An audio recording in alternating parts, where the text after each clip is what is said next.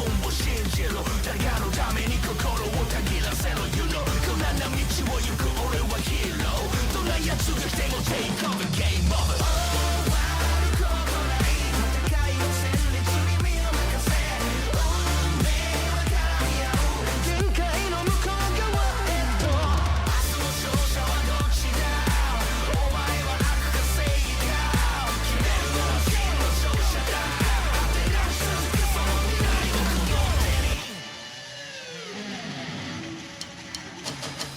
誰かがこの世をコントロールしようとしてるんだって誰かが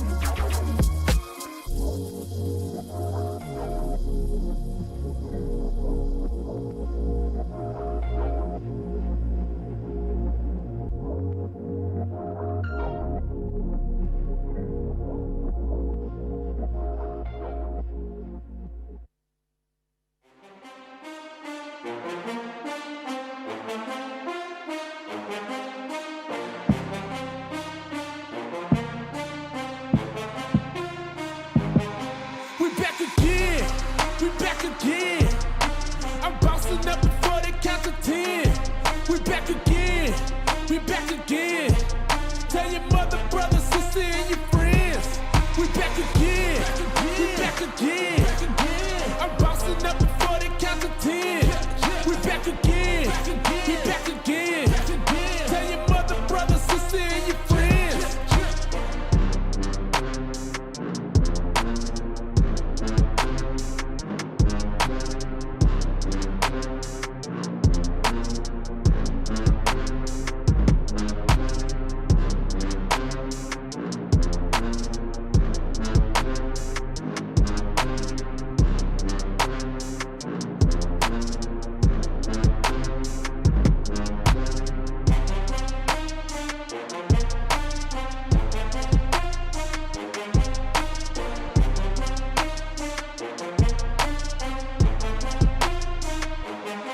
We back again. We back again. I'm bouncing up before they count to 10. We back again. We back again. Tell your mother, brother, sister, and your friends. We back again. We back again. I'm bouncing up before they count to 10. We back again. We back again. Tell your mother, brother, sister, and your friends.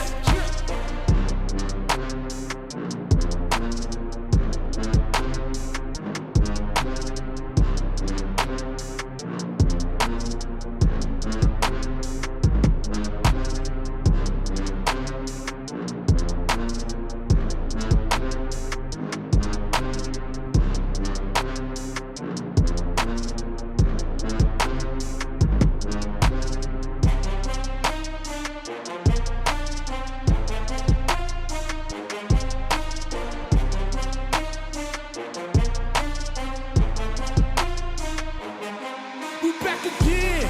We back again. I'm bouncing up before they count to 10. We back again. We back again. Tell your mother, brother, sister, and your friends. We back again. We back again. I'm bouncing up before they count to 10. We back again. We back again. Tell your mother, brother, sister, and your friends.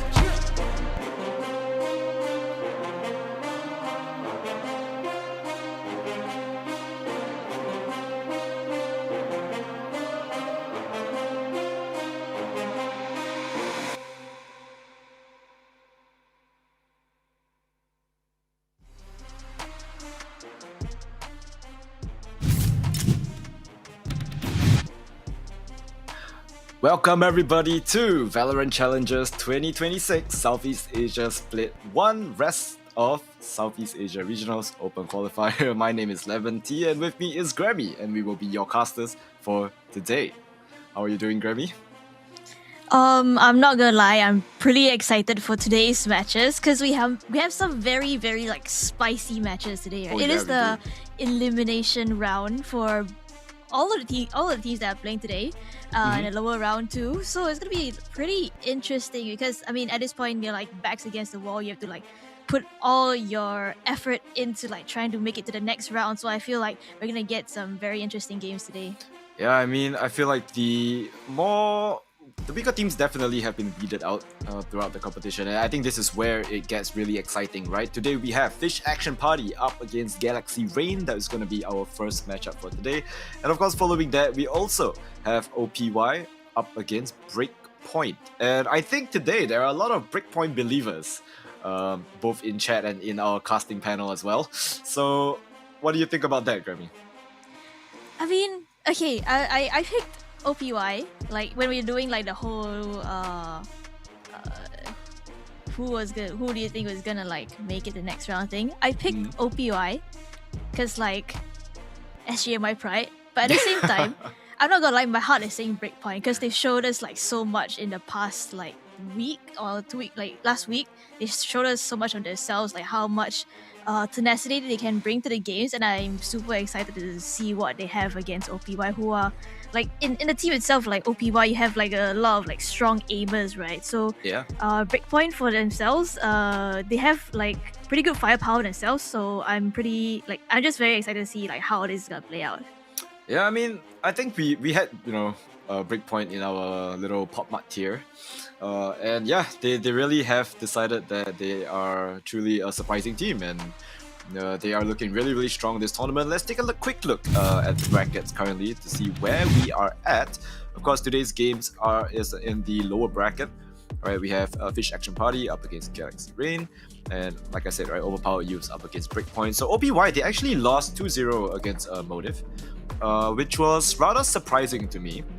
In fact, both of the games in the upper brackets were rather surprising, right? I didn't think that OPY would lose to Motive in such a convincing fashion. Neither did I think that Fish Action Party up against Unsigned Fine would be a close affair. Yeah.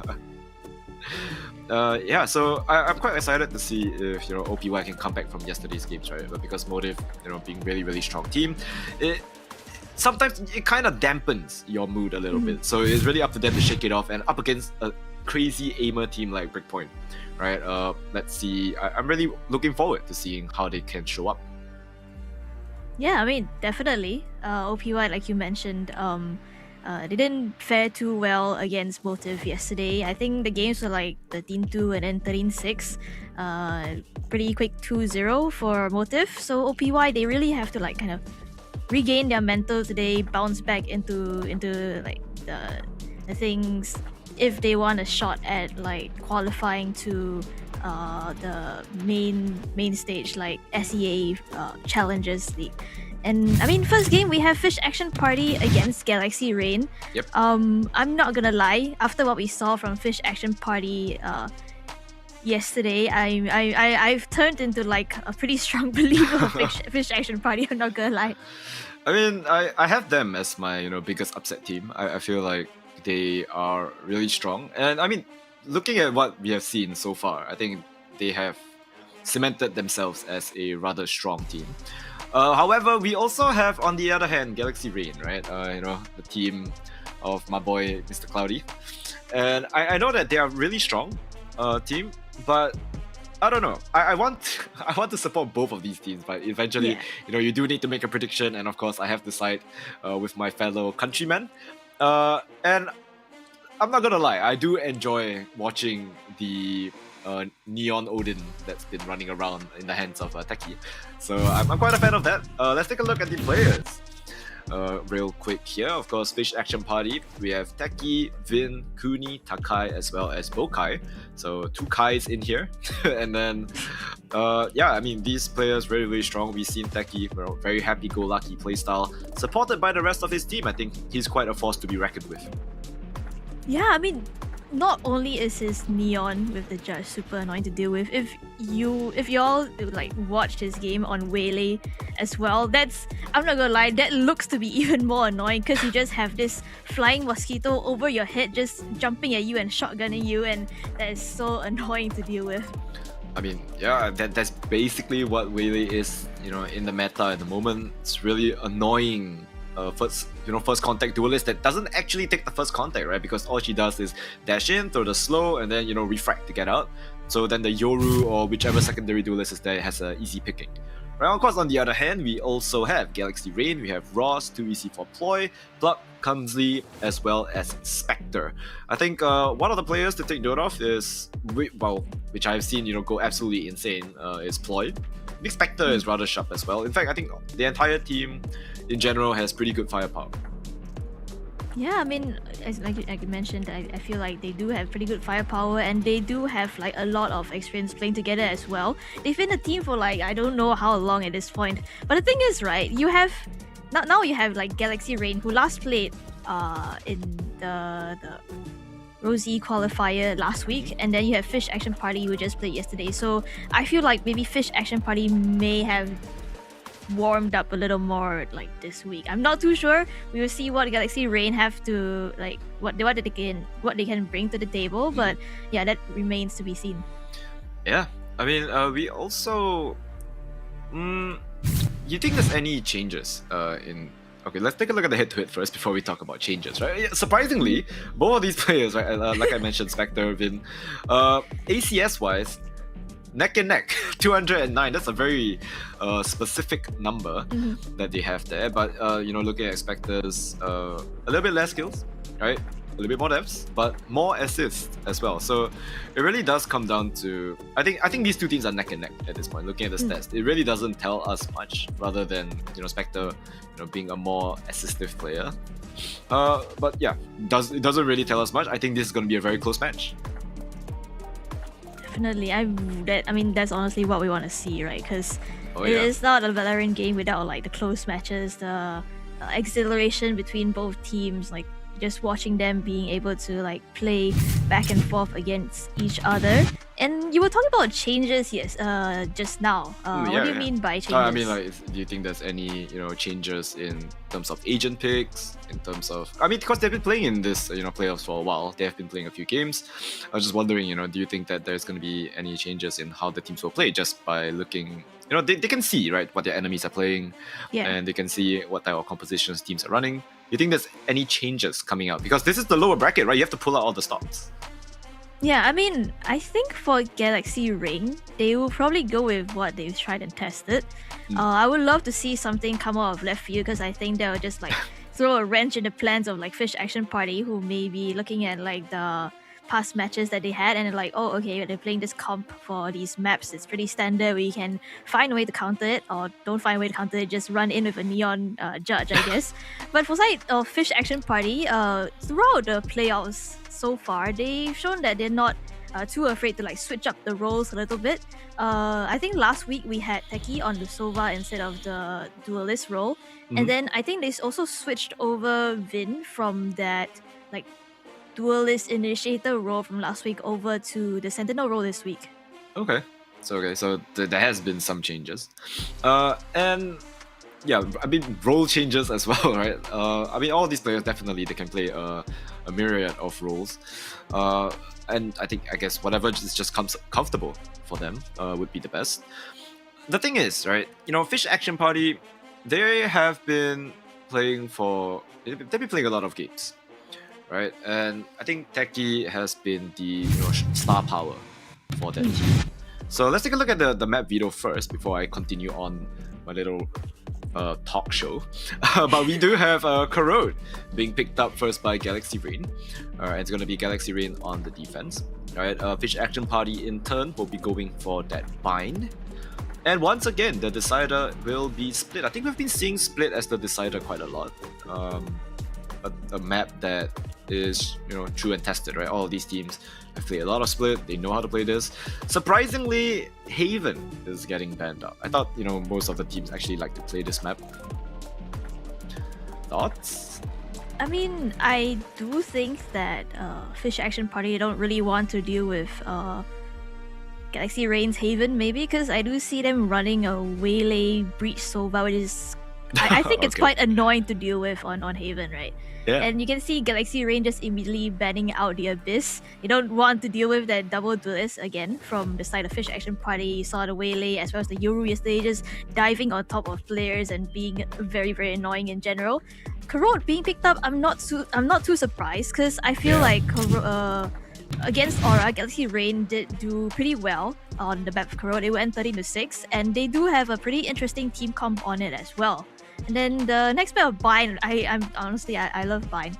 I'm a Bind enjoyer. We haven't seen Bind. We haven't seen Bind like super recently, but like I'm pretty excited to see, because I don't think Fish Action Party have played Bind in the playoffs so far. Okay, yeah.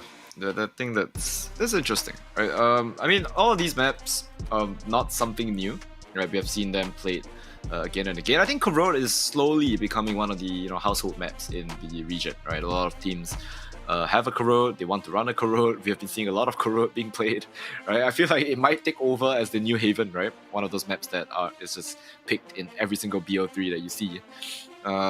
So yeah, pretty standard map pick. I hope we see more like, I don't know, Breeze or something, right? Something interesting. But still, I like Corrode, I like Bind, I love Split as well. So I think today's map pool seems pretty good to me. Yeah, I mean, I'm not gonna lie, I would love to see a Breeze also, but like, yeah, right. At this point, like, you don't really want to risk too much. I think maybe if you don't feel like prepared enough for it, you don't really want to like pick into it. So do you think we'll be seeing a Breeze anytime today, like in like 2 matches, or like they're just gonna ban it? I don't think we will see Breeze. I don't think any of these teams have Breeze prepped. I mean, it's a map that recently came back into the map pool. They changed a whole bunch of things. They removed halls. It's a huge overhaul, right? But then again, there's also time for them to kind of study how the tier 1 teams are playing Breeze. I think Breeze has been seen quite a lot in tier 1 play. Yeah. I've been watching a few of the Breeze matches, and it's quite interesting. So I do think it's possible for them to run it, but I don't particularly think any of these two teams should run it. I feel like maybe a team that is sitting comfortably at the top, for example, Motive, would have some time, more time to cook, right? Because they're just cruising at the top. Yeah. They have more time to cook. Yeah. I mean, they have played a Breeze as well, also, but Yeah, I mean, exactly. they're not playing today. So unfortunately, I also don't think we'll be seeing a Breeze today. But yeah, it's gonna be. Oh my god, I can't wait until Ascent comes back up, and then we're just gonna see Ascent corrode Haven every VO3. Oh no. Nah, they shouldn't put Ascent and Corrode in the same map pool. I don't like that at all. But yeah, as I was talking about, right? Like I said before the entire map video, I was talking about Techie, right, being the firepower to his team, and he can be very difficult to deal with if you don't know what's coming, right? He's running Neon, he's running Judge, he's running Odin, he's running to your face, he's doing all sorts of shenanigans, right? But I feel like at this point, do you think that teams have kind of adapted to the way that Techie played? His surprise factor was the one that gets him away, gets him out of all those sticky situations. But do you think the surprise factor is still there now, going against Galaxy Rain, who have most definitely been prepping for him?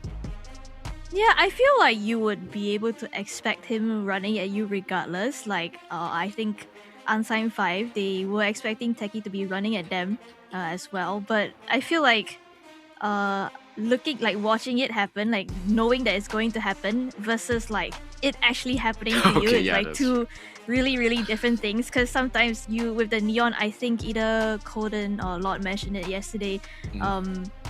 He mentioned like Fivum was like playing, like he just spotted out Techie's Neon with a Judge, right? He backed off immediately, but still he was caught by the Judge. So I feel like in the moment, it may still swing the way of Fish Action Party, but definitely Galaxy Rain will be expecting that kind of aggression coming in from Fish Action Party. Yeah, I mean, like we said, right? Everyone has a plan until you get punched in the face. Like you always have a plan, right? So let's take a look at our predictions for today. I think pretty unanimous. It's going to be Fish Action Party across the board for me. And what about you, Grammy? Fish Action Party as well, right? Yeah, it's Fish Action Party as well. Even though I do want Galaxy Rain, like I feel like they're kind of like the underdogs in this situation, like from a different region from what we normally see in the SGMY region. They're a fully Cambodian team, right? I feel like it would definitely be great for them to like move on into the next round. But at the same time, I feel like what we saw from Fish Action Party was like a bit too strong. I'm not gonna lie, to deal with for Galaxy Rain. And there's a Galaxy Rain supporter in like our talent as well. It's Coden. The only one is Coden. Yeah. Yeah. I mean, of course, he has to support his brother Cloudy. I would as well, but I have to, I don't know, Singaporean pride, I guess. No, but like at this point, why we already lost our like 100% predictions. I think it's time we go like. It's like how can he be, right? It's time to go big or go home. Like if you want to come out on top in your predictions, you have to go for some really outrageous plays. I mean, everyone has lost 100%. Simply because of Breakpoint. Like what can I say? It's the PopMart team. It's the secret. And yeah, they're definitely thrown a wrench to brought us for a loop. But let's see if they can continue that streak today, because it's pretty divisive, right? Honestly, it's just the two of us looking at OPY. Everyone is currently now looking at Breakpoint. Everyone is a Breakpoint believer now. So, but we have to wait and see for that one, right? At the end of the day, it's still going to be Galaxy Rain and Fish Action Party that will be in our starting lineup. Predictions on the number of games that this will go. You think it's a 3-mapper or it's a quick 2-0? What do you think?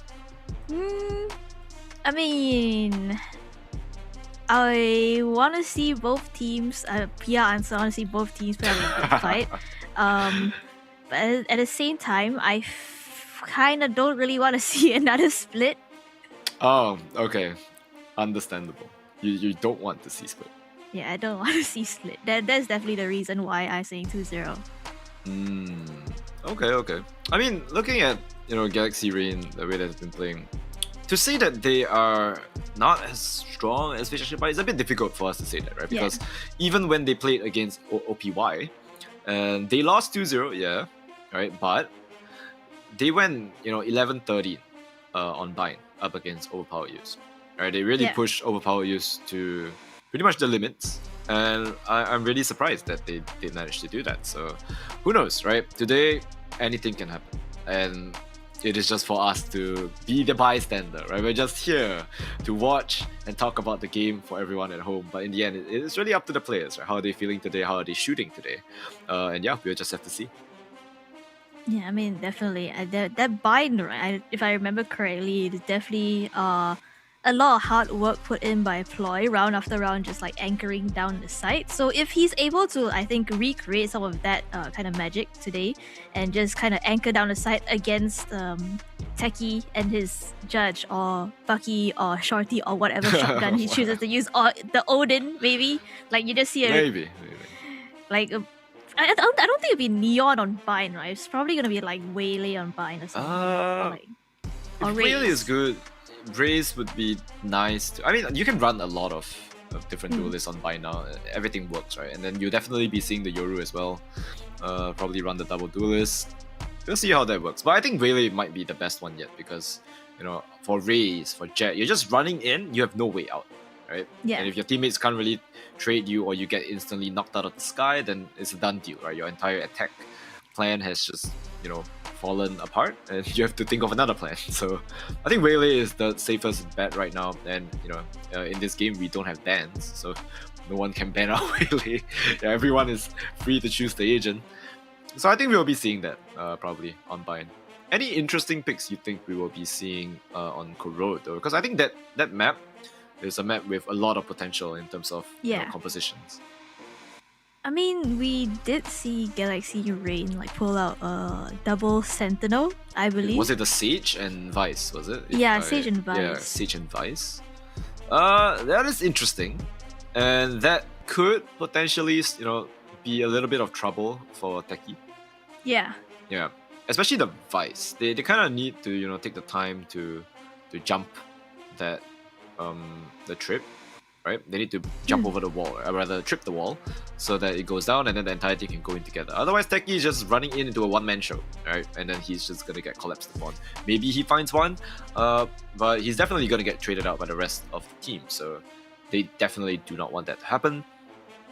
So yeah, I think Vice could be an answer, but we'll have to see, right? Surely, Fish Action Party has countermeasures for that as well. Yeah, I mean, I feel like the Vice is not so much an issue because you have Kuni that's constantly on the Yoru recently. I mean, Vice, the wall is just pretty counterable by the Yoru clone. I think it's the Sage that I want to be looking at as well, because you have the Barrier Orb, you have the Slow Ops. That's just, if Techie goes, picks up a Neon, it's going to be very, very annoying for him to just like run and in, and then he's just in the slow, or he's just walled off, and then he's either way, he might be walled away from his team, or he's just not allowed entry into like the site or anything. If he picks up the Waylay though, that's gonna be like a different kind of story, I think. I'm actually not sure if, okay, so for example, right, you throw the slow on the floor, or the slow up with the Sage. If Waylay dashes through it, does she get slowed? I know Jet does. I'm not sure if Waylay does. That's a good question, because Waylay they changed it, right? They changed it to slow dashes as well. So Jet gets slowed when she tries to dash through the slow up. But I haven't seen the interaction with Waylay, and I'm not sure if she gets slowed. No, but for like Jet, if you updraft dash, do you still get slowed? That is a good question. I haven't been... I mean, firstly, why would you try and dash through the slow in the first place? So I've never seen that interaction. Hopefully we can see a little bit of that today, or maybe someone in China can tell us, right? Anyone has the audacity to updraft and dash through the slow orb? Who knows, right? Who knows? Also, since Haven is banned out, I'm also glad that they removed Lotus out of the map pool. I'm so sick of seeing all these 3-side maps, and I'm really glad that Lotus is out. We've casted a lot of Lotus and Haven in Singapore tournaments. So that's just one thing I want to say, right? We're done with that. No more Lotus. Haven is banned. It's a good day, right? I'd rather see split over and over. I don't want to see any 3-side maps. I'm so tired of that. Yeah, that's fair, because like when you have the 3-side maps, things tend to be a bit slower because you kind of have to just take your time to go in for the defaults, break out all the like Sentinel utility before like just draw rotations here and there before you actually like go in for the execute, right? So I mean, all these maps, I think I think they're pretty fast paced, right? Because Corrode, you just have like I feel like it's a very mid-heavy map where if you have like the mid control, you kind of have free reign on wherever you want to go. Then for Bind and Split, they're also like pretty fast-paced maps. They're not like super big maps like you mentioned, the 3-sided maps, and not like Breeze either. So definitely a lot of fast rotations can come in. And Bind being the second map, I think it's gonna be pretty interesting as well, because I'm not gonna lie, we don't know what to expect from Fish Action Party on that map. Oh, yeah. For all you know, right? They just run the neon. It's just gonna be the same thing. But tried and tested is always the best, right? Pick your comfortable agents. Roll with what you do best. And I mean, like you said, right? It's elimination. It's showtime, right? You need to bring your A game, and I don't think you want to be uncomfortable when you're in a do or die situation, right? Sometimes it's good to let your instincts take over. Just feel what you want to do, and just go for it, right? So let us dive right into Agent Select and take a look at what these two teams have in store for us on our first map of Corrode. Okay, this is interesting. Kuni is not on the Yoru. Yeah, Waylay solo duels. Clove and Omen double smokes. This is something interesting, to say the least. I don't think... Usually when you run double smokes, right, you would tend to want a wall smoker and then an orb smoker. They're running double orb smokers, both of which have rather good range. Do you think they're just gonna they're just gonna go lurking? Like throughout the games. They can just walk up, right? Take a lot of space. Because both of these are rather aggressive duelists, especially for Clove, right? You get a kill, you get the overheal. Fish Action Party is looking pretty relaxed. I see players, having a snack. Techie looks like he's going to Hawaii in like 2 hours time after the game. They're looking pretty good. Pretty sharp. And yeah, ladies and gentlemen, we will be jumping right into the first map of Corrode. It is Fish Action Party up against Galaxy Rain in our lower bracket. I still can't get over the fact that there's a Clove and an Omen.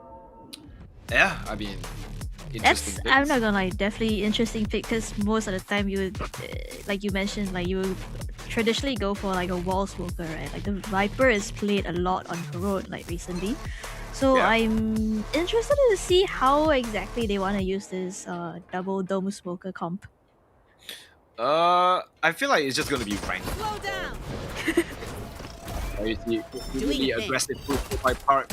One, Ruby in deep trouble, but not if he gets to go first. Overheal not yet to come, as Clumsy is good for the trade there.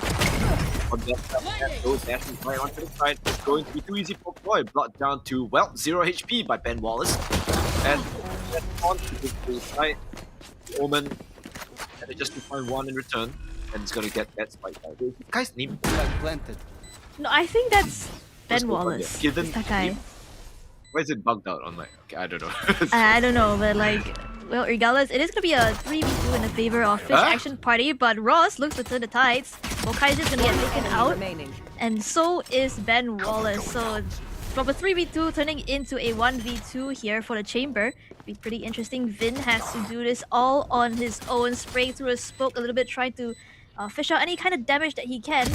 Ross is tagged down pretty low, but it is Clumsy who's going to be jumping through that smoke, getting that kill onto Vin, and it is going to be the pistol going the way of Galaxy Rain. I mean, it's just so aggressive, right, from both of these teams. It's not even just both of these teams are just taking the first initiative, right? They want to take the space, they want to go for fights, and they do manage to take the kills. I'm not sure how Ross managed to, just walk up like that onto Sapphire.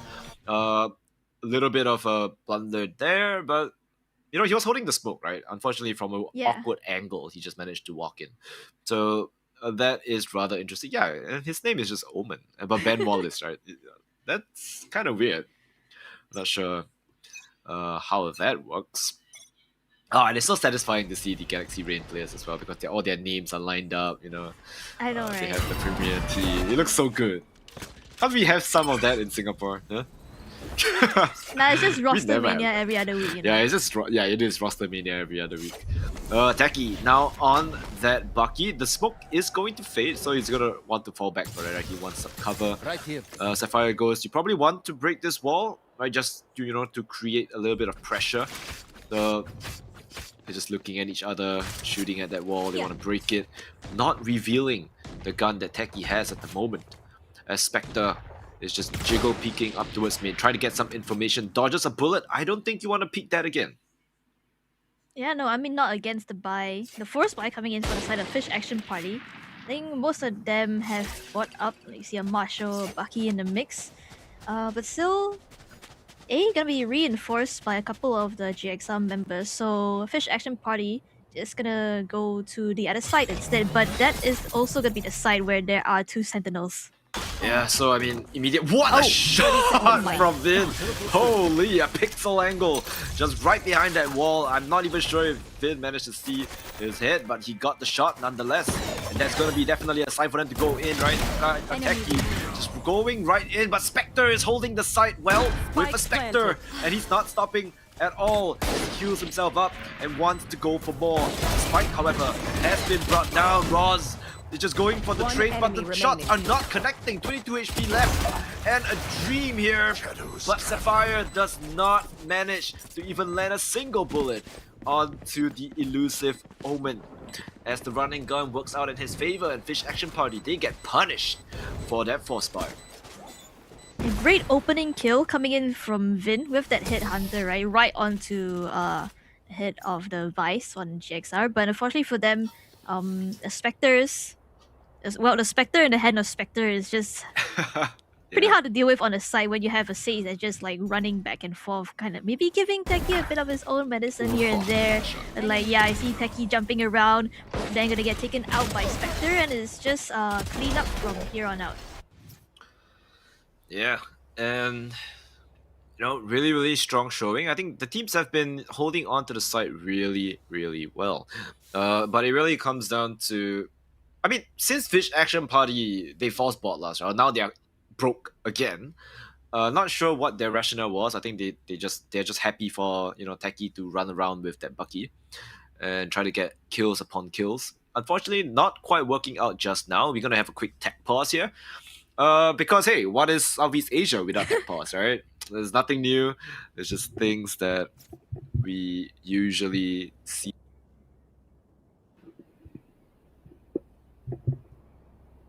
This is actually looking like a pretty good bonus for GXR.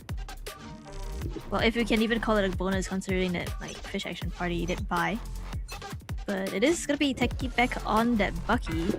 Spectre is kind of expecting that they're gonna be on low buy, but Huni this time around finding that headshot onto Spectre. No more outlaw for you. That's gonna be the first kill going the way of Fish Action Party. Yep. Very nice first kill here. A much needed one at that.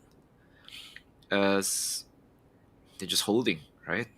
Just waiting for Galaxy Rain to make some sort of mistake.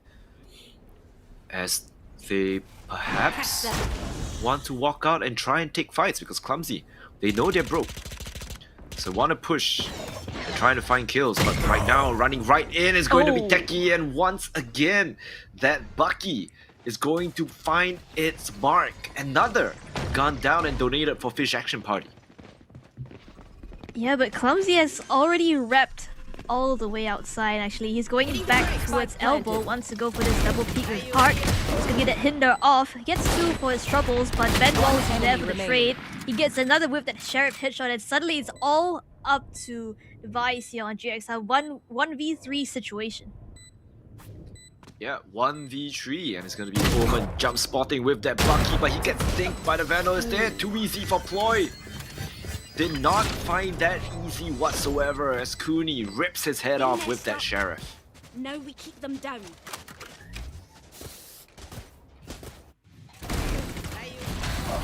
There was a low buy as well, right, from the side of Fish Action Party, making it Yeah, work low buy with, every round. yeah, They make it work with a couple of Sheriffs and the Bucky, of course, from Techie, who's this time has opted for a judge, and it is gonna be GXR's turn for this low buy. Surprisingly, we see, you know, Ben Wallace is no longer mysterious anymore. It's not just Omen. His name is back. Yep, and right now I think Techie gonna use his time to farm up that out or once again. Right, he has a shotgun, but he has upgraded himself. Right, no more Bucky. Now it's a judge. Now it gets scary.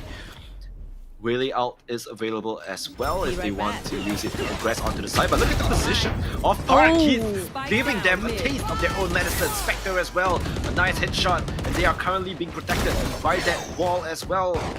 Ben Wallace, you have to check your corners, and Techie will do so with that judge on the other side of the map. Too easy for Ploy. Walks up with that Sheriff, gets a kill, but unable to retrieve that gun as he is so low. One enemy Ross remaining. walks out with the judge, and that is damage.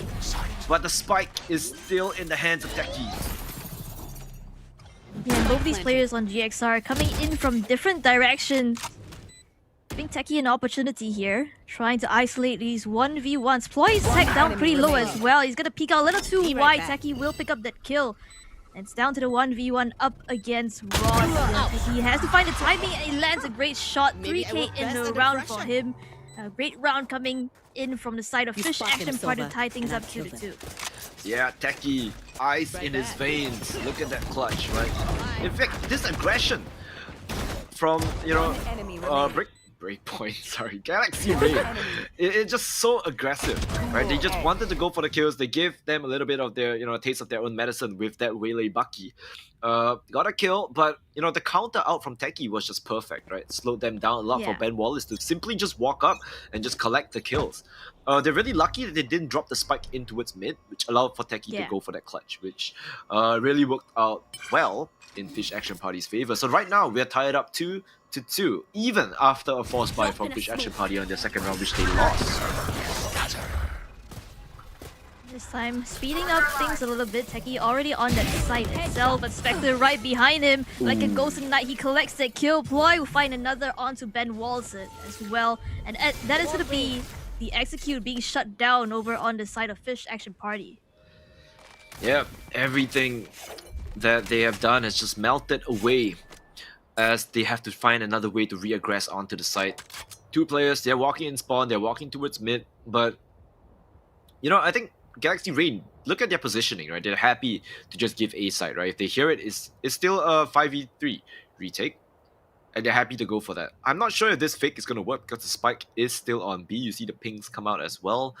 And right now, even though it's silence, there's only 30 seconds left on the clock, so they have to choose right about now. 30 seconds left. Off. Okay, this is definitely gonna make things more interesting and maybe a bit more difficult for Fish Action Party as well. As they have to swing into these angles. As I say that though, Cooney will pick up one. Gets hindered by that slow from Park, and he's able to collect that kill. Not gonna use that not dead yet. He decides it's not too worth it this time around. I think they're just gonna try and hold on to these weapons that they have here. Yeah, I mean, definitely you probably want to save right now, right?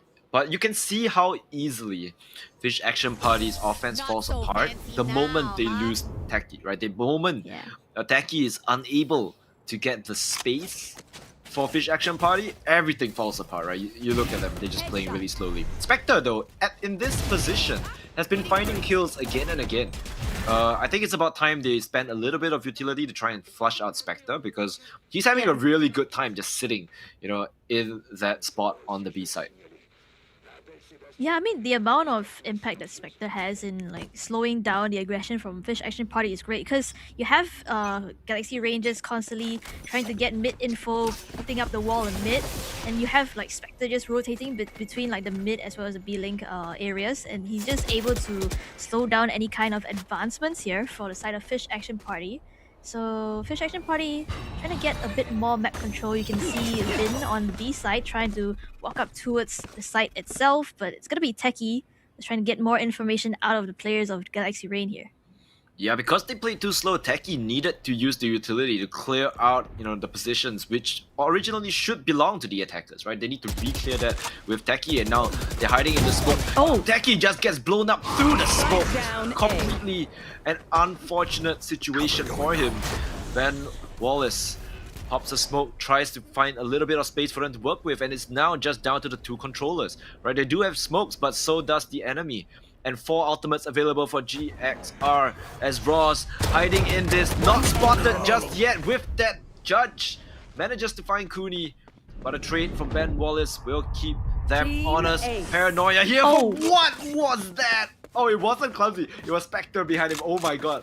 I thought that strafe into a headshot through the Paranoia would be absolutely insane.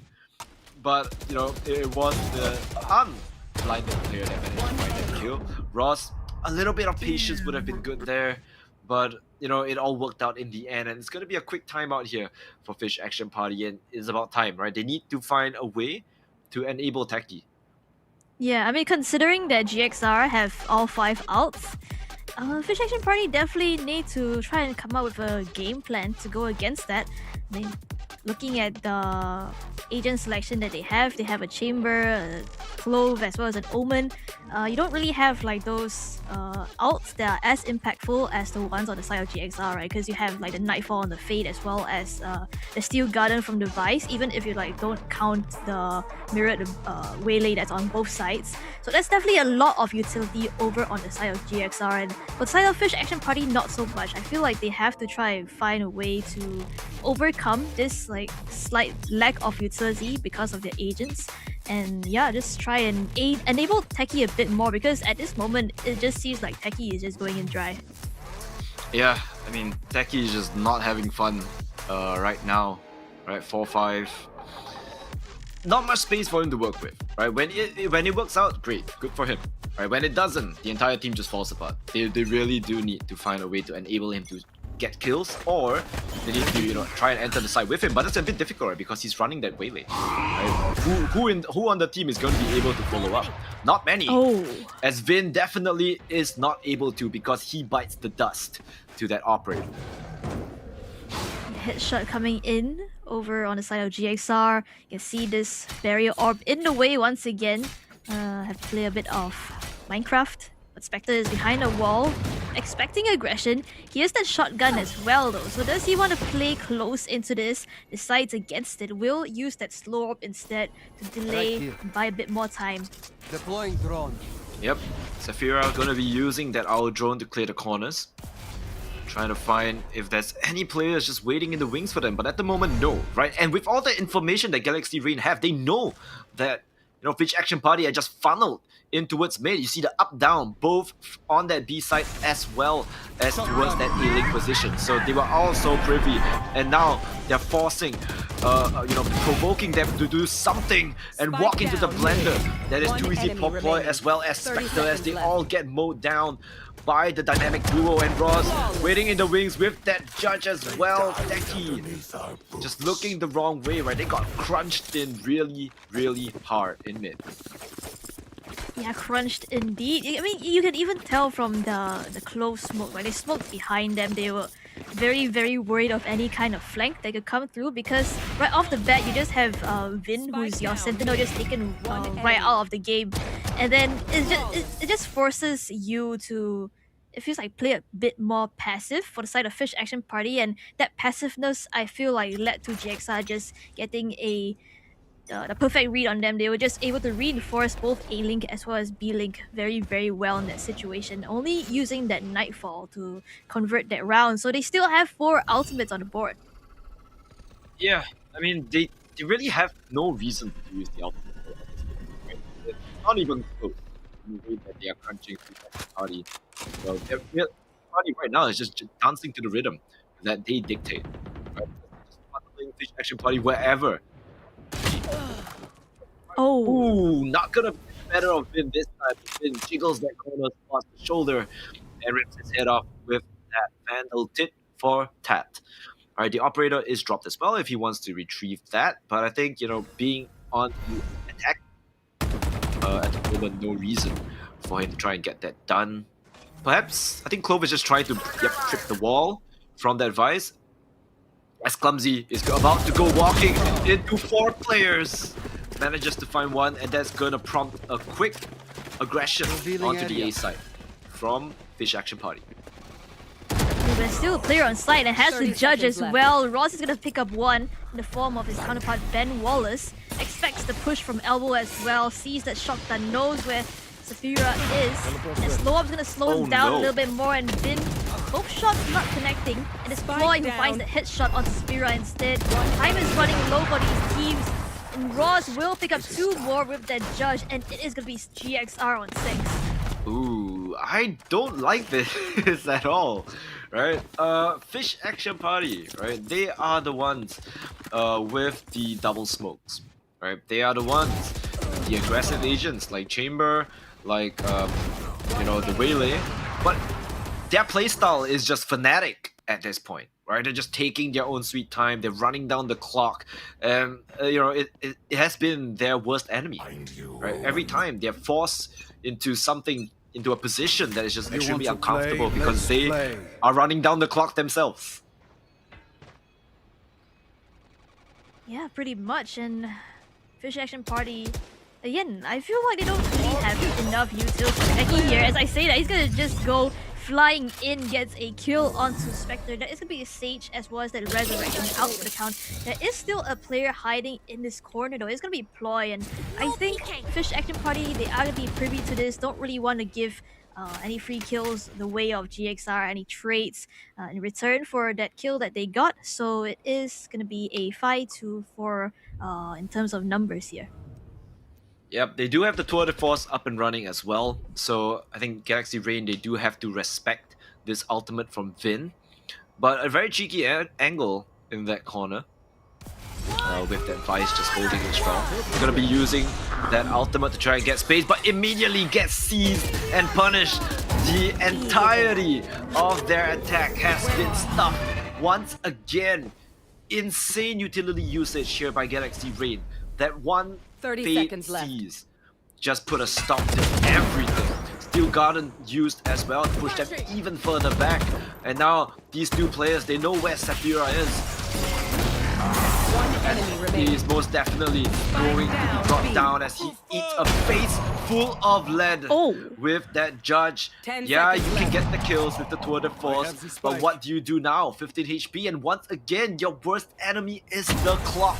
I need your Fish Action Party is just not in the right state of mind at the moment. Yeah, completely stalled out, locked out of that site. Our Fish Action Party, just with that seize, like you mentioned. And it was just, you get that seize and then you just spray through that smoke. You know exactly where they are because you can kind of see the traces coming in from the piece of util. And then you just spray that smoke and you just collect the kills. Vin here, a couple of clean shots, but like you mentioned again, not enough time to play with as they run down the clock again and again. I feel like there's, at the same time when Fish Action Party don't really have enough util, there's just like so much util for the side of GXR that when it comes to like the util trade, it's definitely very much in GXR's favor. Yeah, Galaxy Rain looking like the better team at the moment. And Fish Action Party, I don't know, they have to find some sort of way in this, right? Too easy for Ploy. Flash out once again, Techie, first bloods galore with that shorty this time. As Too Easy for Ploy is going to fall, as you can see, right? They're getting collapsed upon by Galaxy Rain. Fish Action Party, now is not the time to get into your own heads, right? You need to take the side and you need to take it fast, as the space behind you is slowly crumbling. Spike planted. Ross sees that cross as well from Techie. Blinded. So he's gonna try and just get back away from there. There is gonna be the convergent paths over on the side of GXR used, as well as that resurrection to bring Ploy back to life, and Spectre will collect the head of Saphira Ghost right there. Cooley finally not dead yet, coming alive here. It is gonna be numbers advantage in the favor of Fish Action Party as they fight on the site itself. Techie picks up 3 in the mix, and Vin will seal the deal with that kill onto Park. That is Fish Action Party after a long drought, making it 3. Which gun to pick this time? Yep. Fish Action Party, good plays there. They managed to bait out quite a few ultimates as well from Galaxy Rain, right? Like you mentioned, Convergent Paths was used, Resurrection was used for 2 for Ploy as well, but somehow Fish Action Party still managed to come out on top, right? Techie here with that shorty. I think 2 for Ploy inside the smoke was a little bit confused as to where he was going to come up from. Techie, a good 3 kills here, together with Vin to keep it honest. And yeah, right now Fish Action Party, they do have a round, and hopefully this allows them, you know, some leeway back into the game, right? 7-5.5 is not the worst, but you cannot let Galaxy Rain run away with any more rounds. And look at this reinforcement, this double hold coming in from the side of Galaxy Rain.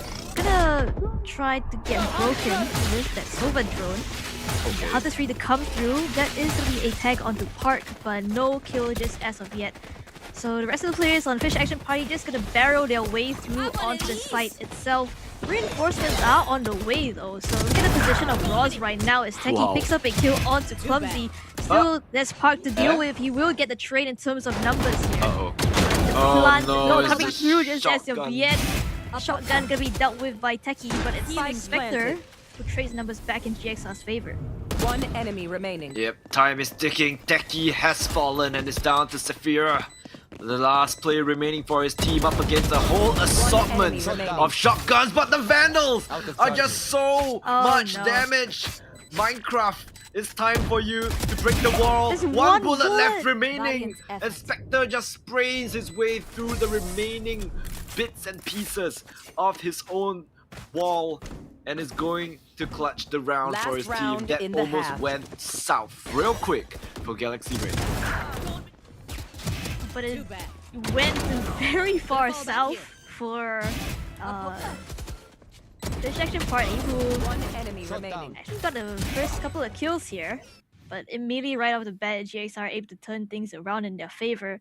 No ultimates on their side. They are one off that Nightfall, so may want to try and fight for that this time around, considering that Fish Action Party have a key ultimate of their own that's going to be the Convergent Paths. Yeah, Convergent Paths, really strong ultimate, right? Gives them a lot of space to work with. And with how Techie has been, you know, playing with these shotguns, it's going to be extremely annoying to deal with. Yep, Convergent Paths lands on 2 players, but all sorts of stalled utilities being used right now. The Seas and the entire kitchen sink. Roz hiding in that smoke is going to punish Ben Wallace with that Judge. The aggression, Saphira gets 1. Good trade by Clumsy as well. And all the utility is just absolute chaos in this A main, not allowing Fish Action Party any space onto this A site, any inkling of a thought of entering and taking space. And as the dust settles, it's 3v2. 1 enemy remaining. Paul managed to pick up the spike in the mix of things, but it doesn't matter because Ross is just waiting in the corner with his own Judge. I mean, at this point, I think the perfect counter to Techie is just have a Judge of your own and play in the smoke. Yeah, I mean, so far it's been working, but I wouldn't say it's been working against Techie. It's been working against the rest of the team.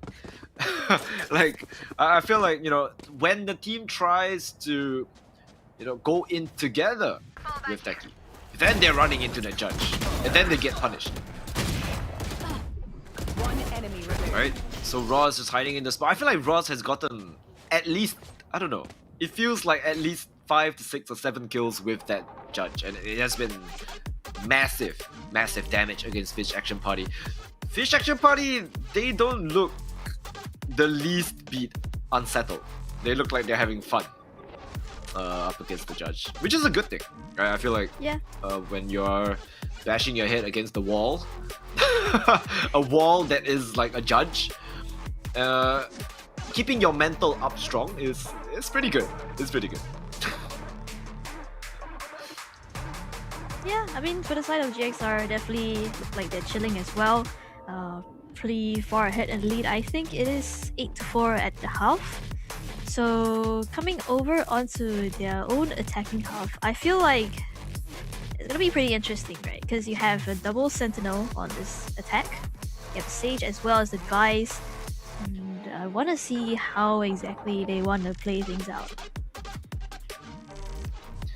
Yeah, I mean, it's about time, right? That, you know, it's 9-3 at the half. Yeah, Fish Action Party, they're on the defense now, right? With 2 smokes, it could be really useful. You know, you don't need to rotate your smokes, right? You can just, you know, have 1 smoke in mid, 1 smoke on one of the sides, and you can just pretty much hold it. And it's quite annoying for Galaxy Rain because they can't wait out the smokes, right? They can't out-rotate the smokes as well because Fish Action Party have double the smokes as compared to you. So what are they gonna do? They are probably just going to sit back and decide, you know, and see where these players are playing and take space. I mean, speaking of taking space, Techie just walked out of the slow orb. That was meant to deter any kind of push. Doesn't really find much information, but it's Ben Wallace who will be getting that first blood. Even gets a dink onto another player as well, trying to get a bit more damage before they walk into Cooney and his own shotgun here, the shorty. Was able to pick up a kill, bit of more damage onto the rest of the players of GXR, but they are through onto the site. Yeah, site has been compromised, but player advantage still in the favor of Fish Action Party as whoa, out of nowhere manages to find Ross, but he was really low. Too easy for Boy, manages to find a kill, but the spike is not planted for him as the smoke is going to give him enough cover to stick that spike. Even though they all fall to Clumsy after, the round is still belonging to Fish Action Party. It's complete chaos in the smokes right there. I think there were 2 Omen smokes, and you just have Clumsy like trying to jump through both of them. So it's like, even though you just deal with like one of the players in the smoke, there's still like a small barrier kind of that doesn't let you go through over on the other side. But yeah, that is gonna be the pistol going the way of Fish Action Party.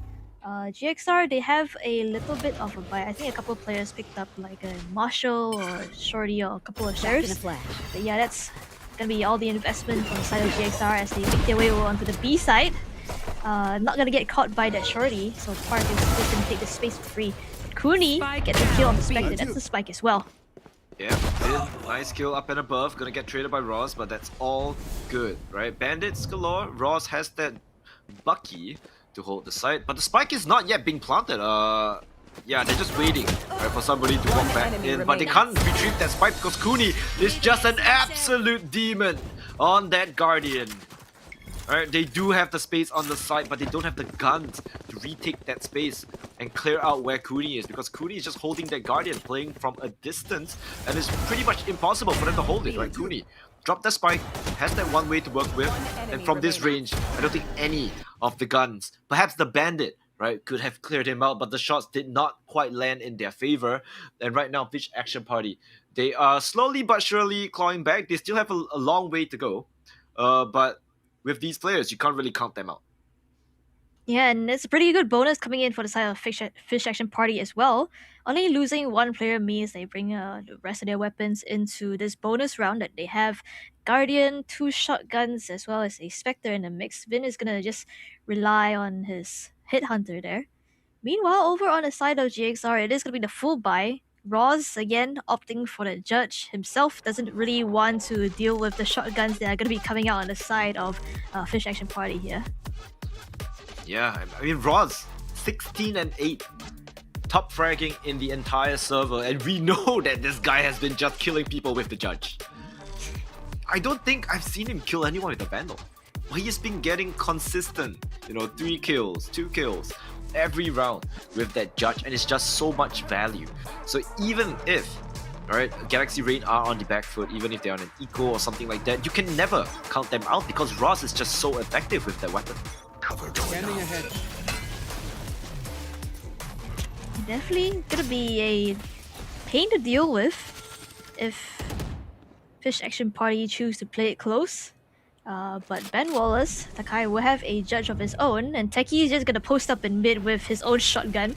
So that's 2 lanes covered already. And Ploy may just walk straight into this. He hears this drone, doesn't really want to get spotted out, but it is gonna be Techie who walks into that, chasing him down.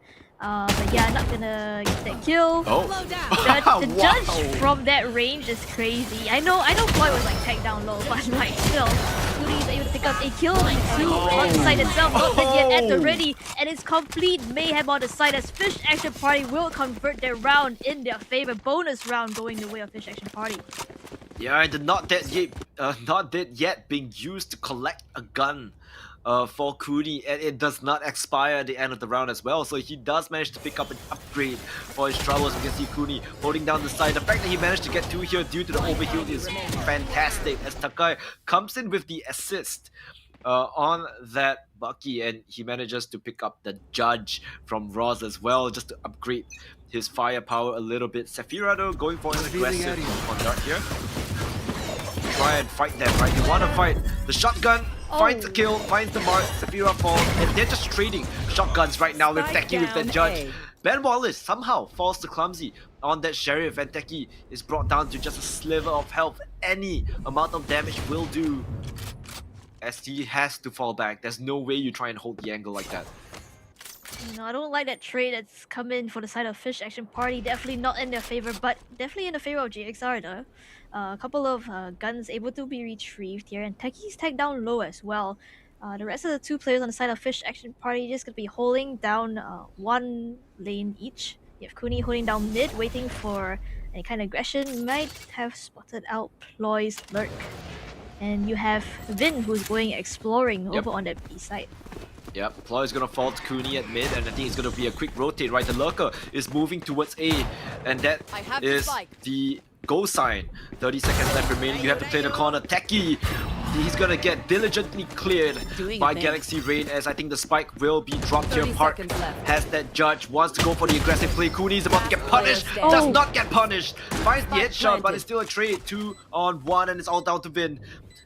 He has been spotted at mid. The shotgun is blasting him slowly but surely. No chance in hell, as a thrifty round from Galaxy Rain stops Fish Action Party right in their tracks. Yeah, thrifty to bring them to double digits as well. Look at this aggressive play that's coming in from Park. Backed up by that slow up, making sure that no one gets out of his reach, out of that range of the shotgun. And Park is just able to collect the trade that follows suit, not going in the favor of Fish Action Party as well. So Galaxy Rain able to make the most of that, and they're able to buy up in this round itself as well. Fish Action Party now have an op in their hands. Yeah, is this really what this map has come to? Right, this map is literally just shotgun fiesta, as Park opens it up once again. Saphira, time and time again, has been giving these advantages, right? Park, Yo, Techie brings out the big guns. Park has his ankles broken by that teleport from the Omen. And I think, yeah, they're a little bit confused, right? They have to clear, they have no idea where these players are, and there's just so many areas to clear. Ben Wallace has found his way with that judge into the corner, as he has to try and fight in that close quarter with the superior weaponry, but boy, it's just too easy as Cooney lines them up, and they all fall. Cooney is so sharp. That is a jackpot shot. How are they all lined up like that, Grammy? Completely catches the perfect timing onto GXR. And Cooney would just collect all 4 kills in that situation. What a timing that's found by him. And looking again back at his replay, even though the first kill goes the way of GXR, Cooney is able to just trade everything back in their favor. Look at those kills Yeah, right there. no, Yeah, he's that's crazy. definitely the kind of reaction you get after like those 4 kills, right? And Kuni not stopping his hot streak, able to pick up part that shuts down the duelist over on that side of GXR again. I mean, wow, it was like the stars aligned. What a jiggle peek by Spectre though. Spans the shoulder of Ben Wallace, was ready for the re-peek and just takes his head off with that Sheriff. Once they get the site, it's going to be rather difficult for Fish Action Party, right? They have good ultimates to, hold on in that retake situation. Play the post plant. Yep, Steel Garden, prepped. They know and they are waiting, right? Perhaps you might want to send, I don't know, the Clove in first, right? Yep, and that's exactly Speaking what of Kuni's gonna do. He's Walks gonna right get a kill ahead of Steel Garden as well. Not dead yet, as well as Resurrection. Both teams have players reviving, but it's Ross who turns the numbers in GXR's favor, and Spectre as well. 3 in a round itself. Ploy is just easily holding down its side. Vin has up 4 players ahead of him in the tall order here. He's able to pick up 1, but time is running low. Yeah, I mean, he had to save the op somehow, but he wasn't able to get out of there because he was stuck in elbow. They do use the Steel Garden as well as the Resurrection, but in return, right, Galaxy Rain, they have found 3 more ultimates that have come up. Tour de Force is available. Right, Kuni, nice kill here, unfortunately gets, caught with his pants down, used the Resurrection as well, but unable to find a kill in that regard. Been a valiant attempt, but Ross is just going to run that corner with that Phantom and just gonna absolutely decimate. And yeah, Tour de Force is going to be used. Vital ultimate, right? So now, Galaxy Rain, they have to respect it. Park, aggressive on this link, not gonna find anyone as his utility is just going to be used to no success. Yeah, and that Vin is definitely not holding down that A line right there, cleared out with the Prowler, so you maybe expecting him to be over on his B side.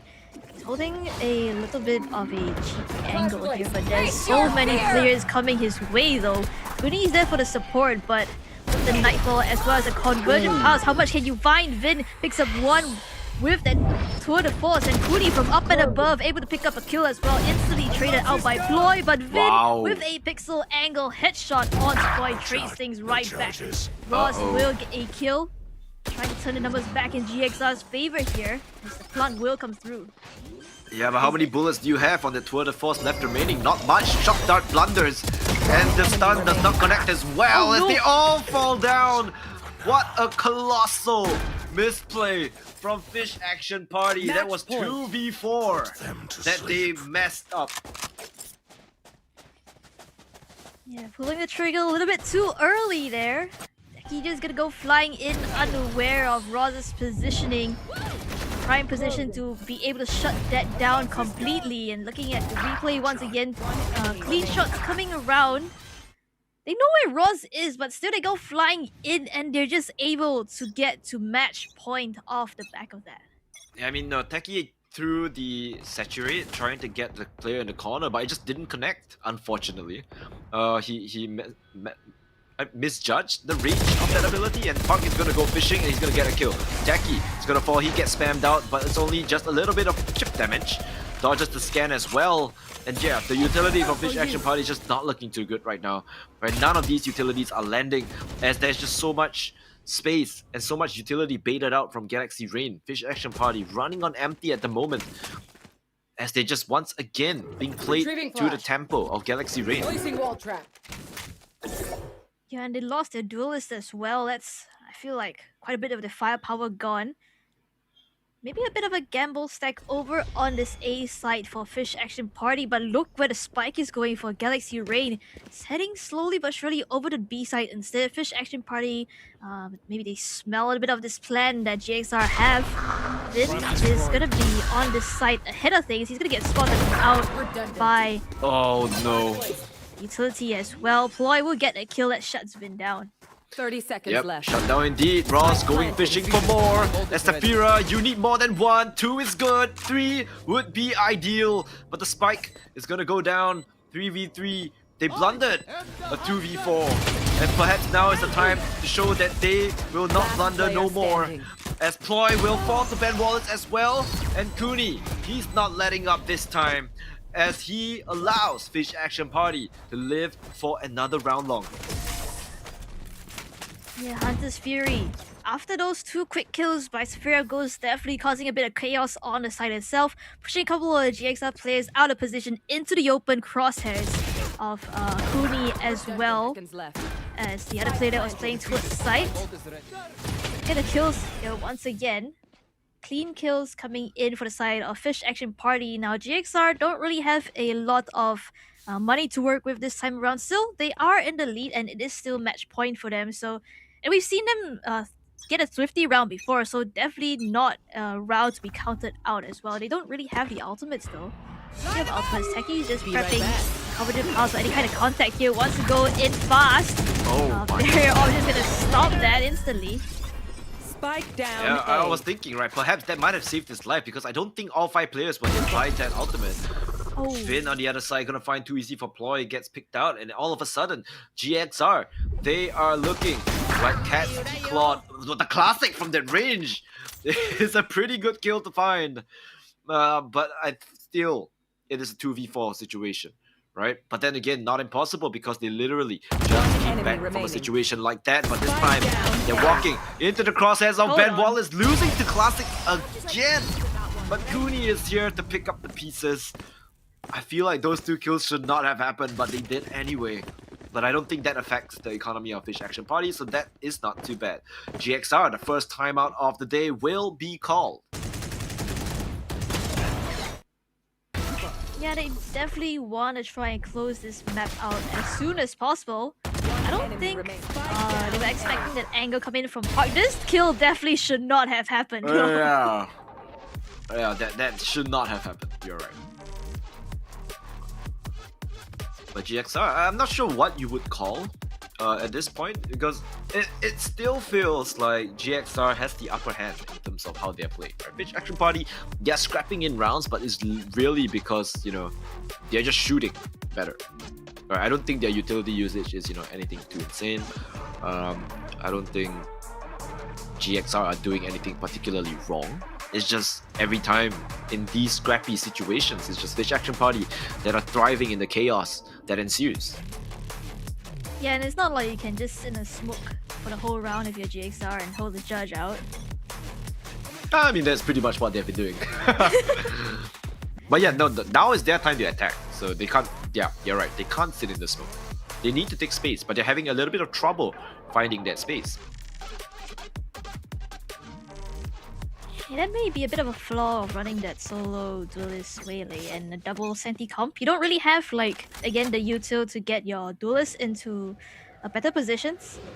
Heki's just gonna play with an off angle this time around. Seems like mid is the name of the game for the Galaxy Rain right after the timeout. Wanna try and see what they can find. This mid position is there's only one player that's gonna be holding down this line.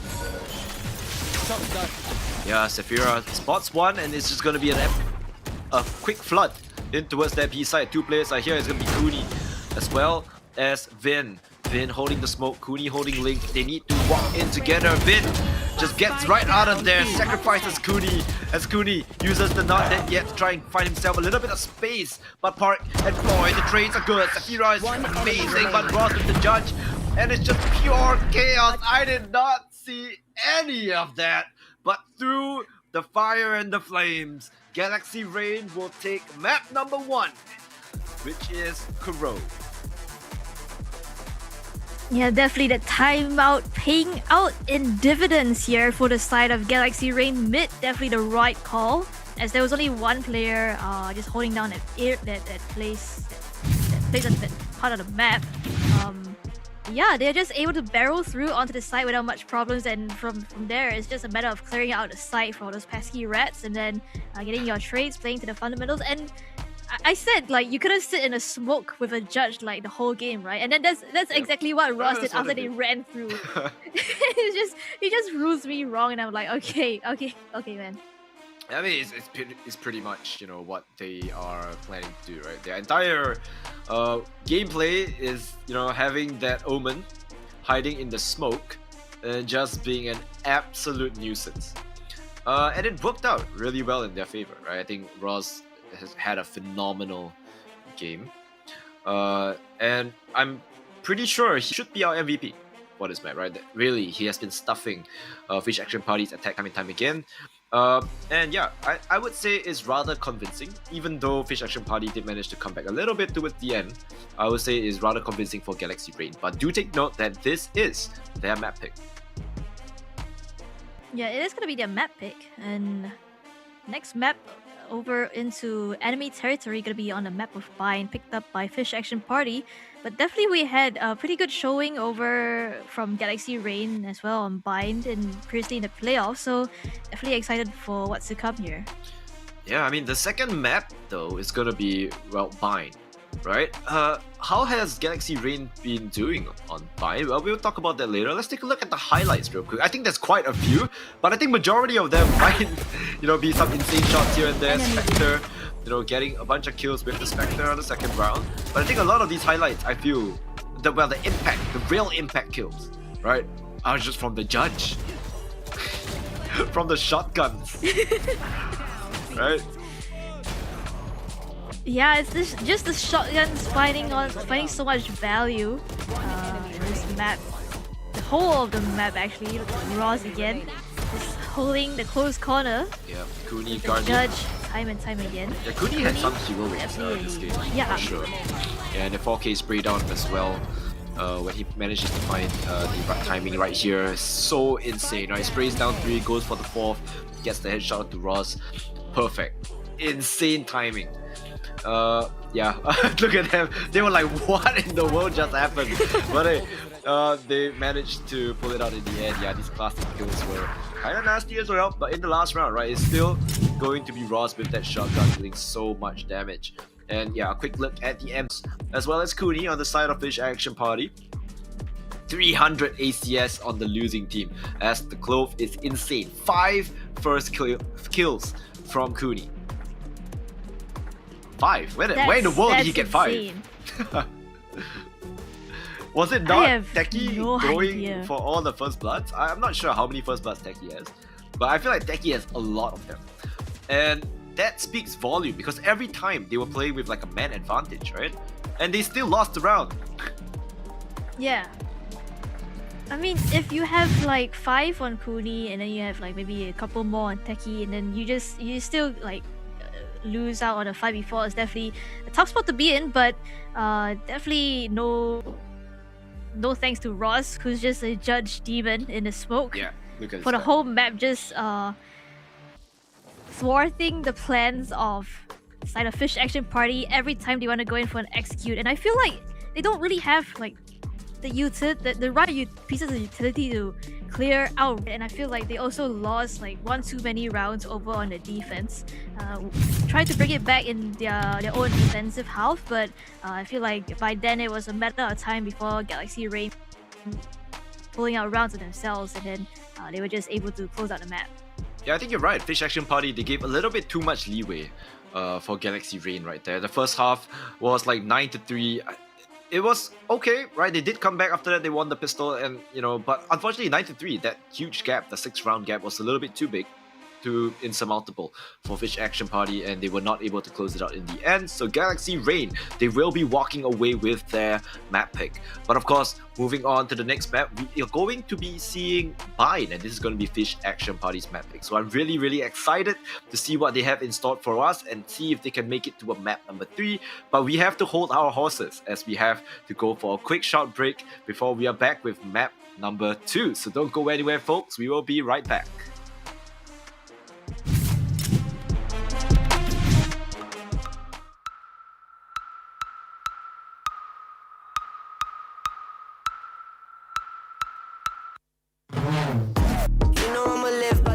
I'ma fight by the team. If it comes, I'ma die with it.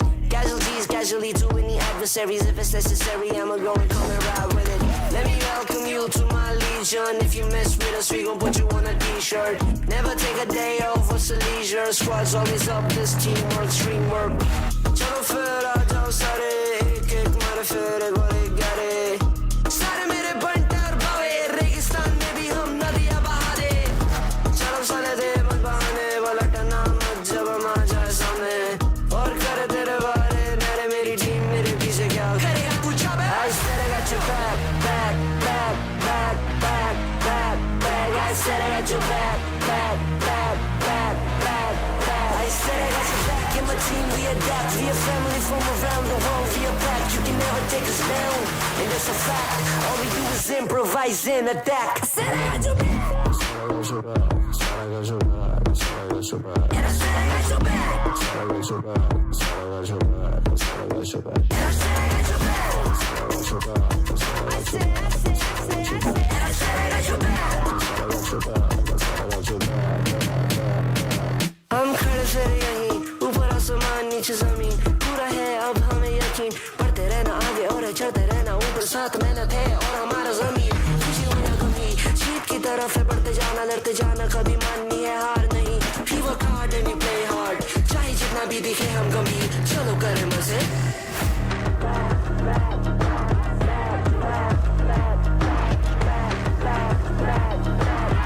I said I got your back and my team we adapt we a family from around the world we are back you can never take us down and that's a fact all we do is improvise and attack I said I got your back and I said I got your back and I said I got your back and I said I got your back all we do is improvise and attack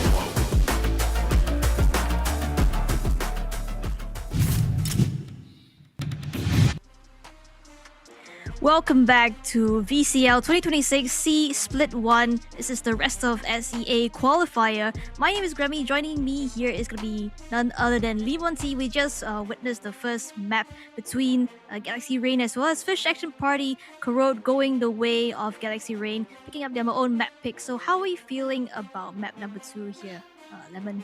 Well, it's going to be bind, and definitely it is going to be the map pick of Fish Action Party. So if the previous map was anything to go by, right, 9 to 13, even though Galaxy Rain had a 9-3 start, coming in a little bit close towards the end, you can see that Fish Action Party are starting to warm up. So hopefully on the map of bind, they have truly gotten their engines hot and running, and maybe they are in for to show us quite a showing on this map, right? Perhaps they have something cooked up. Perhaps Techie might be able to find some more opening picks for the team, and this time allowing the team to aggress onto the side rather than getting stalled out by the Fade. Yeah, I mean, Bind definitely a map that we haven't seen Fish Action Party pick up in the playoffs so far, so it's gonna be kind of a wild card coming in from left field here from them. Definitely excited to see what they have in store. Maybe they have like a couple of tricks up their sleeve, like you mentioned. But yeah, I mean, in the previous map itself, what do you think they could have done better, and what do you think they should be doing to try and convert their win on their own map pick? Oh, you mean Fish Action Party? Yeah. Well, what could they have done better on the first map? They could have a better attack half. Okay, but I guess in terms of team composition, though, you cannot really put Techie, on a solo duelist and then run the double spoke. I didn't feel the double spokes did much with them. But let's take a look at the agent selection right now. What in the world am I seeing? Okay, what is going on here? Yeah, GXR, they look like, they want to win. Fish Action Party, I don't know what I'm looking at. Raise Jet. Jet is not an agent that we see often on this map, especially in this current meta. Yeah. Raise Jet is crazy to me. And then you put Vito in the mix. What does Vito... I'm confused. I'm not sure how this works. And then there's a Sky thrown in the mix, yeah, whatever, but those three agents, or the two agents, right, the Vito as well as the Jet, that really throws me in for a loop. Not running the Yoru on this map. Yeah, that's definitely an interesting choice from Fish Action Party. They have a Vito. I think it's more like I would say normally used to like destroy Raze util, but GXR don't have a Raze. They have a Waylay. Maybe you can destroy like the Yoru util, but like I'm not too sure how this one is gonna pan out. Yeah, and Vito's interceptor, right? So you might not even be able to get AI if it's thrown up too high up. So yeah, let's see how this works. GXR are very aggressive, right? Smoking themselves out, walking right out, wants to go for a little bit of aggression. Spectre. And they just tried a double kill to open things up. I don't even rated by Clumsy, but he has taken some pot shots off his own, and it's going to be a quick blitz onto that B side. 2 easy pop boy. Here's this. Punishes Cooney, but the spike will go down. Planted. Yeah, spike can be planted, and look where Techie is already ahead of his team. Spots out RoSEA's position, calls for backup as well. Maybe a 2v2 here with that Prowler, and Molly's gonna be used as well, trying to get a bit of chip damage. Trey's coming back and forth, but it's RoS and GXR who will be getting the numbers advantage. Takai, Ben Wallace, his position has been spotted as well. So he has to swing out on his smoke to try and get the fight, but it's Ploy who converts instead. And GXR will get the pistol. They had such a good rotate, and they had such a good plan, but unfortunately, Fish Action Party, yeah, they did not play that well. I feel like there's no reason for them to push into attacker spawn, right? Like, why would you do that? Absolutely no reason. Once again, the C's from Clumsy being the bane of their existence. right? Yeah, not to say that, you know, Kuni gets caught here, that's whatever. The Seas was huge. Absolutely huge. Seized both of them and allowed them to win the gun duel in towards their own spawn. And that allowed Galaxy Raid to, in the end, eventually convert the round. But Fish Action Party, honestly, no reason to push into spawn like that. Yeah, it was a 3v3, and you're right to say that they had no reason to just push all the way there, not knowing how many players were there as well. And a little bit of a buy coming in for the side of Fish Action Party. You have the Marshall, you have a Shorty, but that's all. And I think Kuni does note the position of Park here with that Bucky.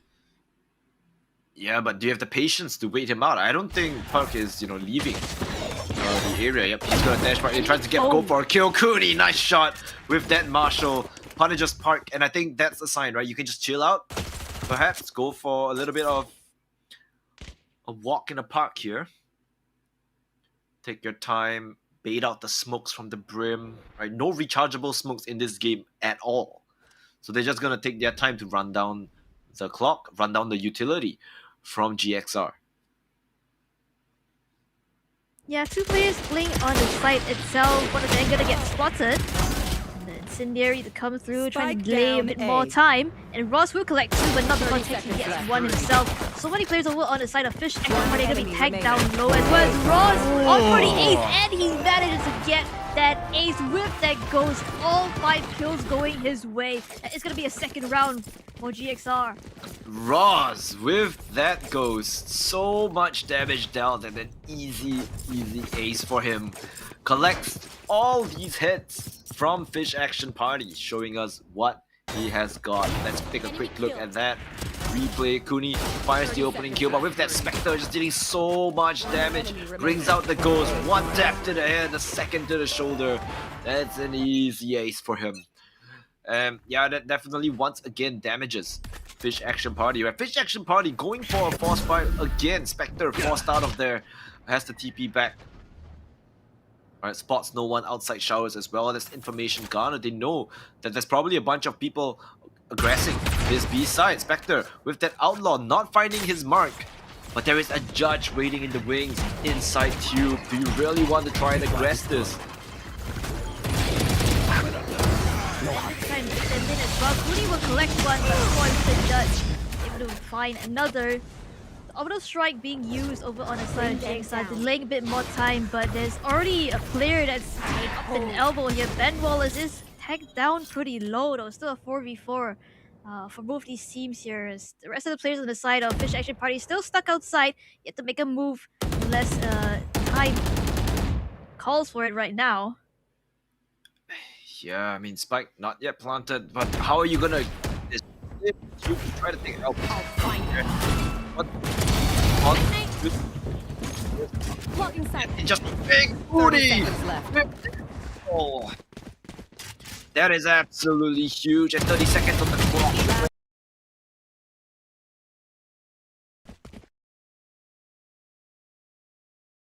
This. Denial active.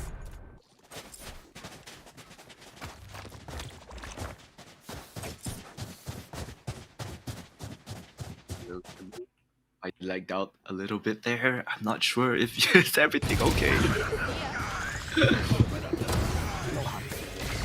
Yeah, but again, the highlight, the round coming in, the round going in the way of Fish Action Party this time round, playing things a bit more patient, and they do manage to get that orbital strike out of the way as well. But it's gonna be the buyout here coming in for the side of GXR.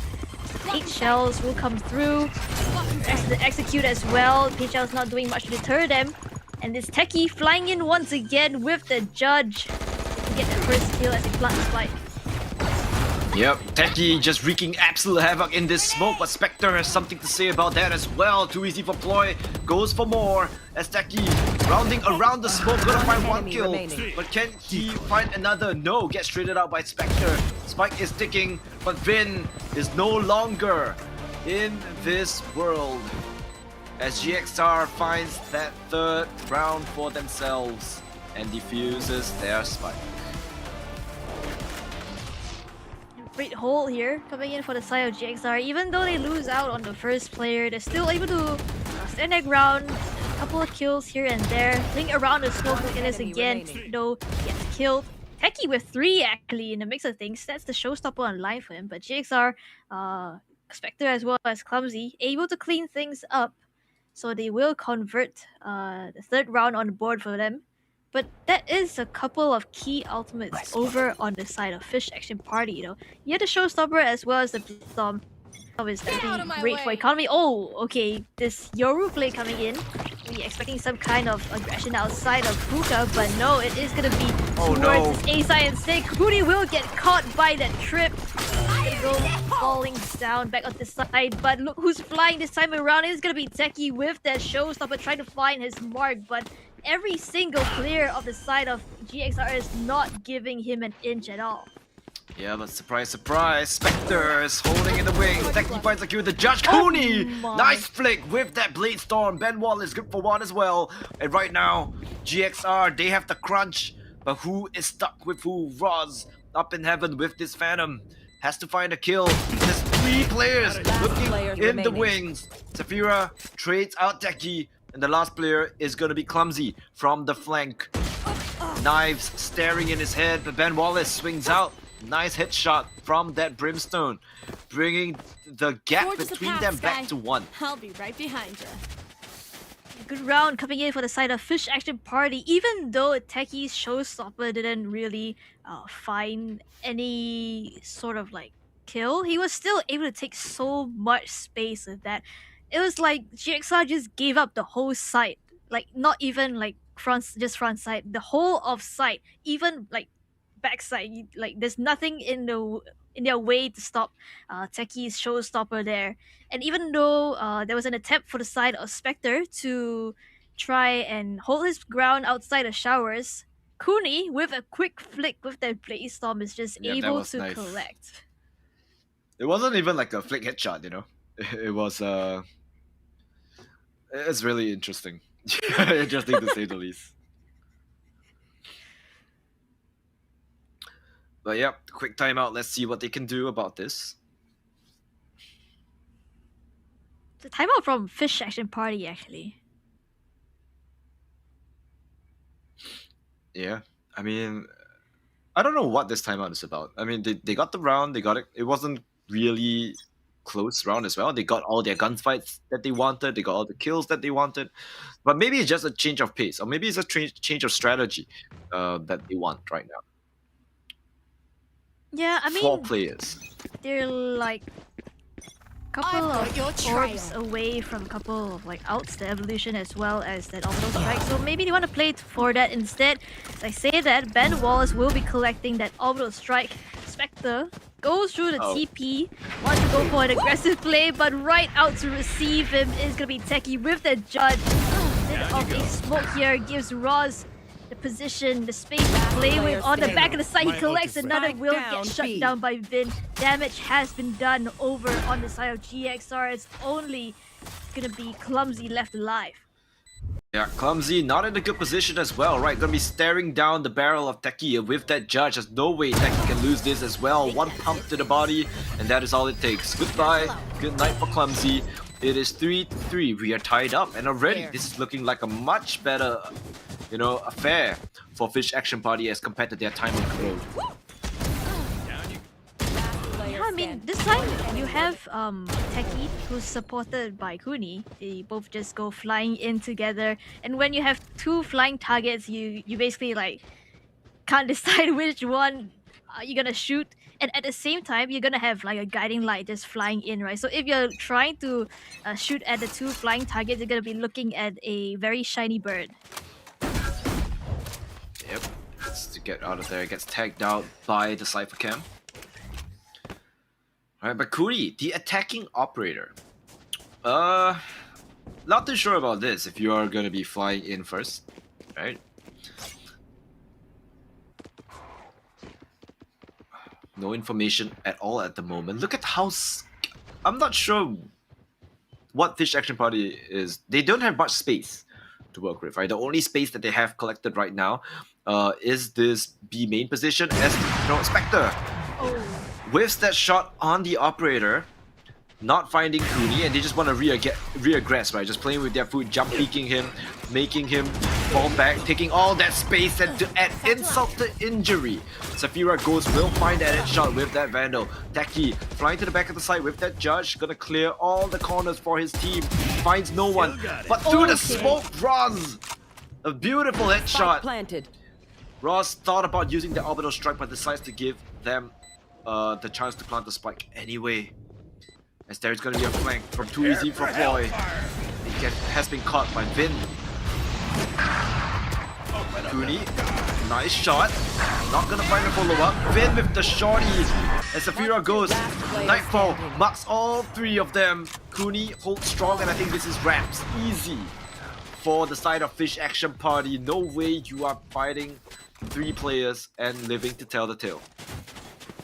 And I think this is the first time throughout this whole series that Fish Action Party have the lead. And it's gonna be a timeout call for the side of GXR. They just expended 2 of their very, very powerful ultimates, the Orbital Strike as well as the Nightfall, and to no avail, and they're just not able to convert their round.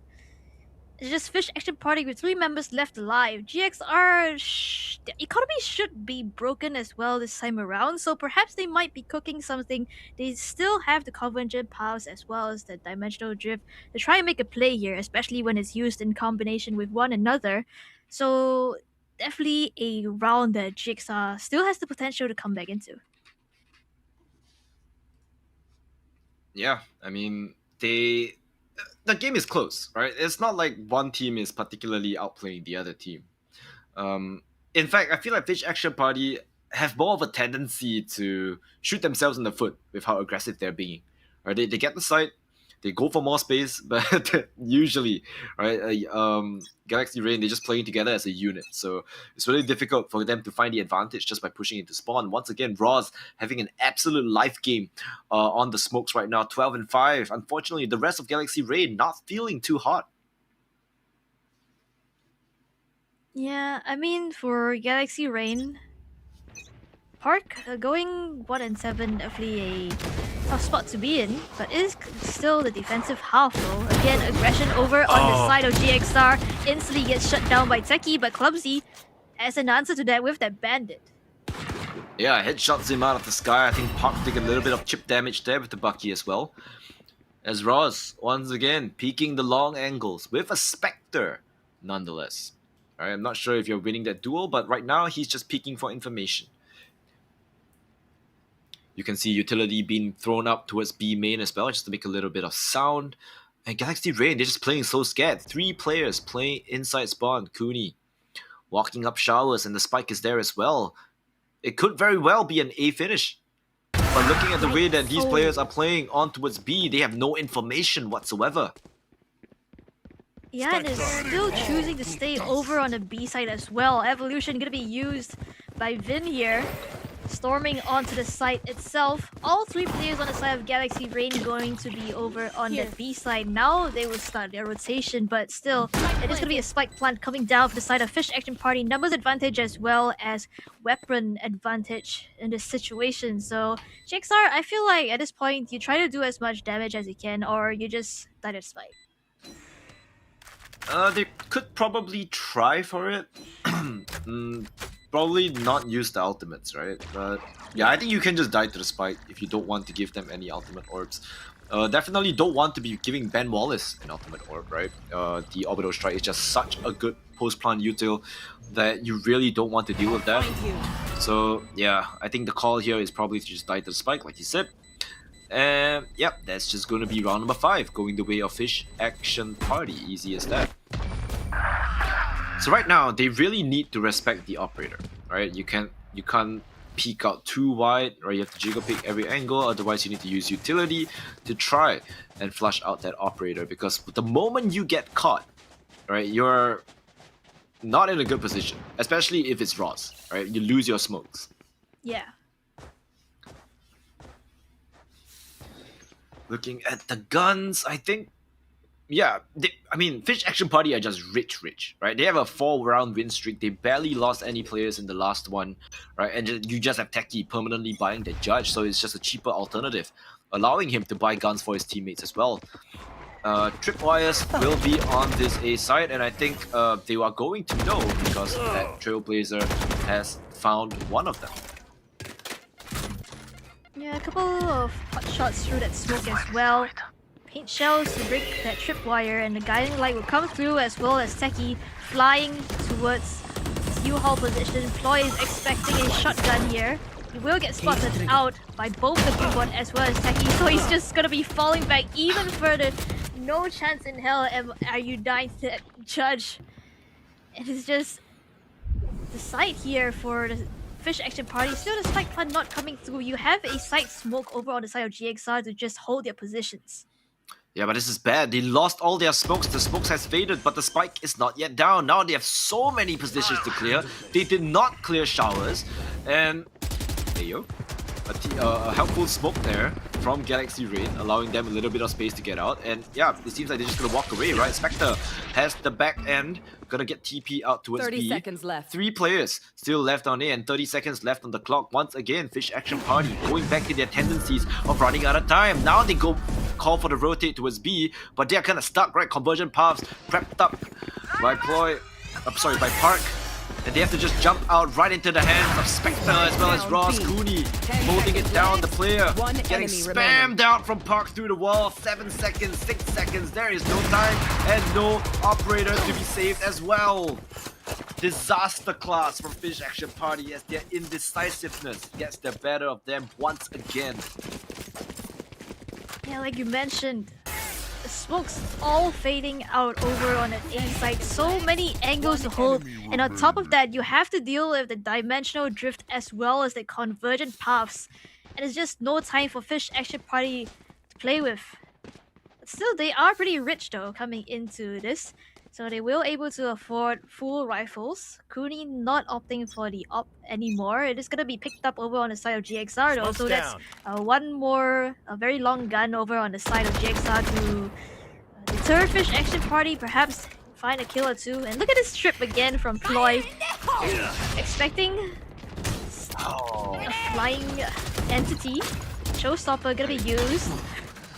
But to no avail, Ben Wallace will get a kill. Ploy gets the trade. Tries to go for a couple more, but Saphira Ghost will get the kill. Yep, the spike finally planted down. Showstopper was wasted by Techie though. So that is gonna be one big ultimate missing for Fish Action Party. 3v4. Smokes up on Heaven as well. Spectre has that operator running. Nice slow. But I don't think they will be finding the kill anytime soon. Techie, however, is going to be the one that falls. Vin trades up. Finding a kill on the Clownzy. The pop flash from Spectre is perfect. As Vin gets full blinded. And it's all down to Ben Wallace. I do not think that the Molotov is landing. Wait a minute, he just stuck that. Wait a minute. Molly does not connect. And ooh, he gets punished by the box as well. Oh, highly unfortunate there by Spectre. I'm not sure what he was looking at. Maybe he was distracted by the falling Molotov. He didn't see that Ben Wall is just standing right out in the open, shooting him in the face. And yeah, I mean, that was a round for Galaxy Rain to win, unfortunately though. Yeah, they just got absolutely demolished towards the end here. Yeah, punished by the box as well, living with just 2 HP. Galaxy Rain, they're feeling the pressure. You can look at the players, right? They're jumpy. Right, Seeker's used right off the bat, trying to figure out where exactly players on GXR are playing. But it is going to be that A side pick, a bit of a flying race going to new heights here for Cooney as well, but Ploy is going to be taking him out. Spectre able to pick up a kill as well, but not before Techie can trade the numbers. Trying to trade it back in their favor. You can see Fish Action Party definitely want to go for a fight here. They have to, right? They're man down. They need to find a way back into the round. But that is not the way. Park with the shot, he finds a kill. Vin trades him out. It's still rather even, but the one play you don't want to be low is low. A Sky can kill his teammates, but he definitely cannot heal himself as Vin blindsided by Spectre, and the last player remaining is Saphira Ghost on 21 HP. Players crunching all over the place as Spectre just through the wall, doesn't even need to look at him. He smells him through his monitor. And that is 5-6, possibly 6-6 at the half. Last round Definitely before the a switch. much more even scoreline here for both teams. Still, it's gonna be Fish Action Party in the lead. I'm not too sure about the economy though, because that is quite a number of rounds I believe that they've lost consecutively.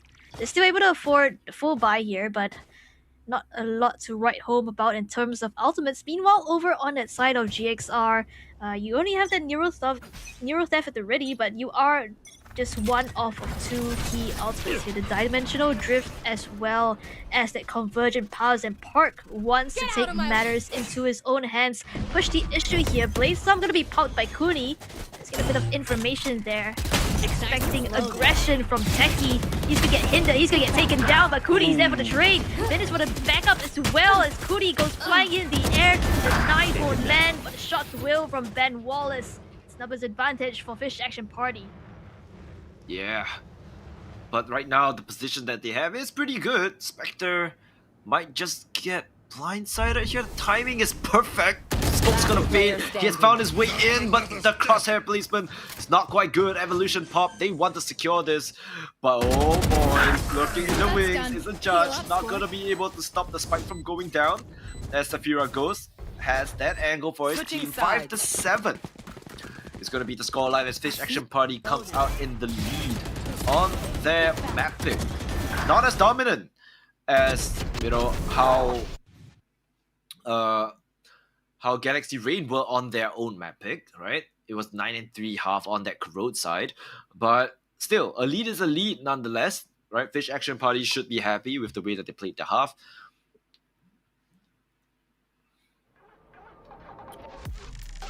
And yeah, looking at the players, they look rather happy themselves. I think all of them are usually just chilling, right? Nothing too surprising there. They look like it's just another day, right? Just another day for them, having fun. Yeah, another day in the office. Just Techie flying in, and then Kuni flying in as well. And the question is now though, are they gonna do the same thing on defense? Are they gonna go aggressive like in the early round, or are they gonna like kind of save that aggression in for the retake? I feel like that's gonna be the question here. Yep, question indeed. I mean, Galaxy Rain, alright.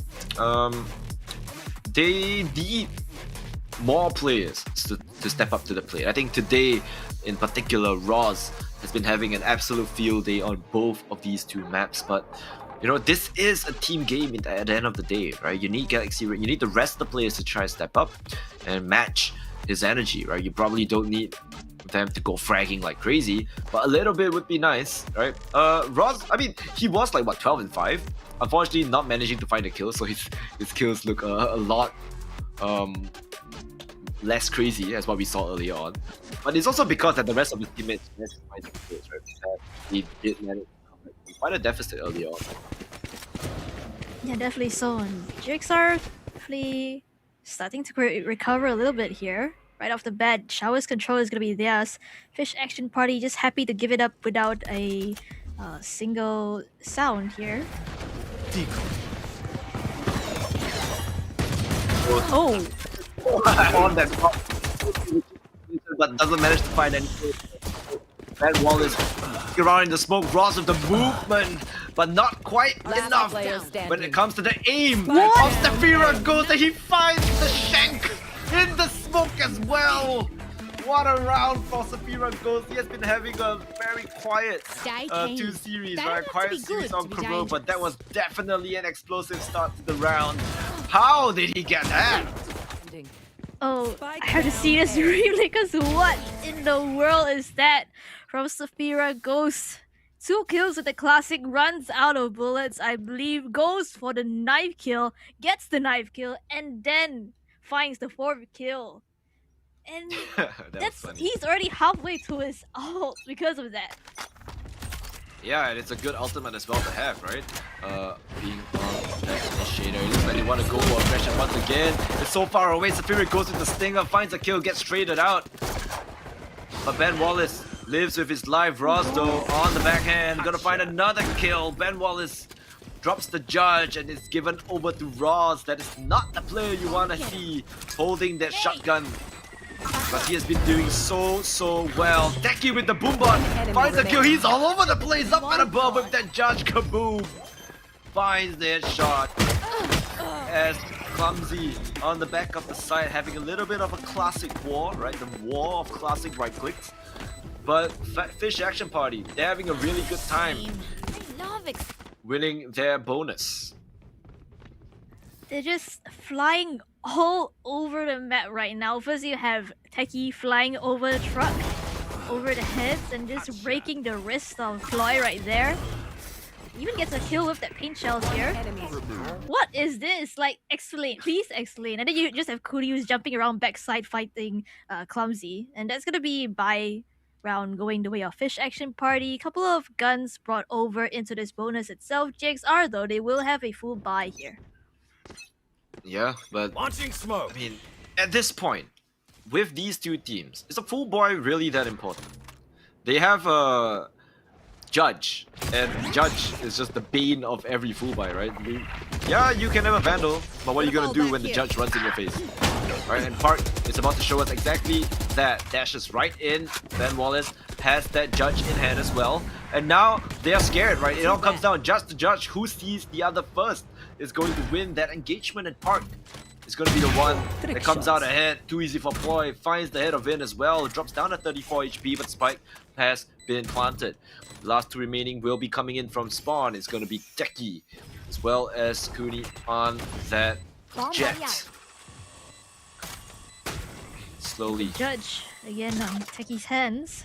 A lot of players ahead of him. Outlaw in the hands of Kuni here. Hear those shots, so Park would take advantage of that long reload time. He will get that kill, but Techie is there for that trade. Yeah, but right now waiting for the regen to come out. Oh, Techie! What a shot, but not enough bullets. Ross cleans it up, but an expensive round nonetheless for GXR. They lost 3 players in what looked like an impossible situation for Fish Action Party. Techie, the movement is so good with these satchels. He always manages to find a way to close the gap, right? Look at this part through that smoke. Spots the shoulder of Van Wallace. Too easy for Ploy, fiddling with his utility there, but still manages to find the headshot. And Techie, just no bullets to deal with, pulls out the paint shells and, you know, gets buried 6 feet under. But now, this is the important round, right? Buy round for Fish Action Party. Showstopper available for Techie as well. Hopefully he manages to find a kill with that. Oh, Kuni's up and above here though. Oh, doesn't get spotted just as of yet. Gonna take a wider stance this time around. Waiting for any kind of engagement here, but Park will walk up without much hindrance. As I say, that Spectre will get taken out though, so that is the Yoru utility going down over on the side of GXR. Yep, playing it slow, not much information. Interesting cage here. I'm not sure if that's intentional. It doesn't really cover much. But it allows him to just go up onto the box, catch a little bit of a sneak peek onto the side. Not gonna find anyone. As Techie just hiding right under that ledge, trying to find, you know, a way for him to find a free throw with that Judge. Just demolished. That's wrong. One enemy remaining. Your teammate has so much success. Negating. And he kind of overheats a little bit and tries to go for a kill, but he knows the last player is there. Double back with your team. The discipline from Fish Action Party, I like I this. have the spike. Has to go back and get that spike. It all comes down to timing. Are you gonna see Ben Wallace, or is Ben Wallace gonna see you?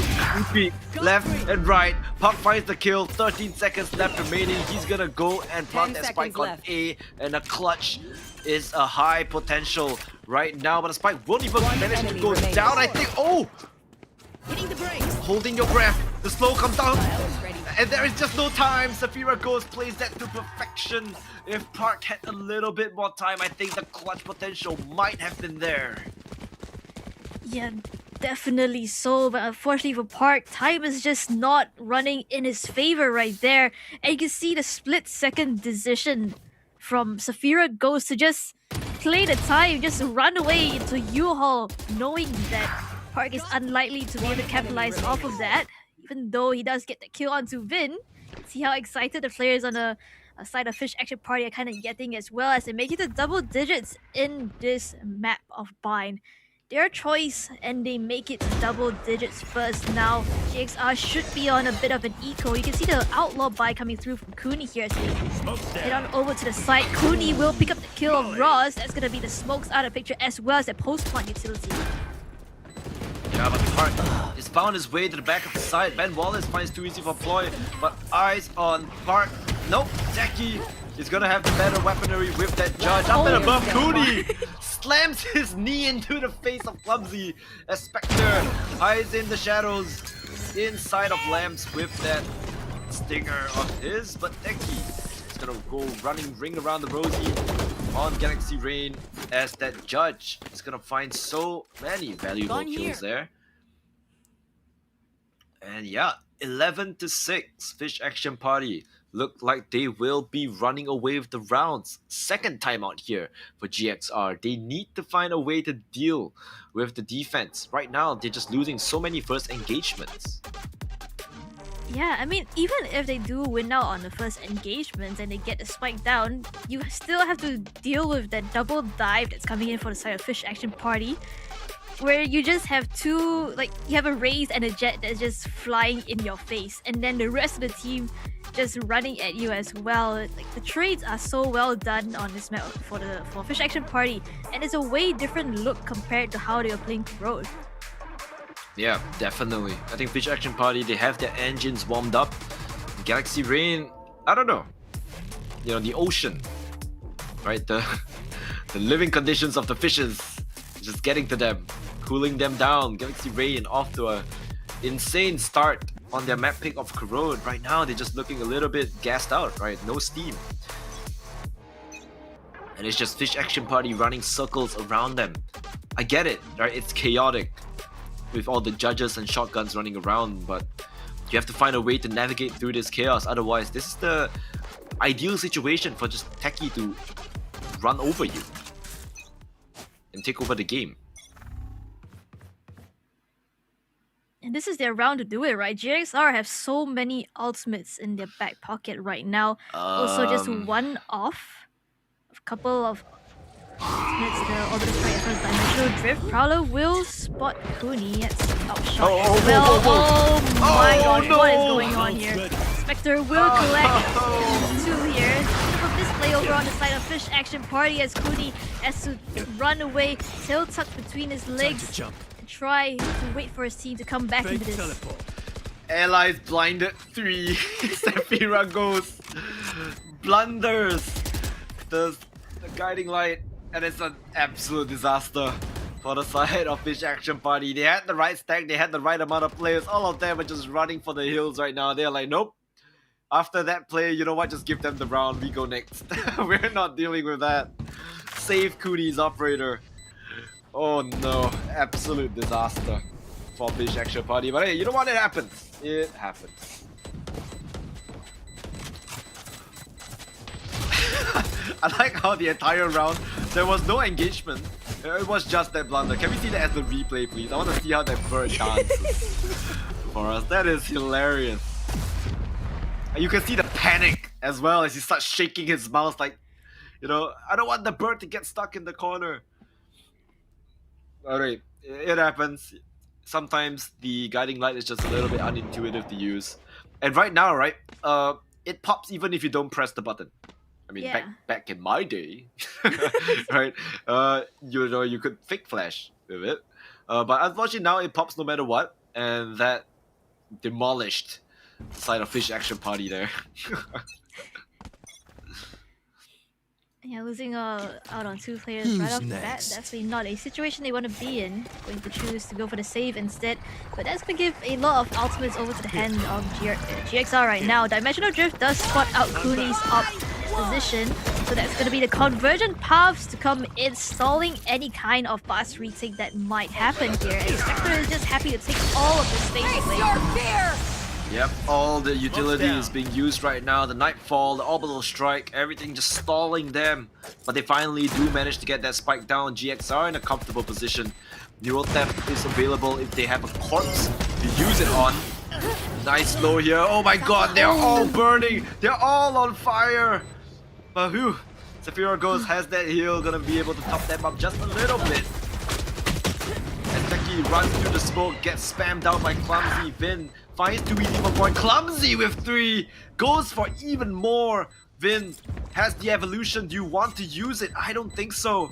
Let's just save for another day as Spectre goes hunting. Finds the headshot, the spray transfer as well with the crab walk. And GXR, they're slowly finding their way back into this. Spectre, knowing that Fish Action Party want to pick up that op and go for the save, he's just lying in wait for any kind of noise right there, and he's able to capitalize off the back of that. And that is quite a number of ultimates used over on its side. Oh, that's 3 ultimates, I believe, but hey, I mean, if it converts, if it gets them around and tries, and it swings the momentum in their favor, why not, right? Fish Action Party now they have to kind of play catch up a little bit. I don't think they have the economy coming into this round itself. I mean, Teki, one way or another, he's gonna have a shotgun somewhere. Yeah, they should know, right? The element of surprise with the shotgun is no more. So is it time to bring out the Odin? Slowly scaling their way up B-long. Right, and on the other side of the map, there's a rat lurking in the wings as well, trying to find any kill. And the Cypher, finding a kill is going to be huge value because the Neural Theft is up and available for him. As it's just silence across the side, teleports come through, but there's still 2 players on the side of A. Teleports back, trying to break the ankle of Fish Action Party, but it seems like, none of them are moving. Oh, Blade Storm from Cooney, able to find the head of Spectre, but caught Root Trade the numbers. Roz good for 1 as well. Numbers in the favor of GXR right now as they will finally go for their rotate. Takai and Wallace, the shots on connect for him, and Floyd is able to find that kill as well as the body remaining. uses a Neural Theft, but it doesn't 30 even seconds matter left. because he's just so sharp. Vin gets taken out of the count. It's all up to Teki. Yep, nice planted. Neural Theft finally managing to use. I feel like Neural Theft has been an ultimate that has been around for so long in both the Corrode game as well as this. Was it Corrode? No, it was, I think, this game. Right, but I feel like it's never been used. And finally, Ploy finds a chance to use it. Good information, manages to find a nice and easy kill, and it's just Teki, the last player alive, waiting in spawn, trying to get any sort of kill, trying to bait him with that Vandal, taunting him, playing with his food. But you need to get the kill if you want to taunt. 3-0 is going to fall, but it doesn't quite matter because the round goes in the way of GXR in the end, and that is what is important. As GXR climbs ever closer to evening things out with Fish Action Party. Things are definitely starting to look dangerous here, and you can see the timeout call over on the side of Fish Action Party. They want to stop this momentum from GXR. Again, this kill from Ploy is great, securing them site control. Teki, just a consolation prize at the end of the round, but still round going the way of GXR here. And yeah, it's slowly but surely the GXR are just trying to claw their way back into this game, back into the series, and they want to close things as soon as possible. Yeah, Fish Action Party, they need to find a way to stop them. But, Orbital Strike is available for Galaxy Rain as well. So they can't really allow them to get that spike planted. Vito has not been finding much success in stalling any of these pushes at all. I feel like the impact of this agent is basically moot in this map. I feel 0 impact from this Vito whatsoever. Interceptor, it's not really doing much. Right, Evolution is probably the best utility that he has right now to hold the site. And that is about it. We have not seen, any of the trips being particularly useful. Interceptor has not been helping out his team as well, I don't feel. There's really nothing, no impact from Vito. I think he's just not a good agent in this economy, I feel. Yeah, I mean, Vito really thrives against, I feel like agents with a lot of... It feels like damaging you too at times, but not really. It's just like agents that have a lot of utility to throw at you. But it doesn't seem to be working out well for the side of Fish Action Party so far. Kuni gonna take a shot with that up, spot Spectre's position. Is the evolution gonna be used over on the side of Fish Action Party as well? But the spike is still leaning towards this A side, as Spectre is gonna go for that TP rotation as well. So they slowly but surely make their way onto the side. Spectre gets the great timing. Sapphire goes for the trade, but Roz is there for the backup as well as they storm on over to this A side. Wow, what a good play there by the Yoru. Right, goes for the clone, goes for the fake, TP's out, Spike down fakes the gate A. crash, and that just beats the Brimstone to go for the AWP because he does not expect the Yoru to still be there. Hart holding down the line, Vin gets caught with his pants down, it's all down to Kuni. But he doesn't even manage to save the AWP, and uh-oh, Galaxy Rain, they are coming back. I don't think Fish Action Party has the economy for this round. It's gonna be tied up. Yeah, on paper, this is definitely gonna be Galaxy Rain's round to win, right? I mean, as you mentioned, Fish Action Party don't really have the economy to work with, and Park is just completely expecting Techie to just go up and above as he's done so many times before. So at this point in time, things seem to be starting to get old for Fish Action Party. Like, sure, you have the judge, you have the aggression, but Galaxy Rain is slowly but surely starting to play to the tune of Fish Action Party's game, and Park wants to go for a bit of aggression here. Hinder to come through. There's two players in hookah. They don't want to challenge that, so they will storm on over to the site itself. Two players are brought down rather low as they have to try and fall back. Spectre very aggressive into a small, but there's actually nobody there. Ploy gets caught with his pants down, and that's gonna be Techie finding a kill, but he already has a gun. This gun needs to be given over to his teammates somehow. As they double back together. They need to find a way to fight this. Nice flash out by Spectre. The rest of the team is there, but no kills to follow. Hart thinks about it, wants to go in. Orbital strike is massive. Yakuni from downtown with that sheriff. He's gonna find a headshot, but Spectre is still here. And Kuni is still alive. Ross finally puts him down, but the spray is not good as it overwhelms them. Fish Action Party, what a retake. Thrifty. 5 players all coming in from the flank, by the way. You have like one or two players coming in from Match hookah, and then the point. rest just One barreling more. through Then- from the B-long position, and it seems like Galaxy Rain just feel a little bit out of place there. You can see Kudi getting 2 quick kills onto the Sheriff, one with the weapon upgrade. Ross, try as he might, he's just gonna be able to collect 2 as Fish Action Party will take match point here. Still, GXR, a couple of rounds strung together in a Find the row. weak It's 4 point rounds actually. and They break will it. be able to buy up to try and stop this map from going Fish Action Party's way. Yeah, Kuni has the operator up and running. Sapphira goes or throws the flash just to get some information. He knows that there's some players towards long. And right now, however, there's still 3 players on that A side holding it down. GXR playing it slow.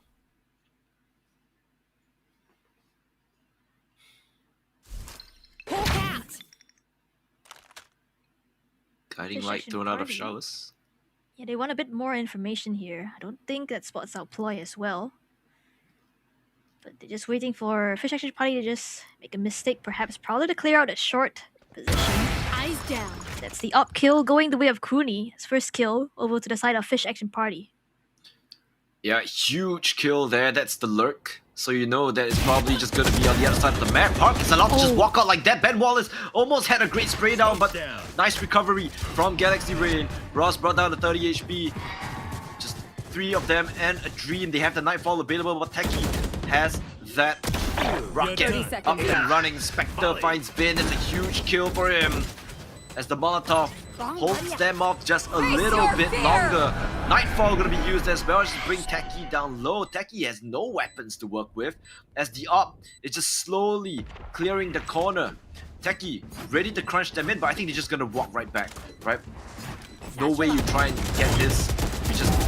What? Yo! My Techie! Hold He's on. going for it. Remaining. How is he going for this? Techie, you cannot do this. enemy That's the player remaining. in long, and his position has been revealed, but it is a save. He went for the 1v3. He There was almost a got world. it as well. There was a world where Techie won that, but could he just go for the save on the up? That's the showstopper. Gone for the side of Fish Action Party as well. So I saved So it. not the best Oh, of rounds, but no. Kuni will still pick up that kill onto Spectre. Wait, how is the money? Eyes down. I feel like they might be broke. 30. Losing that enemy gun was remaining. not something that they want. I think off the back of Techie killing so many of these players, it might have been the play. They still have money. They're fine. But yeah, I don't know. Right? If they went together, there might have been it. There might have been just a round. I'll handle this. Cutting through. The Techie just said, I'm gonna farm a clip right here, watch 1v3. But unfortunately, doesn't convert the round. Dimensional Drift to spot out a bit of information. The side of GXR does spot a couple of players. The elbow as well as CT position. But that's the site cleared out, so he will be calling the rest of his team into the site itself. They do have the Seekers as well as the Auto Strike to play with though, forcing these players out of position. The spike not planted just as of yet. It seems like Fish Action Party may be gearing up for a fast retake, but GXR don't want that to happen at all. Techie already flying out. Nice Lloyd shot. will get a kill onto Vin. Raw is good for one as well, and it's gonna be overtime here for GXR. Ah, Switching that sides. was the round though. That I don't know. I'm still caught up with that round that Techie went to be the hero. That was the round. If they played together, that was the round. That was it. That was Fish Action Party's map. But unfortunately, we will be going to overtime. Park with a nice shot. Beautiful shot here from 2EZ for Ploy, and they managed to bring it over to overtime. They look really happy about that one. Yeah, I mean, they were down like what, 6-11, I think. The fact that they managed to claw their way back into this, bring things to overtime is pretty crazy, and definitely the momentum is going to be on the side of GXR right now. Now back over on a defense. Spectre wants to go exploring here. For that flash, so many I players think flash. blinded. Park is the one who collects the kill though. Another kill going away on Spectre, but Vin will get one player as a trade. Yeah, they're running to the site with that Cypher though. And Cypher up in heaven, there's some kill trips available as well. They need to slowly but surely clear all of this out. The Cage comes through, he gets tripped out, but I don't think that's a kill. Jumping out of heaven, I think they heard that. As Safira goes, tries to go for the kill. Too easy for Ploy, brought down low, finds the kill. But it's just really too easy for him. Vin pops the evolution, doesn't need to care about utility. All you need to do now is shoot, but he's trapped in a horrible position as he gets completely collapsed upon. And Galaxy Rain, for the first time in a long time, come out ahead. They have the lead. GXR right now, they have the lead, they have the momentum swing as well, and Fish Switching Action sides. Party, they have Match yet point. to find an answer back into this. It feels like GXR look way more cohesive right after Planted. the timeout that they took back, like before they started winning all the rounds, and this is exactly what you want from your anchor, right? You have Ploy just a couple kills here and there, making the numbers even more so in your favor, and that's gonna be a timeout here for the side of Fish Action Party. They know they have to do something in this situation before GXR can take their map pick away from them. Yep, Fish Action Party staring down the barrel of Oblivion. About to get knocked out of Split 1. This is not where they want to be. This is their map pick. Some actions need to be done. They need to find some space. They need to enable, I don't know, something to work.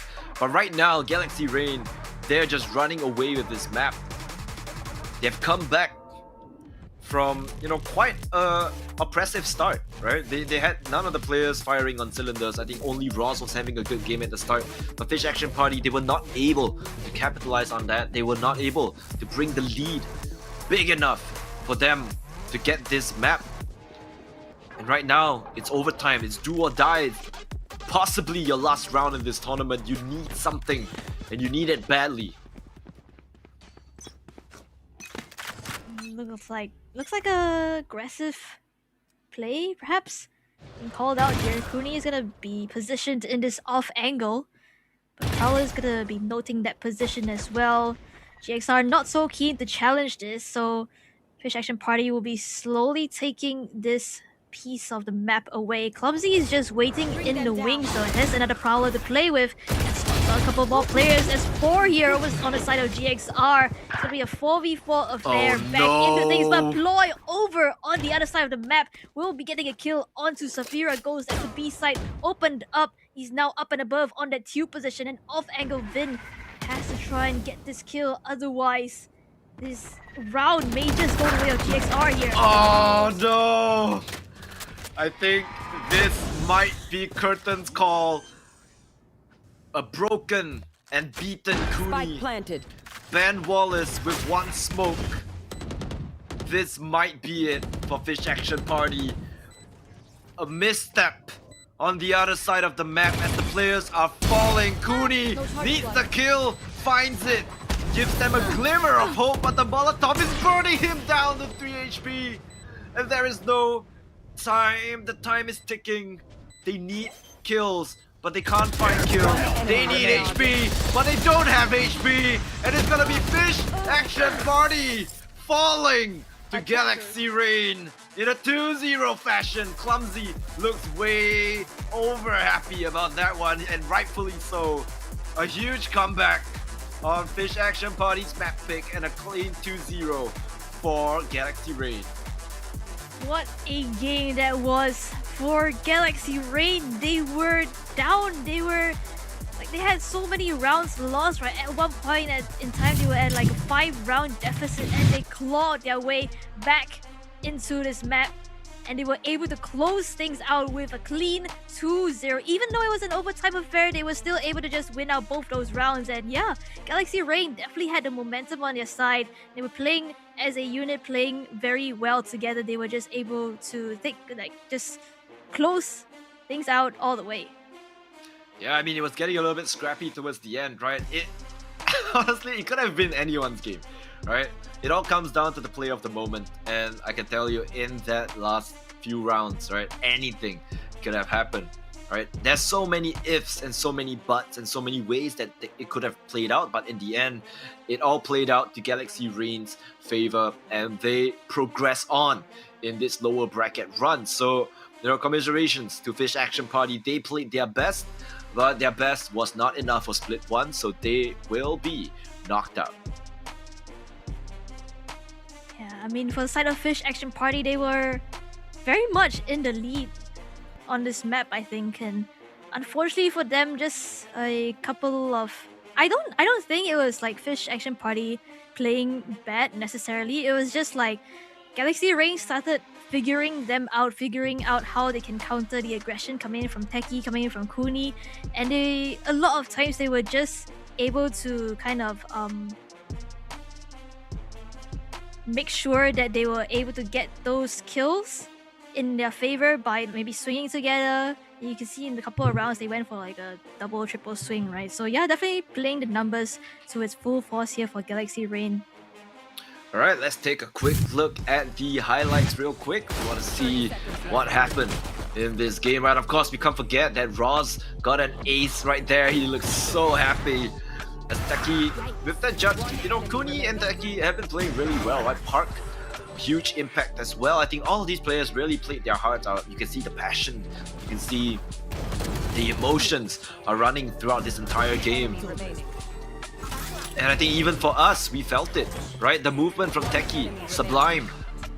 But how much heroics can he pull out of his back pocket? Evidently not quite enough. Park went for the clutch. You can see the frustration. You can see the excitement from all of these players, right? Everyone on the edge of the seats. It's just back and forth action. This thrifty round as well, and the heroics. This was the round. Right, and all the way to the back, on the end, right, at overtime. You can see everyone is just so happy. Everyone on the edge of their seats looking at the MVP. Is gonna be Cooney, 6 first bloods. Right, not quite enough. And Ross double MVP for Galaxy Rain, having an absolute, whale of a time here on both of these maps.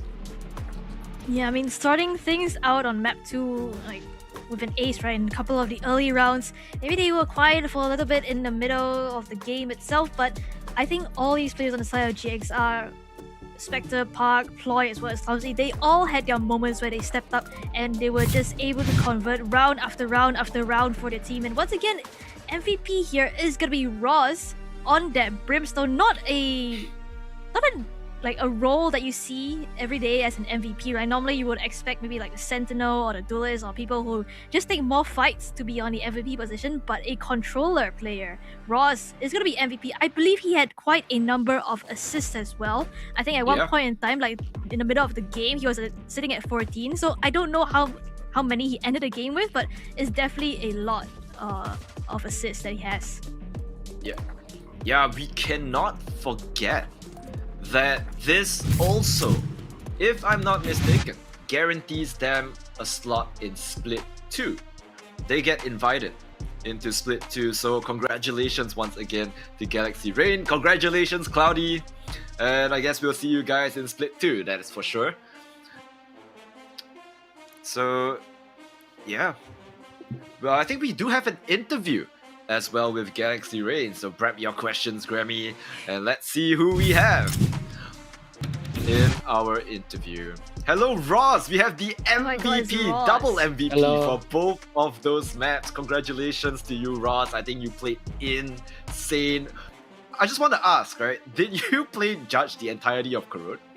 I feel like we only saw you play the shotguns. I think I only played rifle for like 1 or 2 rounds. Because I've been like seeing comments, they talk about Taki Judge, so I wanted to bring it back to him. Right, and yeah, I think you did. You definitely punished the entirety of Bitch Action Party again and again with that Judge, and that was insane, right? Really well played. That was nice counter strats from you guys. Yeah, and also I think on Bind, at one point in time, you guys were down like quite a number of rounds, right? And you guys called a timeout. What exactly you guys talk about? Because I feel like after the timeout, it looked like y'all got y'all figure out what you want to do to like counter how Fish Action Party were playing. So how was that for you?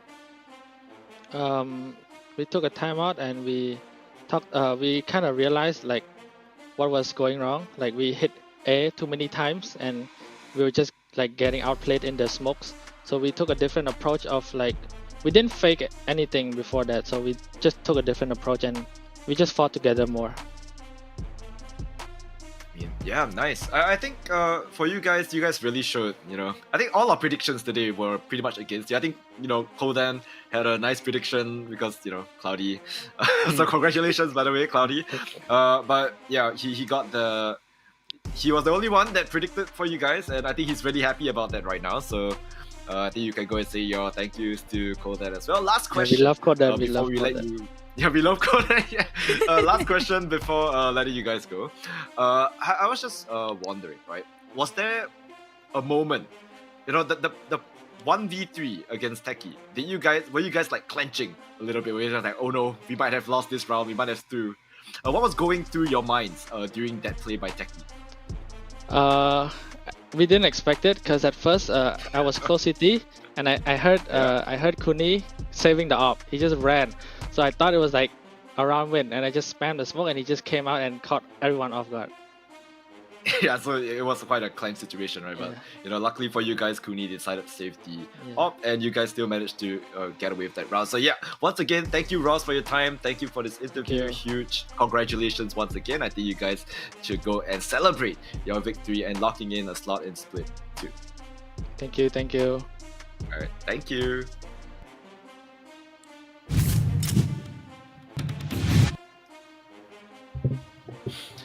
Alright, Gravy. I mean, I'm very happy for Galaxy Rain. They finally made it. Yeah, I think they definitely deserve a pat on the back and a very nice celebration tonight. Yeah, I mean, they've been a team for like, I don't know how long, right? They've been together for like so long at this point that it feels like they deserve this win, right? They deserve this spot in the top. getting a spot in Split 2, being able to stand here as not really a typical like SGMY team. They are a full Cambodia team once again. So it's great to see like the different talents that we have in the RoSEA region here, the rest of Southeast Asia. And yeah, great. I think it's great that we have Galaxy Rain like making it here. Yep, and of course, this is not the end of the day. We still have another series coming up, another best of 3. It's going to be Overpowered Youths up against Breakpoint, and that is going to be an absolute clincher as well. I think a lot of, arguably even more exciting than what we have just seen, right? Breakpoint, the team that, came out of nowhere and surprised everyone up against one of Singapore's best teams. We will be seeing that real soon, but we will do so right after this break, so don't go anywhere, everyone. We will be right back.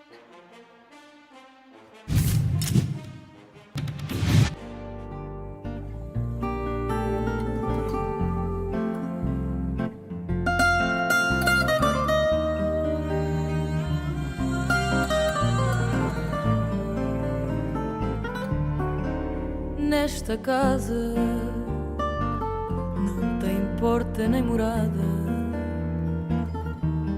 as janelas são fechadas, guardam tudo o que restou. Mandei o recado à lua que agora é só tua, mas ela não chegou. Dizia que encontrei um passarinho que não queria andar sozinho neste céu que se fechou.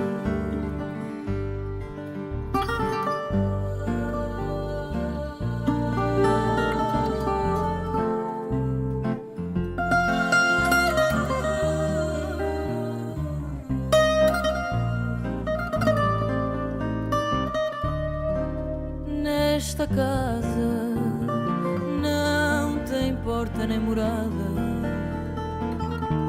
as janelas são fechadas, guardam tudo o que restou. Só quero encontrar o meu destino, sem saber bem o caminho de quem por aqui passou.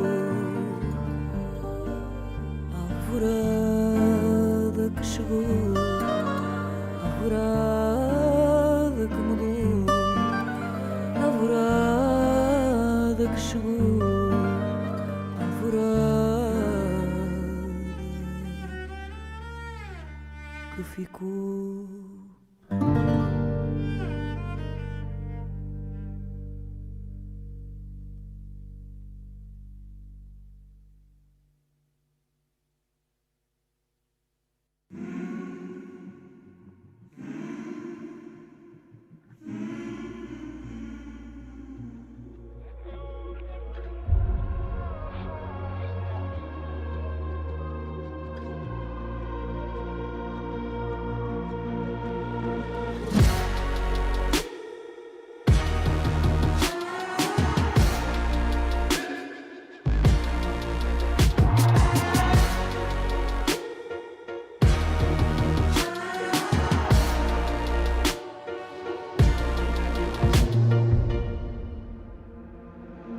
Visions in my head of this, you don't know the half of it.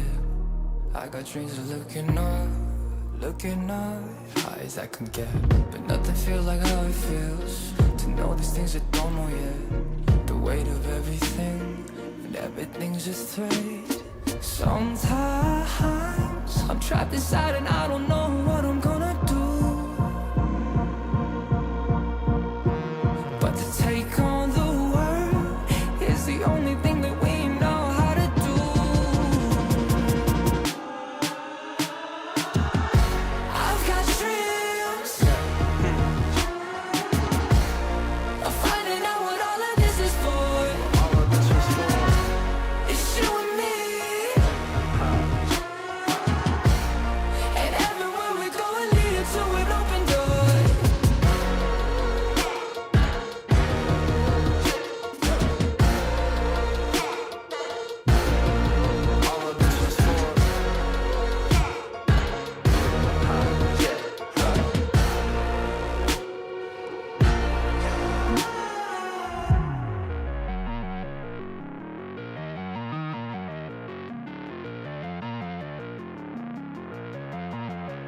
Made our mistakes, the good and bad days, but nothing really breaks if I got you. Look at the sky when you go outside, and oh, there is nothing to keep me back.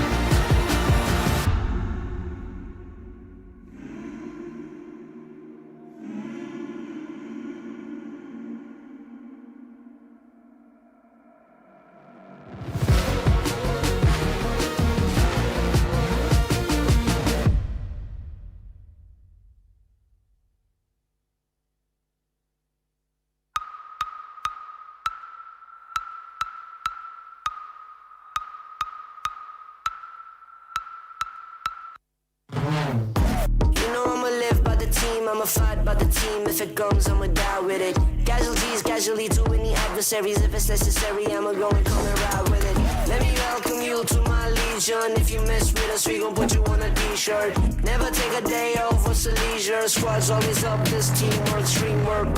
चलो फिर आ जाओ सारे एक एक मारे फिर एक वाले गारे सारे मेरे बंटर भावे रेगिस्तान में भी हम नदियां बहा दे चलो साले दे मत बहाने वाला टना मत जब हम आ जाए सामने और करे तेरे बारे मेरे मेरी टीम मेरे पीछे क्या करेगा पूछा बे I said I got your back back back back back back back I said I got your back back back back back back I said I got your back in my team we adapt we a family from around the world we are back you can never take us down and that's a fact all we do is improvise and attack I said I got your back and I said I got your back and I said I got your back and I said I got your back and I said I got your back and I said I got your back and I said I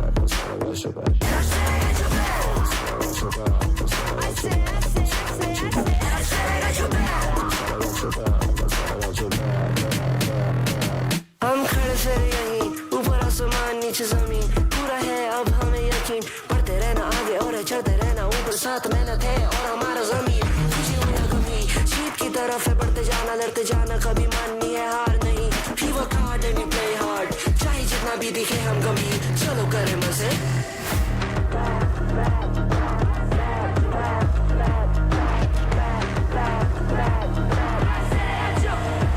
I said I got your back and my team we adapt we a family from around the world we are back you can never take us down and that's a fact all we do is improvise and adapt I said I got your back and I said I got your back and I said I got your back and I said I got your back and I said I got your back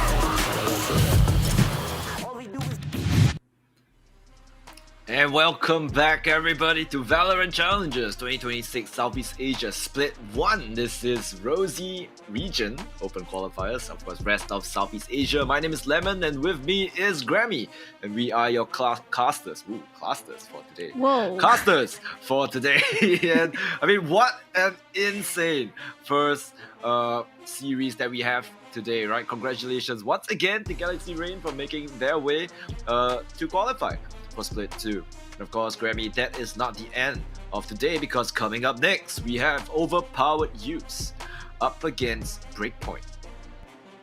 Yeah, I mean, Overpowered Youths against Breakpoint. I feel like this is gonna be another interesting match, right? I mean, arguably more interesting than compared to the one that we Arguably, just yeah. arguably, because you have OPY who are like very like all the players are like very well known in the SGMY region, right? And then you kind of have like the rising stars from the Mongolian scene, Breakpoint, who have been like firing on all cylinders throughout the whole of playoffs, and it's Yeah. been very, very fun watching them play so far. So I don't know how well or how they're gonna play against OPY, but I'm here for like a very a banger of a game. Yeah, I mean, we have seen. Okay, firstly, I want to talk about like all the casters' predictions, right? Like everyone is like so divided this time, right? Yeah. Let's take a quick look at the lineups before we get further on into the prediction, right? Quick lineup look here. Of course, Overpower Youths, you know, they are not anybody particularly new to the Singapore scene. I think all of them are common faces, right? INF, Teddy, Pyrex, First Love, as well as Castro. All of these players tried and tested, right? Very, very well versed in the region that we have here. But like you said, right, this is a real test because they are playing against Breakpoint, and Breakpoint, they're not from our region, right? They are this, you know, insane aimers from the Mongolia side, and yeah, at this point, I think a lot of the casters have been converted to Breakpoint supporters.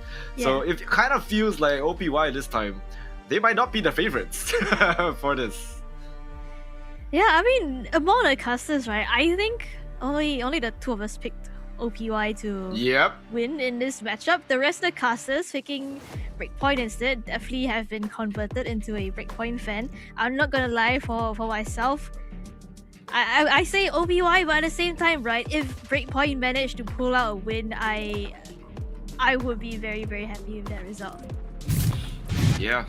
And of course, taking a look at our the Breakpoint team, we have.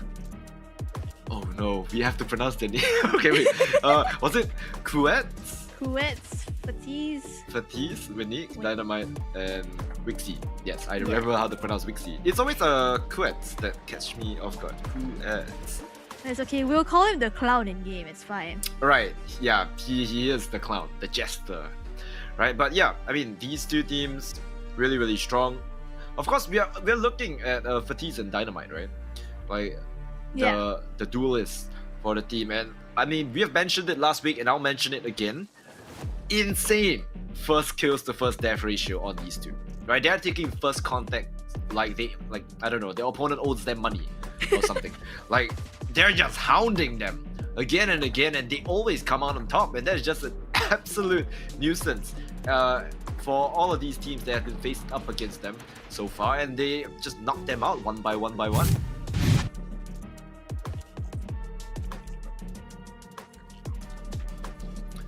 A quick head-to-head on Pyrex as well as Dynamite here, right?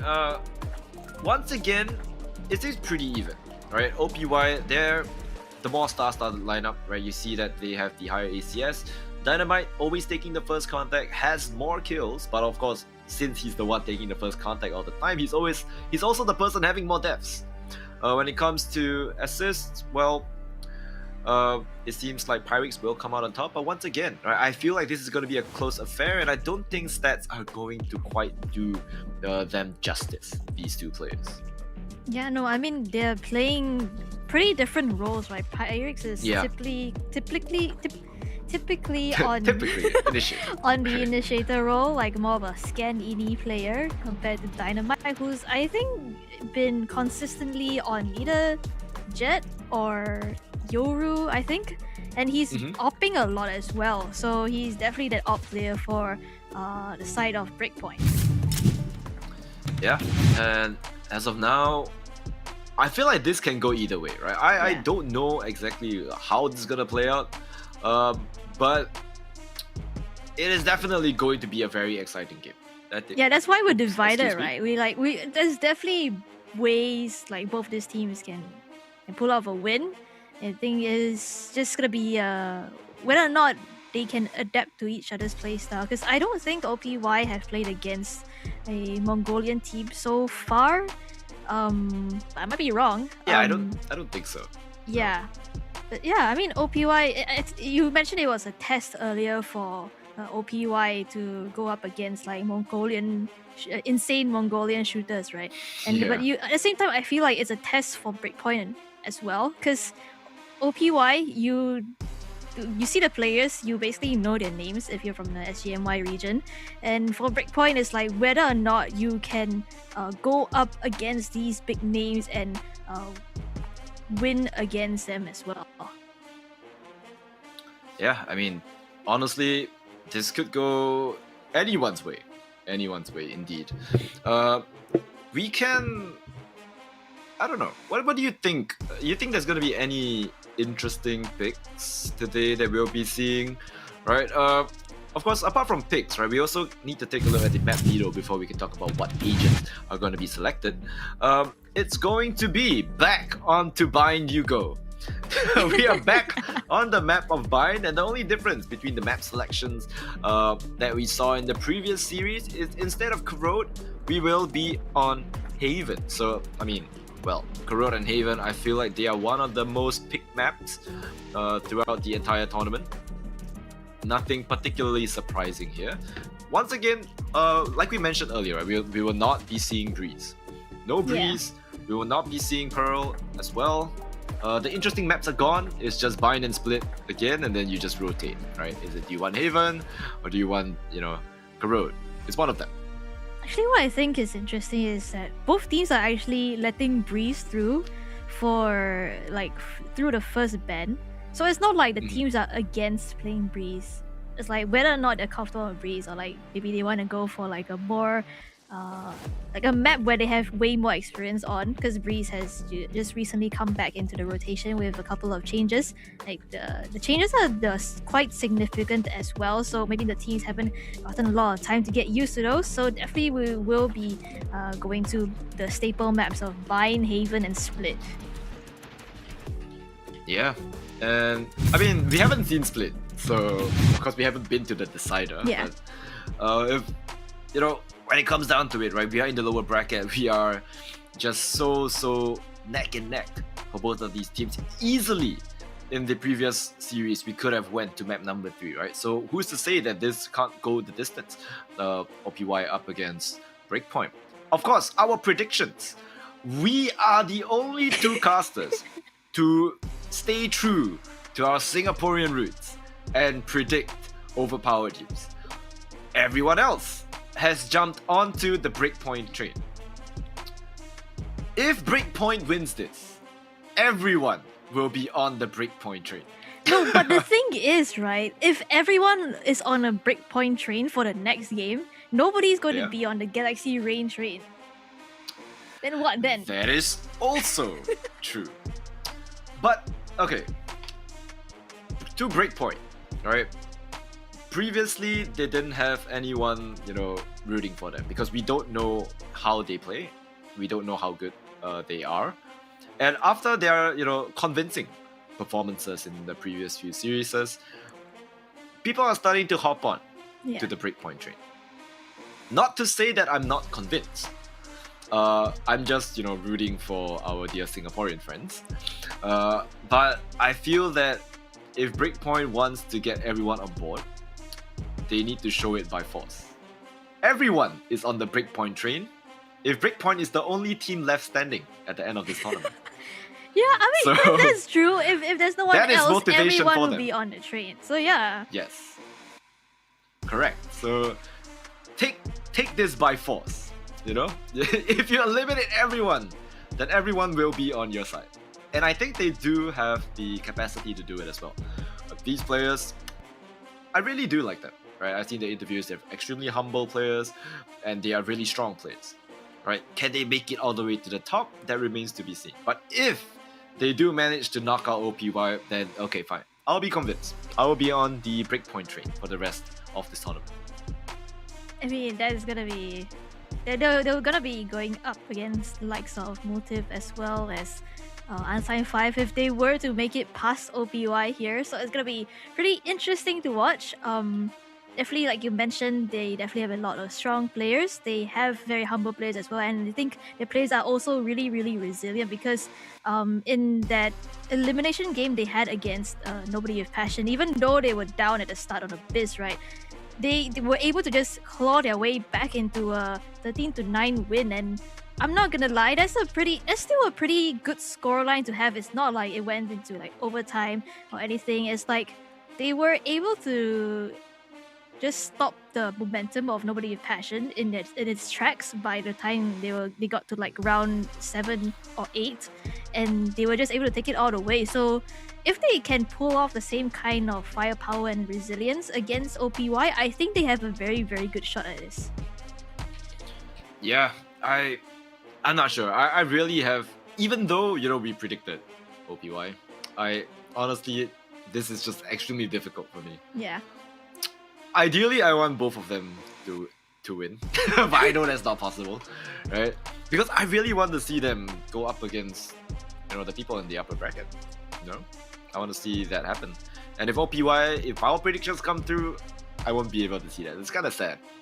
But still, I also want my predictions to be correct. You know, it's kind of a dilemma. It's very difficult for me at this point. But hey, what can I say, right? May the best team win. You know, as a caster, we always want to watch the best games. So yeah, honestly, if you ask me who I'm rooting for a good game, right? Ultimate PR answer. Rooting for a good game. Honestly, I would be happy for whichever team wins this. And we are going to be starting things out on the map of Bind. So what are your predictions for the agents that we're going to see on this map? Bind? Surely, I don't think we will be seeing Jet. I think that's just a fish action body thing. I think Whaley, Yoru is good. At most, you get Raze. Definitely no more Veto. I don't think we'll see any of that as well. Apart from that, I don't think there's anything too special. I think it's all the same, right? Fade, maybe a Sky thrown in there if you don't want the Fade. You get Brim. If you want to play double smokes, maybe you see a Viper. It's pretty standard. I don't think there's anything particularly surprising coming out of these two teams. Yeah, and for Breakpoint, just like Fish Action Party, they don't have a map. They don't have like they haven't played Bind in the playoffs so far, so I feel like this is gonna be pretty interesting. I feel like they're still gonna go in for the double duelist like they've been doing so far in the playoffs and the whole tournament. And taking a look at the agent select, it is gonna be Neon. a Raze Yoru up against a Raze Neon, which is a very interesting choice. Yeah, we kind of forgot about the Neon.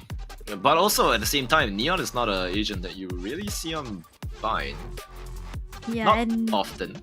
you don't have flashes on Breakpoint.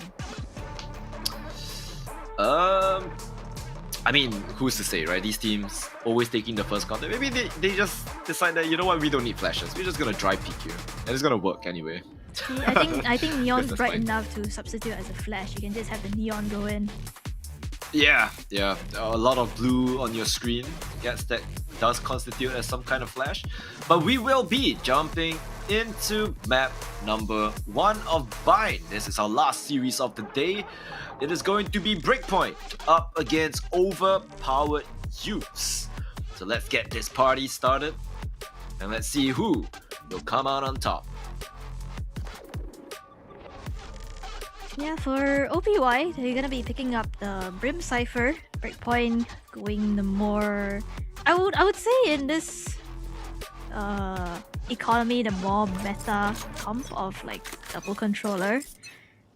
Is we all know that Cypher Sentinels kind of have been nerfed to the ground recently, so not too sure how OPY is gonna play around that. But it seems like NF's is gonna be tucked away in heaven, just waiting for any kind of presence. Meanwhile, though, the rest of OPY making their presence known to Wenek here, taking that fight, and it's Pyrex actually on the duelist this time around.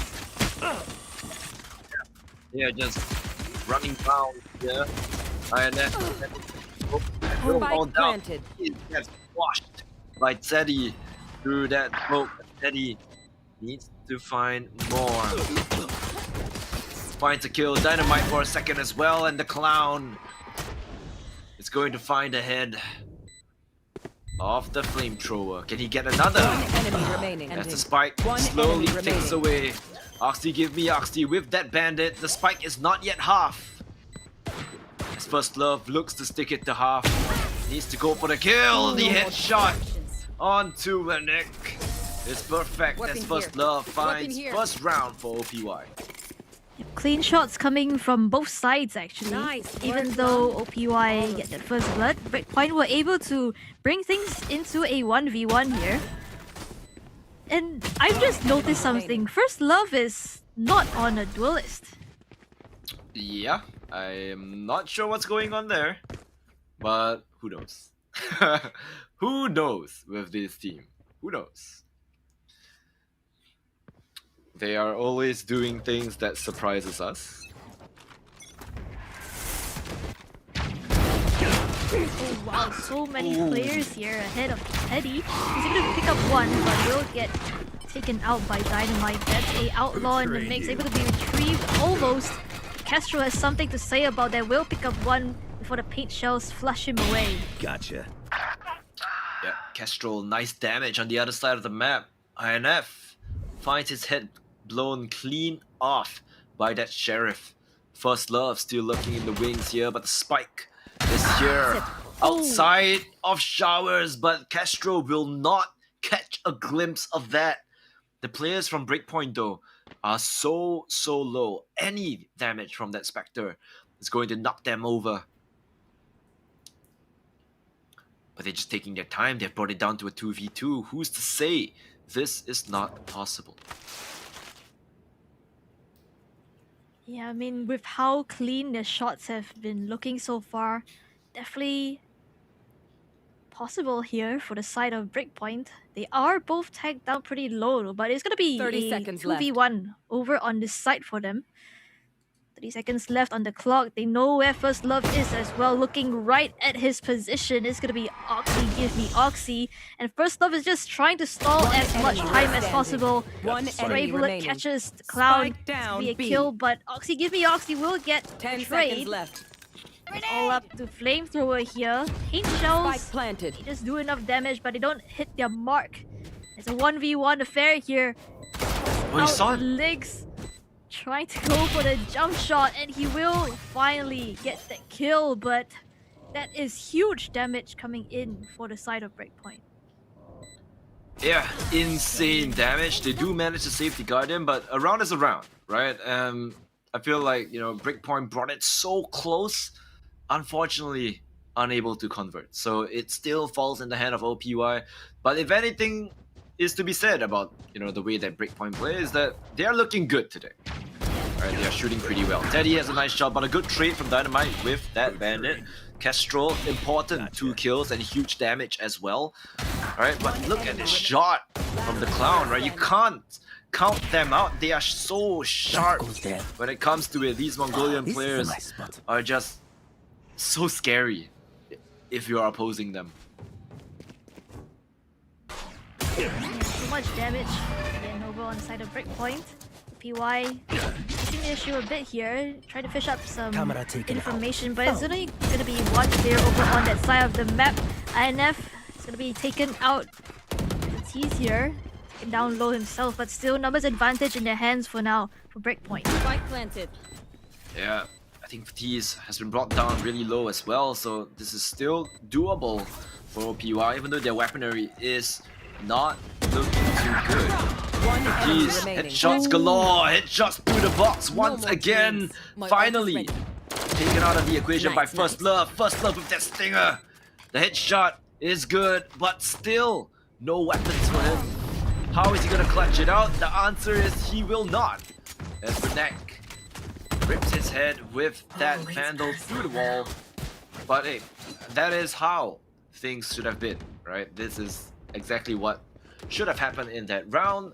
They managed to find 2 kills, right? But I think still, Breakpoint will be able to buy up substantially well here.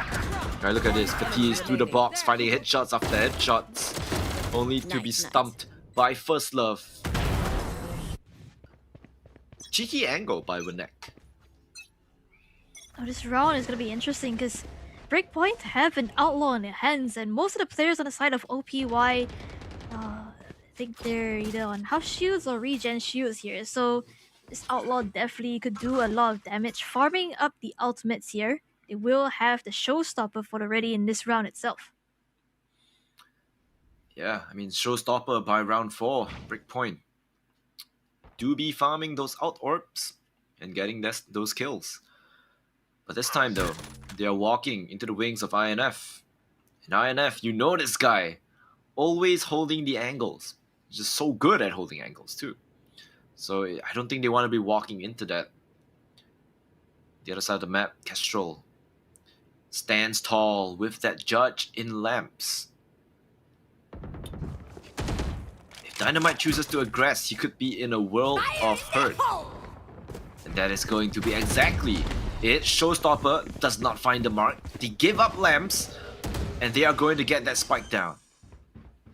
I don't want anything to do with this, but look at this. Teddy with that flank A would pick up the kill onto Winak. That's the Viper utility down, and Teddy even picks up another. He will get shut down by the Cloud though. He has a Nightfall of his own. And look at the kills going back and forth here. It's gonna be OPY who have the kills advantage, but Dynamite looks to shut it down, almost closes it out, but Flamethrower, Pyrex, he will answer the call, and OPY will make it a 3. Those trades were really, really good. I mean, phenomenal, right? Both of these teams immediately off the bat, they're just running full throttle, right? They're just trading each other left and right. It's so good. And Teddy, that flank was fantastic as well, right? Finds one, goes for the clone as well. Finds Oxy, give me Oxy. Gets traded by the Cloud, and over here, right? Left and right, up and down. It's just trades on trades on trades. One enemy remaining. Right, and that kill of the first love was nice as well. Almost gets the transfer. But unfortunately, Dynamite could not quite clutch it up for his team. Oh, what a shot by Pyrex. Paint shells to shove them back, and another kill as Winak equalizes it. Shuts him down. Teddy in the smoke, gonna get spammed down as well. Down to 86 HP. As we fall back to silence. Portal closed. It is control smoke over on the site. Breakpoint not too keen to fight into it, and this gives an opening for INF, who's right behind all these players. The shot's not connecting at first, but he will finally land that headshot. Now they know exactly where he is. There's players closing in on players of Breakpoint here. Both of them gonna be stuck in lamps. Don't have a lot of HP between them to work with, so he's gonna give that Vandal over to Fatigue, but he's gonna get taken out instantly by Teddy. Cloud gonna swing into 3. That's gonna be a shutdown. OPY will take 4. Yep, overpower use looking really strong here. Let's take a look at this replay. I'm not sure how Pyrex found one there. The second one would be ridiculous as well. INF almost missing that, but you know, he manages to stabilize after a while, so not too bad, not too bad. I mean, INF, this guy, we know him as the ultimate lurker. Right? This guy is just running circles around you if you least expect it. But right now, they're starting on defense, so we aren't seeing that just yet. Maybe perhaps in the next round, a bit of aggression to be seen here from OPY in towards that B-long position. They scan it out, and Teddy, with that outlaw, punishes Winak. That's a Vandal. Dropped as well. Destroyed. I think the buy is great for the rest of the team here. INF will pick up one, but the trade instantly found by Fatisse. It has an overdrive to work with, which could definitely work wonders in situations like these. There's gonna be a 3v2 over on this site as well. It seems like they want to go for this, perhaps. No, gonna be heading away instead. Yeah, and right now, Breakpoint, they're just silent again. Right, perhaps waiting for some kind of aggression from OPY, and that is exactly it, right? Pyrex swings right out. Unfortunately, his teammate was not there to trade, and Pyrex will just slink away back onto that B site. The last two remaining players from Breakpoint, I think Grammy, you mentioned the overdrive, but I don't think we'll be seeing it this round unless they manage to find a kill onto Pyrex here. Yep, not happening. Clean headshot from this raise, and he's probably going to get another as well. Yeah, so clean. Pyrex looking extremely sharp today. Yeah, I mean, look at the shots. One by one, they will be falling like flies to him. Collecting his ecos here. One enemy And remaining. definitely not expecting him to be pushed up all the way in long. Even after they kind of cut noise a little bit, I think maybe Breakpoint expected them to rotate back over to that A side, but no, Pyrex is just gonna be holding his ground over on that B side. No reason to rotate. And yeah, it's gonna be 5 rounds on the board on the side of OPY. This time, aggression is the name of the game as Pyrex goes in with that showstopper, able to pick up Wunek. That's the lurker down. That's the sign to speed up over to that B side. Yeah, side. INF is here. He knows that there's a player up and above as well. He's pinging it for his team, and I think he wants to swing out. The camera not quite hitting smart. Here's the drop down as well. Tries to dodge the boombot, maybe. He dodges it. That could be huge because as the smoke fades, INF is just gonna clean them up from elbow. They are falling like flies, and First Love shuts the last player down. A clean retake from overpowered Youths. Flawless. There's the buy round here for Breakpoint as well after that eco. It's won in a flawless manner by overpowered Youths now. I believe the money definitely not looking the best for Breakpoint. The timeout gonna be called as well. I don't think they were expecting this much aggression right after that round itself. Yeah, timeout once again for the side of Breakpoint. They do have a couple of ultimates here to be used, so definitely could try and cook up something. Yep. I mean, they need to do something right now. I don't think they're quite feeling it. They need something to do with the overdrive. Right? They need to make use of it, force overpower use into a uncomfortable position, and that's exactly what Neon should be doing. But at this point, I don't feel the sense of oppression coming from the Neon like we should be seeing. Right? I think Neon is supposed to be this very oppressive agent. You pair him with your initiators and you just wreak havoc on the side. But right now, it just seems like everything is in a controlled situation for overpowered use. Nothing is out of their calculations. They don't look uncomfortable at all. In fact, they are the ones that are aggressing on their defense.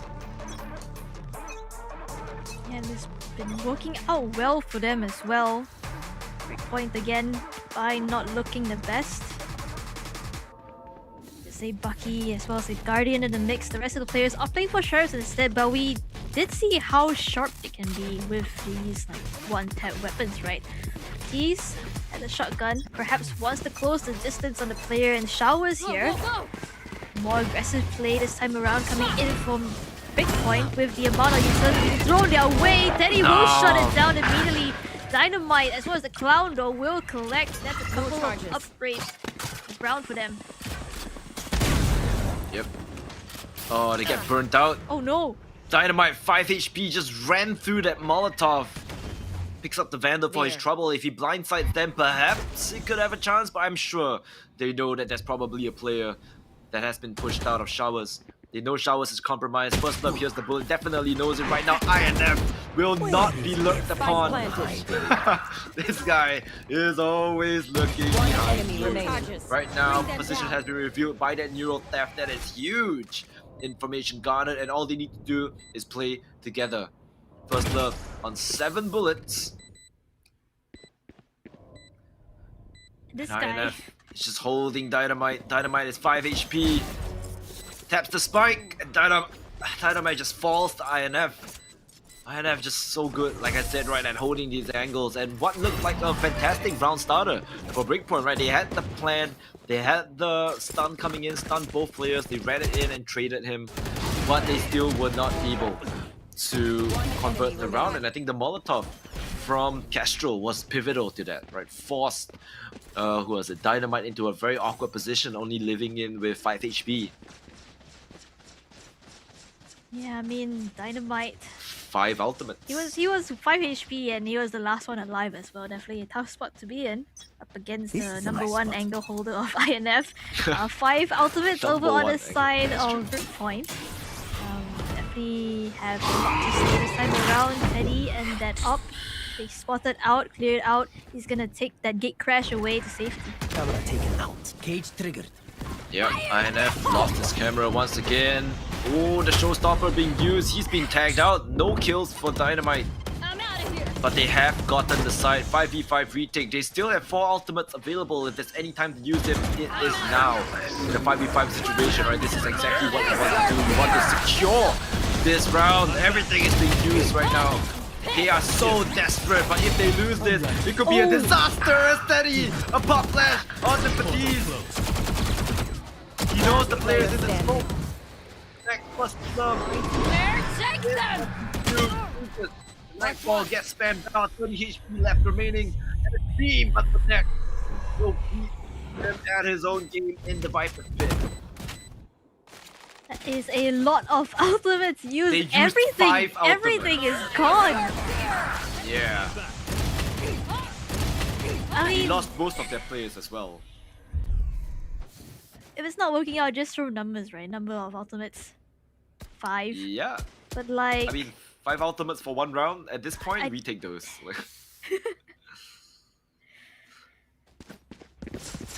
but I mean, what happens in the rounds when you don't have 5 ultimates?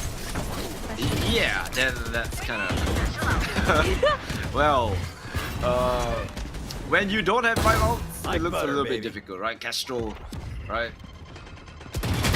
He's over-aggressing. Dynamite manages to find a kill, brought down to 4 HP. Once again, that's less HP than he was before in the previous clutch where he was put in. And yeah, I don't think they are able to plant the spike. And now look at how afraid Breakpoint is for INF. They have a Viper just hanging all the way in market while their team is pushed up A, just to try and find INF. They're looking for the luck, but INF is just not giving them anything. Elusive. It seems like they're going to be heading towards his side as well. A little bit of an off angle here. The Clown kind of expecting aggression, but this time around INF doesn't really want to give anything over to the hands of Breakpoint. Dynamite again is on a sliver of health. INF's position going to get noted. May very well get collapsed upon as the players start to make their way towards this B site itself. Yeah, the problem 30 seconds is that they don't have HP to fight INF. First Love gonna find a kill on Oxy, give me Oxy. They were thinking of the teleport, but I think this time they just want to test INF's mental. They throw the scan and they just walk onto the site and try to get it planted. But they know that they can't plant it because INF is in hookah. Right? So they need to plant it inside the tube. INF still holding this angle. Dynamite, no chance in hell. You're beating this guy. One enemy In a remaining. one-way smoke. INF just being an absolute menace, and I think this round is just done so. Right? One player on the back of the side is not quite enough, as First Love will connect this shot onto his counterpart. And 8-2, we are back in the status quo. No 5 ultimates, no round for you.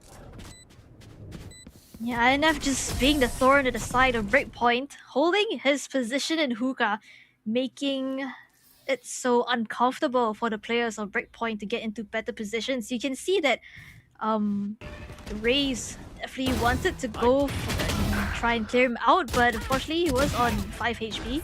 And there was definitely potential for a TP play as well if Oxy Give Me Oxy was able to find that kill. I think they would have taken a TP right there, but unfortunately for him, shots won't connect and it's Breakpoint back on an eco. Yeah, I mean, they need some guns. I don't know. To try and force something out, maybe a bunch of marshals here and there. You never know if that's enough damage to bring them across the line, right? But I think OPY right now looking like the stronger team. They have the protocols in place. Their retakes are good.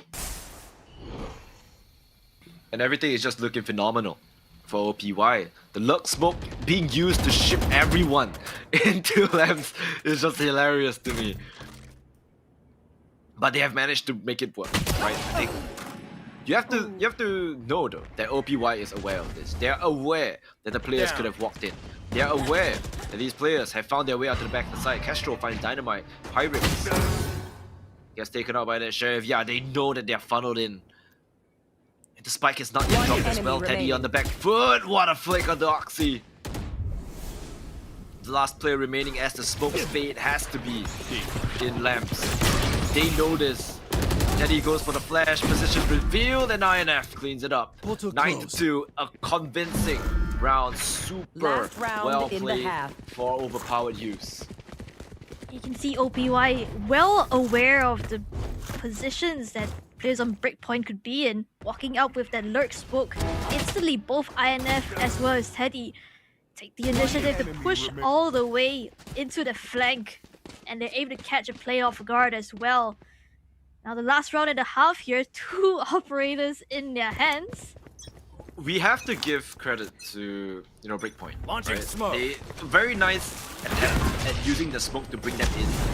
Unfortunately, once you are in, they can't get out. So they were just funneled into lamps, like sheep to a slaughterhouse. They were stuck, and Teddy is on an absolute tear today. He is shooting, and he ain't missing a single bullet. He is just tapping them head left and right. Finally, as the bullets dwindle, so does his HP as he falls. But that is a man advantage given. Pyrex doesn't miss the. Oh, okay. I mean, yeah, knocks his head on the ceiling with the double satchel, but the showstopper is still gonna find his mark, and that is a 10-2 for OPY. An insane lead. And Breakpoint, right now, what do you do if you were in their shoes? I mean, I don't think it's anything wrong, particularly with the way Breakpoint are playing. It's just like, I don't think they're really expecting OPY to be in the positions they're in. Like, you have INF just walking out behind you constantly. It feels like he's not giving the players of Breakpoint any space to breathe, any kind of space to be comfortable, making decisions that are, I feel like, more beneficial to them. And in that kind of moments where you're forced to make like a split-second decision is definitely a tough call for Breakpoint. And like you mentioned, Lemon, I feel like the Neon's impact hasn't been felt just as of yet. Yeah, I mean, at this point, they are so oppressed, it's difficult to feel any impact at all. Like, they are just oppressed to a point where they're just unable to do anything. Yeah, you can try and walk up and go for fights, but then you get shut down by Teddy, who's just standing there out in the open, shooting your head. Yeah, you could, look for the flank if INF is there. If he isn't, then you're just wasting manpower looking at something that doesn't exist. It's just like they're getting played to the tempo of overpowered youths, and they haven't found a way to break out of that, right? Which shouldn't be the case because you're running double duelist on an attacking half. You should be the one dictating the tempo, but it just seems like Breakpoint, they haven't found their way into the door. They haven't managed to put their foot through the door.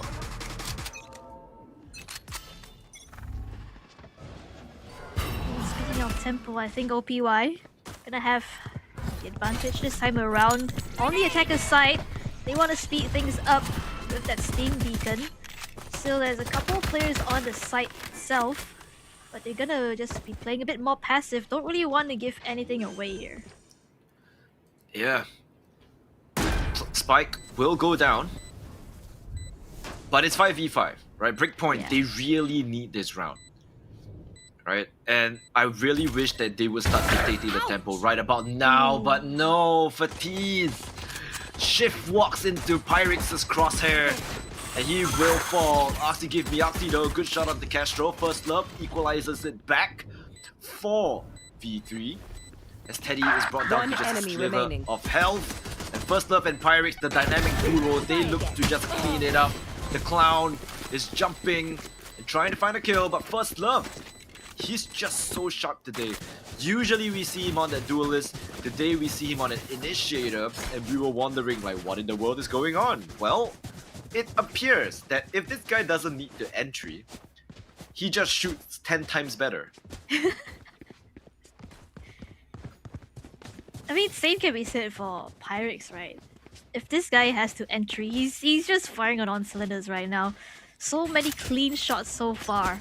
And yeah, top of the scoreboard for him. 11-2 is going to be the score line. Breakpoint. Definitely not looking the best here. So they want to take matters into their own hands. Look at them slowly but surely pushing up, but it's expected by OPY. Castro taking a couple of pot shots. Bit of chip damage onto the players of Breakpoint here, and the players make their way onto the side. It's going to be absolute chaos here. As the Keys picks up 2, the Clown good for 1. Still, it just comes down to a 2v2 here. Yeah, but do you expect, players to be remaining. all over the place like that? I mean, of course, I'd have expected, right? This guy is in your head, first love. With that Guardian, knows that there's a player left on the site. Spike is dropped though, so there's literally no way for him to come back. And Oxy, give me Oxy. What do you have? You have a Bucky in hand, and this is not the ideal weapon, right? Bucky or Classic, you choose. Shoulder has been spotted by INF.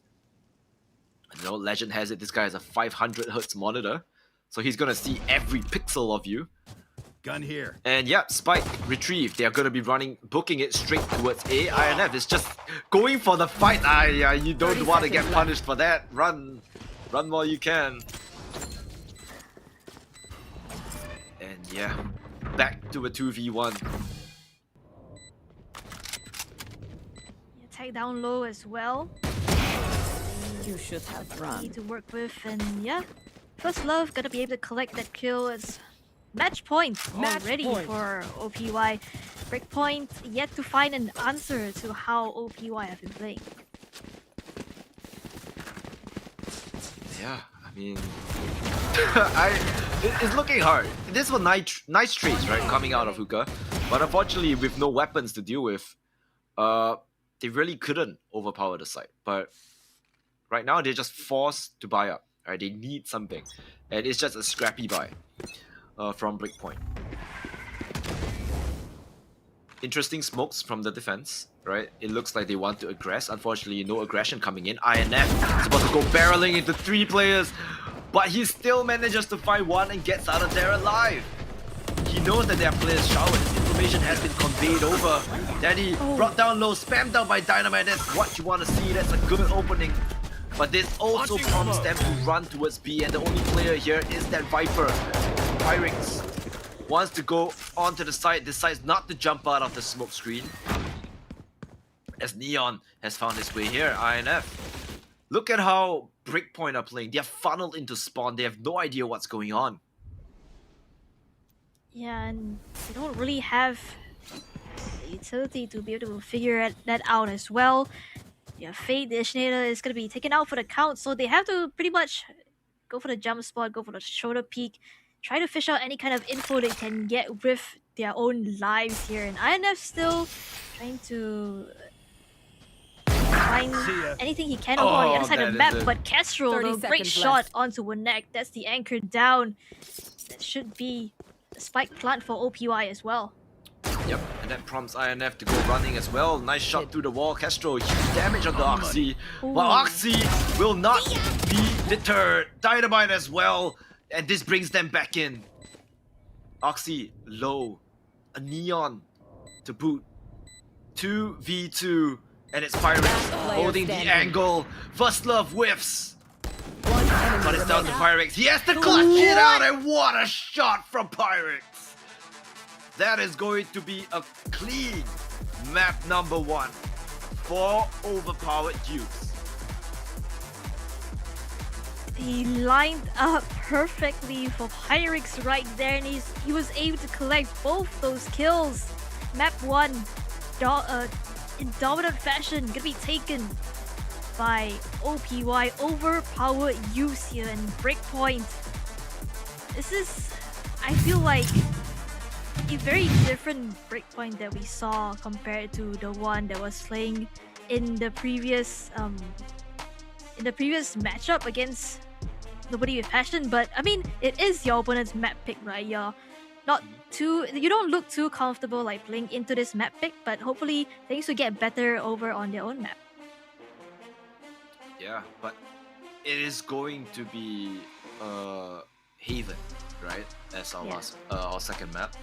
And I feel like with how experienced these players on OPY are, do you really want to bring them to Haven? I feel like that might be a bit of a misplay or a missed veto, I would say. Like, I don't think you want to put these experienced players on a map as old as time. Like, this is a Jurassic level map, like before, the dawn. Like, that's how old this map is. But do you really want to bring them there? Because I feel like they out-experience you on the map of Haven. Yeah, I mean, not only that, I feel like in the playoffs for Breakpoint against like Fish Action Party, they actually lost on Haven as well. So picking up Haven in this map veto again, I think is definitely a bold choice to make, right? Because you didn't do too well in the last time that you played on Haven. Maybe you swapped, you changed things up a bit this time around, and maybe it gets better for you. But on this map of Bind, though, it's just complete dominance from overpower use. Yeah, I mean, it just felt like they had no room to play, right? They had a very aggressive lineup, but there was like zero aggression, right? I'm not sure if I don't know, is there a psychological pressure coming from INF, right? He had a good look at the start, and then after that, they were just so focused on trying to find him. It felt like they were just not looking ahead anymore, right? The Neon, the Rays, we felt none of that throughout the game, right? Even if they tried to aggress, they just get shut down, right? It was Pirates, it was, I don't know who else, they're just holding the site and giving them no quarters. Yeah, I mean, definitely the point that you made about like INF just being constantly in their minds is like a very good point, because I think a couple of rounds, even when INF was nowhere near the flank, or he was still on the opposite side of the map, it was like Breakpoint were just looking back constantly just in case, you know, because they're not running a sentinel. You don't really have like a surefire way to like make sure INF didn't cross this part of the map. You have to really like face check it, and once your Viper or your luck is there, you're just constantly looking back. Yeah, it's just a very difficult situation to be in. I feel like if you're up against INF, you probably do need a sentinel, right? You need to have somebody at least to watch your flank. Take a look at the highlights real quick, right? All these players extremely sharp. The traits were good. They just never came out on top, and the only round that they could have won is by dumping 5 ultimates. 5 ultimates for 1 round. That is not a trade that you would take any day of the week, but in this particular situation, you take what you get. And look at this 3k from Teddy. Only a little bit of a whiff towards the end. I like this bonk off the head with the satchel, but you know, hey, you can't outrun that rocket, not where you're at. Once again, nice trades running out of hookah here, but still unable to convert. Right? It was just a lot of times where it was close, but it just felt like the coin never fell on the side of Breakpoint. Yeah, it wasn't like they were shooting bad or anything as well. There's so many clean shots coming in from Breakpoint, especially on those sheriffs, those like very headshot like weapons, right? But still, they weren't really able to close out the rounds. And taking a look at the scoreboard here, MVP over on that side of OPY gonna be Pyrex. Definitely well deserved. Look at his KD right there, 20-8 with 5 first bloods. Yeah, I mean, this guy is... I mean, they started on defense, right? And it was just Breakpoint trying to force their way in, but somehow Pyrex is there. He's just killing everyone, and by the time they want to enter side, they're like 1 or 2 men down, and it just all falls apart.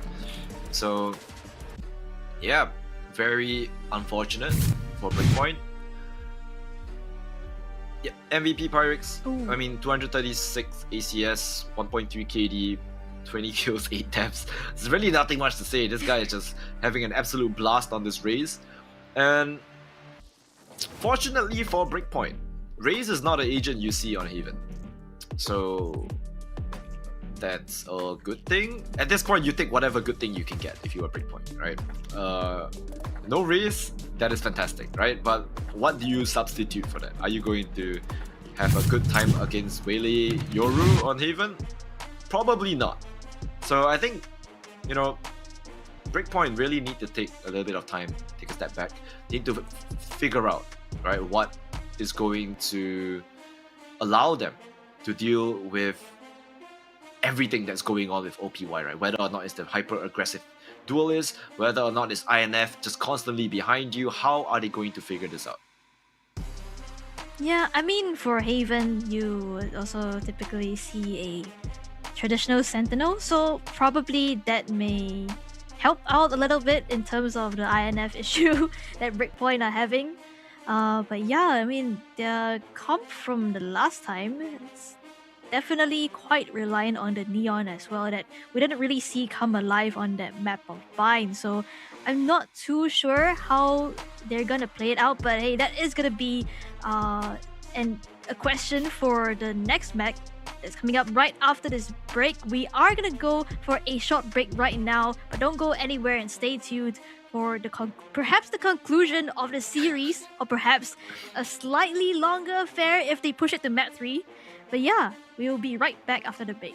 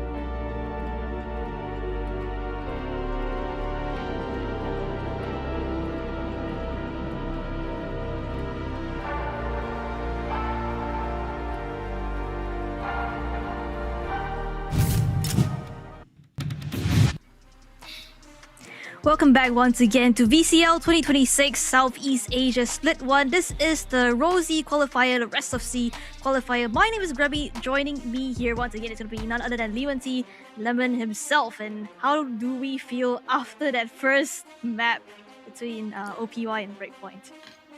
It's shocking. This was one of the games where I expected it to go extremely close.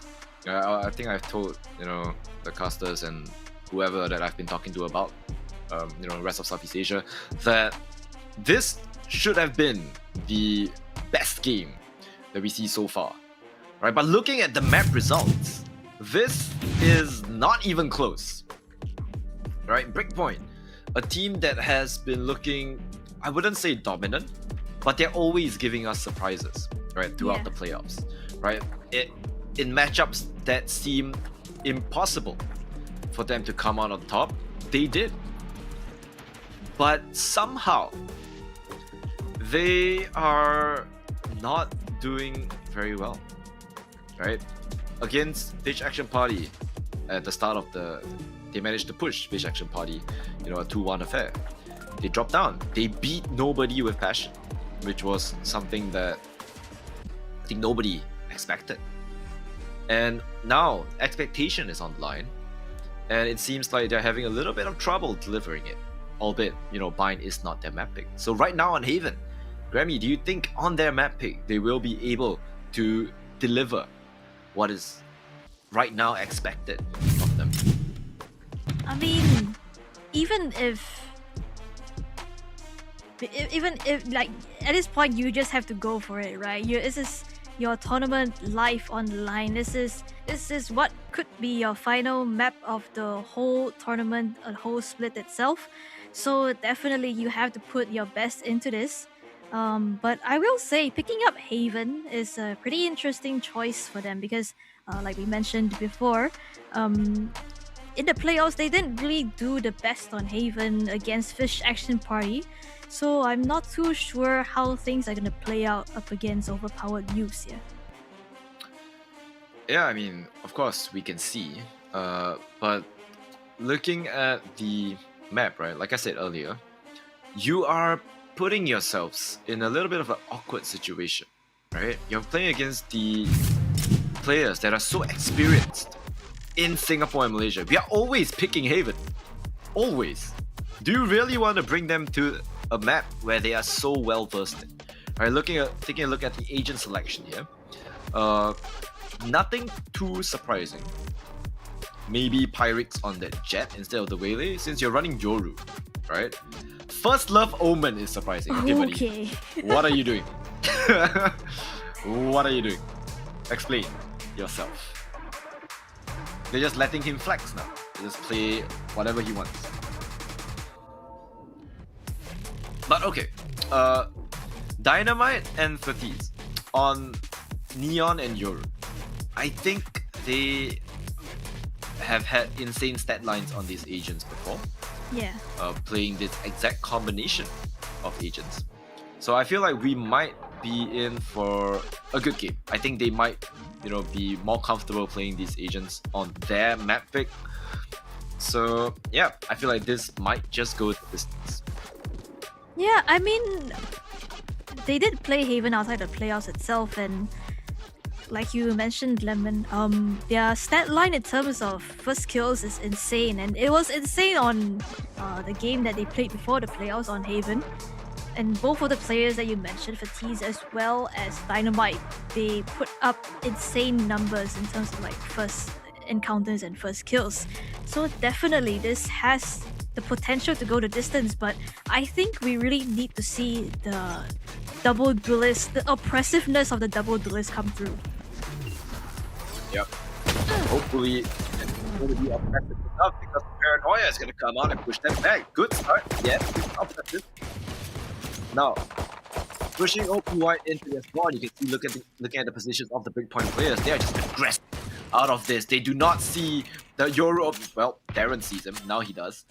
And Gastrol just walking out. Interesting smoke there with a little bit of hole, right? But Teddy has found his way onto site. I think this is unknown by these players. The smoke might give him away, but I don't think you expect that. There's a player here, and Fatiz is going to fall. There's a player up in heaven, and that's Kestrel Dynamite! being blown apart by Dynamite and explosive performance, just like his name. The spike is not yet planted. The shock darts might be coming. I think that's the recon waiting to scan out these players.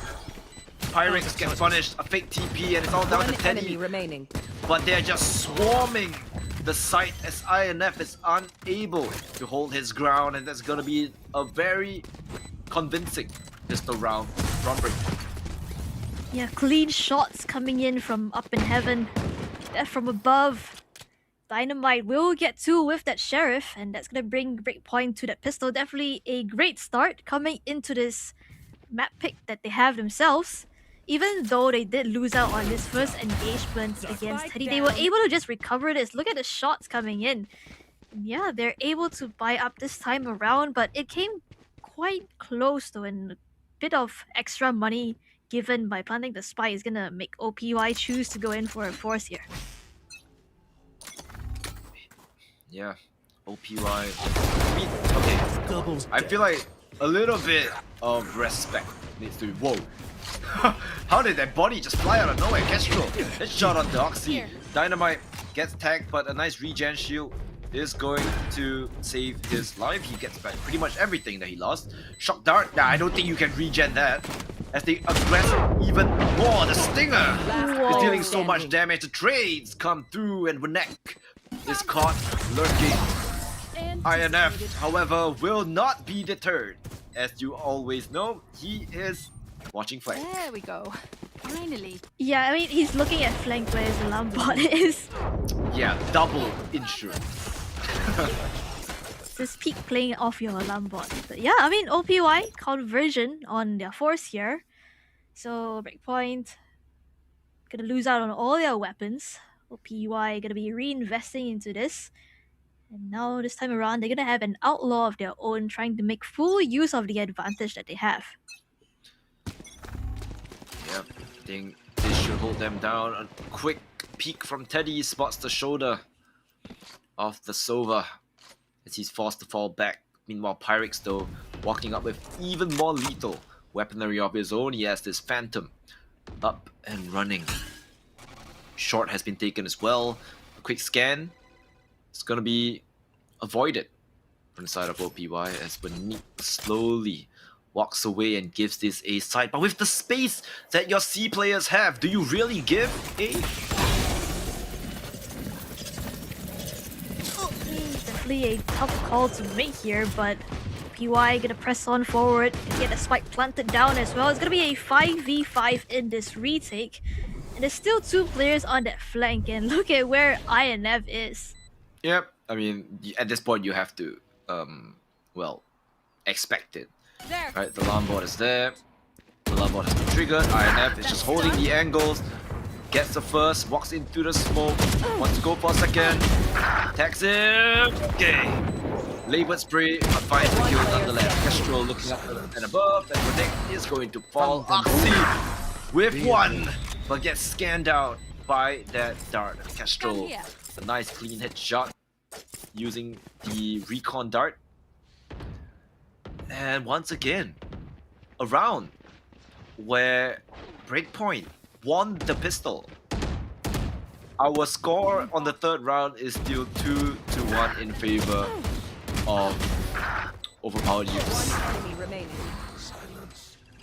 Yeah, but this was an eco coming in for the side of Breakpoint, and they managed to bring it down to the wire. Both the players that were left alive both on 1 HP, and this is where I think the game really starts, right? Both teams able to pull by up, immediate fight coming out here, and it's Breakpoint who are able to convert the kills in their favor this time around. Yep, great start for Breakpoint. This is exactly what we want to see. Aggression with the neon, right? You want this. You want the aggression. And meanwhile, INF just goes fishing. Trying to find kills. Walks right in. I think he hears the dart as well. This is something that he could jump over. Dynamite holding that smoke. Nice kill. Kestrel, good for 1. And Oxy finally removes INF out of this equation. The last player remaining is Kestrel. He has the spike, and it's a 1v3. But with all the utility on the side of Breakpoint, this could just be impossible for him. He has the correct sight if he so chooses to hit it. The moment he breaks the trip, that is go time, right? left. All of these players are just going to instantly rotate. Shock starts the camera as well. And right now, after the spike plant, he needs to go and take space. They have an Omen. Right? You can't just play long. One kill would be good. Garage window might be the perfect solution. He just needs to find the timing. The timing needs to be perfect, but they're just holding him down. Almost gets the lined up. But a good kill from Winnick nonetheless, as we tie things up 4-4.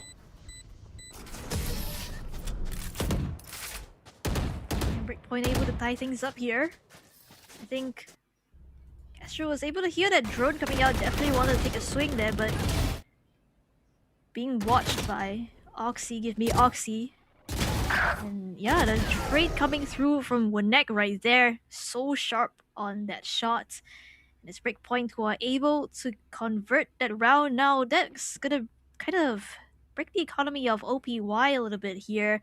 Looking at the buy, it's not looking the best. You have Teddy on that Sheriff. I think it's a Stinger in the mix as well. Just two rifles over on the team, and the Clown gonna hear all this noise in the way of his sight. Give me Oxy, puts the sight smoke, goes into the smoke, but gets punished by Teddy. Pyrex spamming the knives through the smoke, and what is this? A clean C-take. Every single member of Breakpoint falling like flies. Unable to hold on to this site. First Love on an interesting angle, but look at INF. Where is he? First Love got looking the wrong way, but Pyrex trades him out. And INF, of course, he's from B. I'm not sure why First Love looked that way. But yeah, definitely got punished for it. Looking for a gun, maybe. Yeah, I think he was kind of like caught in the reload as well, not able to fire his gun. And the timing, great for Fatisse, but that's just a consolation prize for him. OPY back in the lead now, and Breakpoint again, their economy gonna be pretty weak coming in this time around. They do have quite a number of ultimates though. I'm looking at the Dimensional Drift as well as that Hunter's Fury that definitely could be used together. I mean, same could be said. I mean, both of these teams have all of those up and running, right? Yeah. They have the exact same ultimates. So, yeah, let's see how this is gonna work out, right? The easiest way to get a tag off of that Hunter's Fury is literally with the Dimensional Drift. So, let's take a look. Dimensional Drift instantly popped into Garage. Wait a minute. You see the Omen. I'm back. I feel like they just crossed each other. But nonetheless, the site has been cleared. And they will be able to get that spike down. So that's a post plant with the Hunter's Fury available. And it's a 5v5 retake for Breakpoint. Time to jump. Oh, but you have that Killjoy lockdown Nice flank. that you might have to deal with as well. Castro's gonna get the first, Neutralized. second to boot. Dynamite as well as Fatisse, both the bullets will be falling. But trying to salvage things, but INF holds his ground, picks up 3 in the mix of things, and brings OPY to 4. Pick something nice to kill them with. It's the least we can do. I feel like Breakpoint, they might want to time out. Like, I feel like it's about time. They are not looking too hot. Once again, right, are they going to have to sacrifice 5 ultimates for 1 round? Silence. They go for the flank, not a single bullet shot onto Castro. Right, and I mean, of course, equal, right? They don't really have much guns. Nice shot from, but still, not quite enough. And now they have 5 ultimates. Do you just spend it on a 5v5 retake? Ooh, wait, this is dangerous here. INF picks up the kill. Fatisse is just trying to walk through the smoke, but he's gonna get caught by Kestrel. And picks up another kill onto the opposing Sentinel as well. Teddy's all up in A-Link here. I don't think we'll be expecting this. Still yet to shot off though. One enemy remaining. Wow, really? Okay. Really, Castro. And INF is just on the other side hunting. And the last player. Yep. Okay. INF will fall. Nice crosshair placement from Dynamite. 1v2. Now it's doable. But do you risk it? Do you really go for this play? No, I don't think there's time. Surely there isn't. Castro holding Link, knows it's a fake. First Love drops an interesting smoke as well. I think he hears the drop up. First Love, paranoia, dumps it at him, goes for the swing. Dynamite not even able to save his gun as the spike will blow. OPY slowly but surely get a couple of rounds together here. And this, I feel like INF has been, regardless of like the Sentinel, INF has still been kind of finding a bit of like holes in Breakpoint's defense. He's able to pick off, I think it was Oxy right off the bat, so they didn't really have the smokes to play with as well. And after he makes his way onto the site itself, he takes out the Clown with the Sentinel, and this time around OPY, a different kind of idea. Noise being made towards this A site, Spike being moved towards that site as well. They do have the Killjoy lockdown to play with. Yeah, and I think that's exactly what they want to do, right? Put INF up in short, use the lockdown, secure the site. It's just a free take. Yep. INF drops that lockdown, smokes up towards heaven, and they will just be aggressing on this site as the lockdown pops. Free site, 5v5 retake, and they have 5 ultimates to boot. Will they be able to take back this site up against a post plant with Hunter's Fury? Wait, First Love? You gotta kill him to the Clown. Operator shot from Dynamite rings, but no cigar, no kill right there. And he wants to go for a retake with the op solo. They take the Operator, I think they're out of there. Oh, a pre-fire from Pyrex as well, just spans out Oxy. They want more, they don't want him to save that up.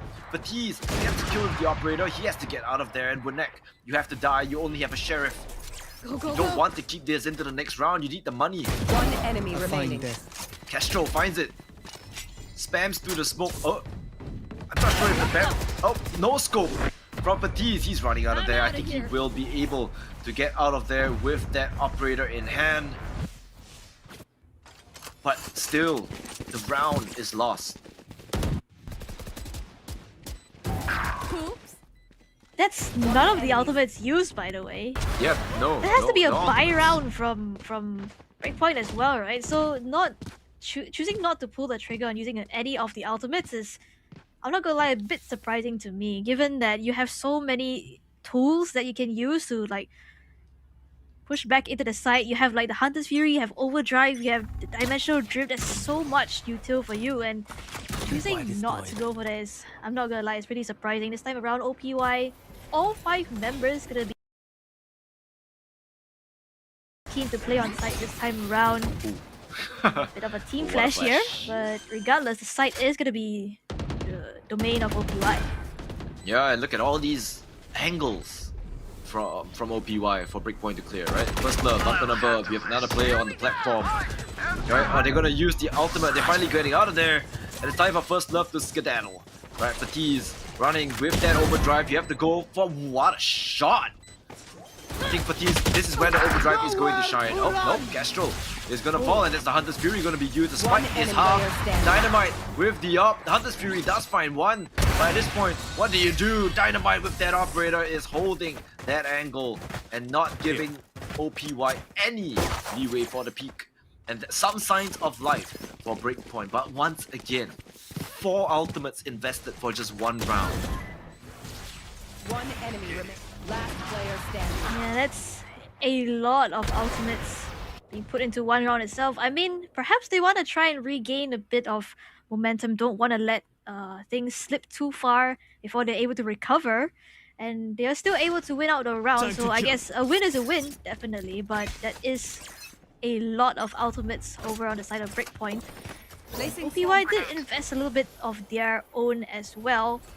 See again the port of call for the side of OPY. This time around there's going to be a player on the site. It's going to be Batiste. He's going to get out of there. Doesn't want anything to do with that. He's going to get overrun, and Teddy, he's going to get the kill.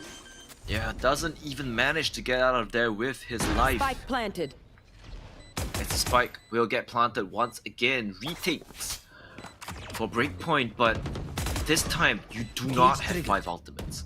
You do not have the overdrive to cause chaos. And OPY, they're standing there like a rock, not moving. Monek finds a kill, trades abound everywhere, the entire kill feed lights up like a Christmas tree. And Oxy, give me Oxy! Is down on 1 HP. INF will not be faked out by that teleport. Pings out the operator, saves it for his team, and 7-3. We go again. It's the same story from Bind Grim.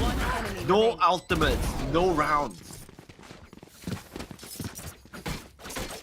Yeah, I mean, for breakpoint, once I think OPY gets sight, you don't really have a. It feels like, again, their double duelist composition, even though we saw like a bit of signs of life here and there, they want to go a bit more aggressive. I think for the past couple of rounds, they haven't really been doing that. Yeah, like I said, right? I think OPY just playing well. What I mean, how can he get away with that? Right? How is First Love allowed to teleport 5 feet in front of himself and still stay alive and find a kill on Dynamite? No chance.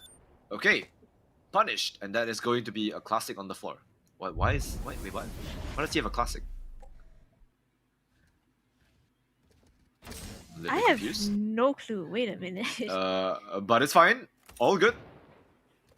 As Pyrex stares down the barrel of Oxy. Information gonna be garnered. He might just get. Oh. Pyrex decides to go for the trigger discipline. Decides not to shoot, and Oxy is walking back as he's gonna find a kill on the Pyrex, and there's a gun donated over to the side of Breakpoint. And now 2 players lurking in the smoke here, both armed with sheriffs. INF has to clear out his crossfire. Spots the shoulder, goes for the shot. The other player nowhere to be found. Gone onto the back of site. INF good for another. Next trying to hold on to the site himself. 3 kills in a round already. The dart that comes through spots out Castro's position as well. He's tagged down low, and Castro is just gonna rotate away. I think go for a save here. Don't really have the time to play with. He does. Barely. Okay. Okay. He has time. 49 seconds. Spike Hunter's Fury. Good presence of mind, knowing that the Hunter's Fury is up and not planting in default. Spend a little bit more time taking the space, right? And plant in a place where the Hunter's Fury is unable to land. Right now though, the drone has cleared out most of the site. Okay, so he's either main or he's right behind the generator. And it all comes down to timing. Monek 8 HP, unable to reload. 3 bullets left in the chamber. And it's all down to Castro. He finds the first kill. Any TP. Oxy, give me Oxy. Does not find the shot as Castro clutches it out. 1v2. Last round before the switch. He was tagged down low as well. What a clutch coming in for Castro right there. Isolates the fights perfectly. And looking at highlights once again, Pyrex almost catches the timing, but Oxy smells him out. Look at the trades coming back and forth over on the side here. Perfect isolation on both these fights. OPY will make it to 8 here. It's gonna be the last round in the half. Both teams on a full buy, and seems like this time around pressure gonna be applied over on that A site. Oh yeah, pressure in the whoa, Dynamite.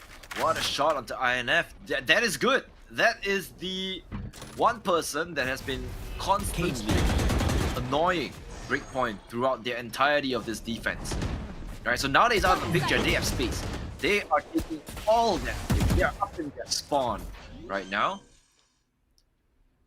But they're re-aggressing through the Raj, and that's where Teddy stays waiting in the wings. He's caught in between these players, but if you can find a thread, a needle to thread through the defense, it is there. He finds one, but gets traded out. First Love, very aggressive position, gets caught out. 360, spins around, kills the freeze.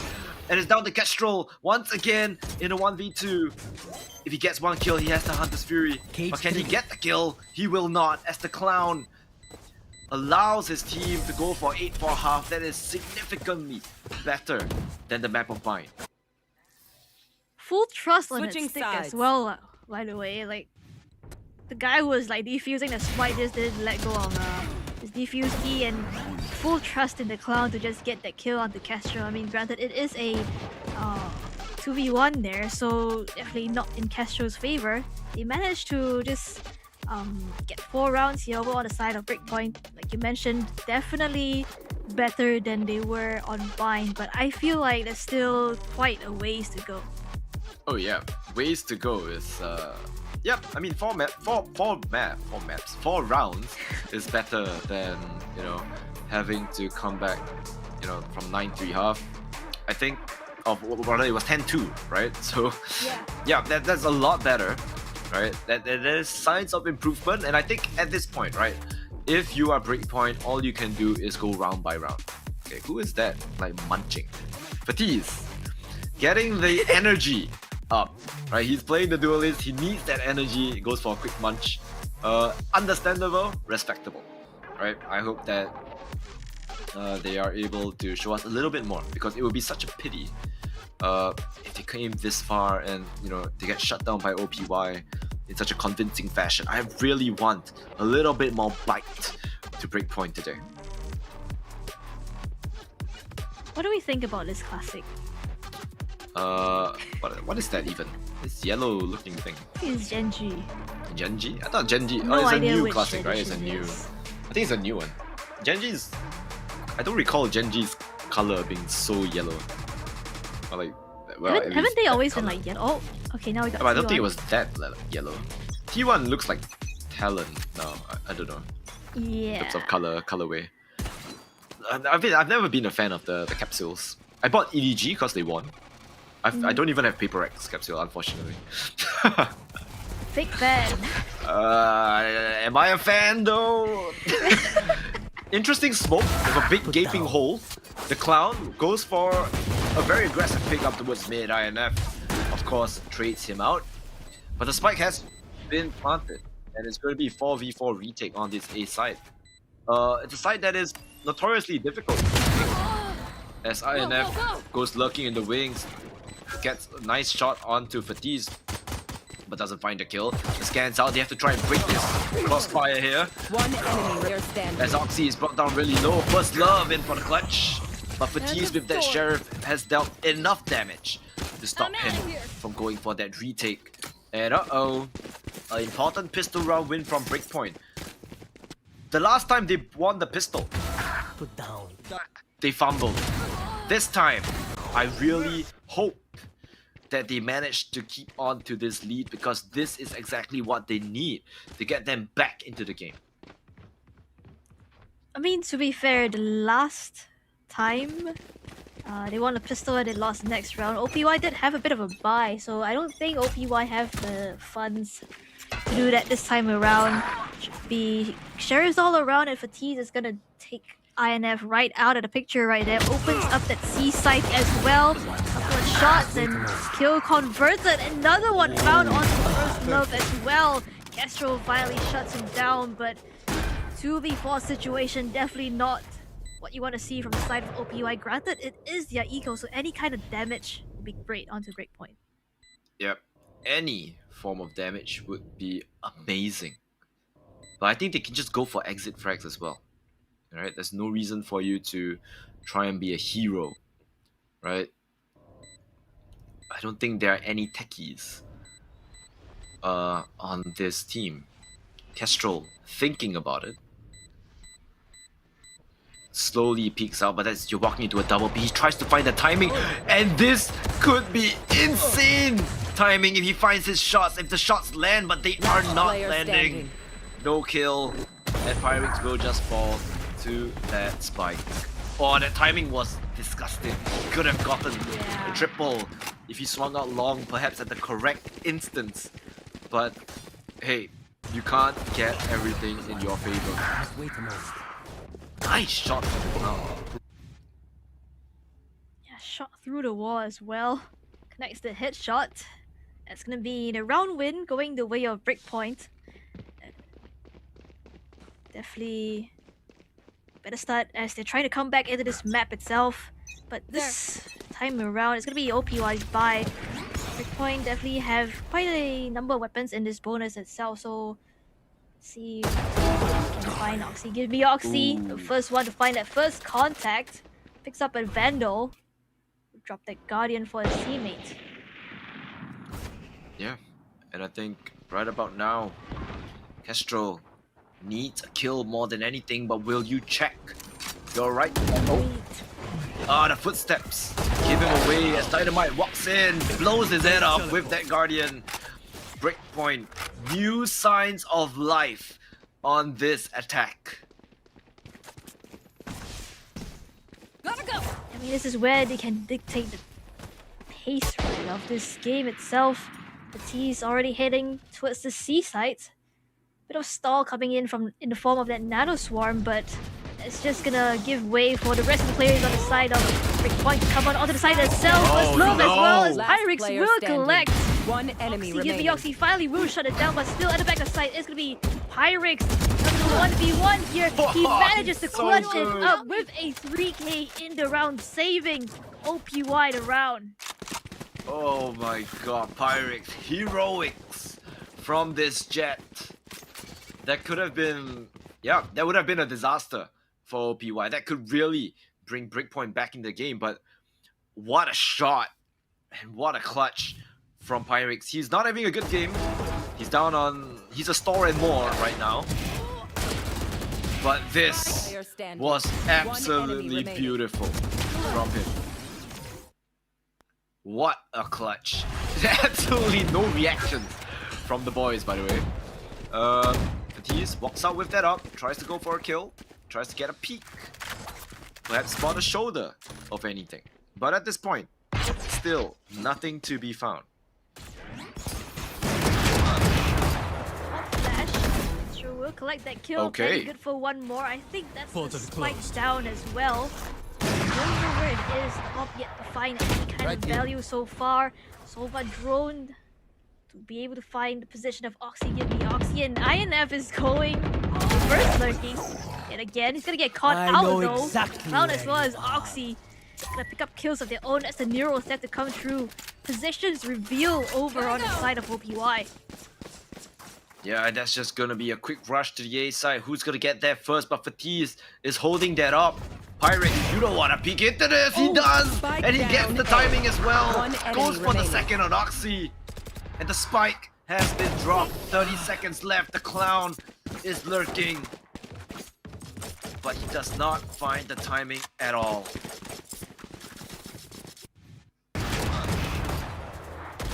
Oh, I think he got the timing where he unscoped. Yeah. Very unfortunate for Fatisse.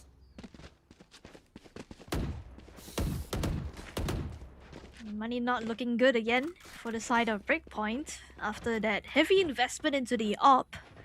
So this time around, couple of sheriffs. We've seen how much damage the sheriffs can do though when they're in the hands of Breakpoint. So definitely counting them out just as of yet. Castro will be able to dodge that Sova dart. Oh my gosh, what a shot onto Castro. That's a rifle upgrade for Oxy. Give me Oxy.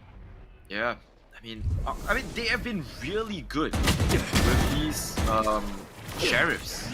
But when it comes to the rifles, they're getting nothing. Teddy, hello, easy 4 kill for him. What a pot flash. What in the world was that from Teddy? He's just like, Aim labs, perhaps. yeah. Easy aim labs for him right there. 1, 2, 3, 4. And they will all be falling to the ground. Even though Breakpoint were able to pick up that first kill, they still weren't able to shut down Teddy, even though he was like pretty tagged up, right? And Teddy's just gonna take what he can get all those 4 kills, and that's 11 points on the board for OPY. Yeah, that was clean. Insanely. I love it. Pyrex though in his corner gets scanned down. No way in hell you're staying alive right there. Results out the first love. They managed to remove the Neon. Hunter's Fury is going to be used as well. First Love falls on the back of the side. Gets pinged out.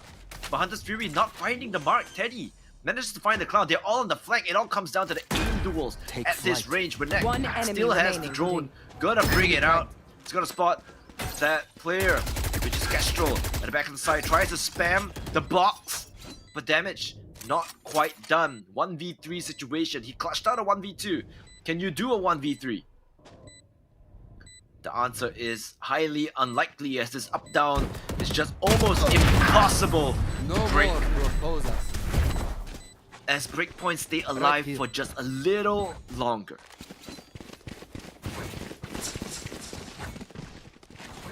I like that change of pace coming in for Breakpoint right there.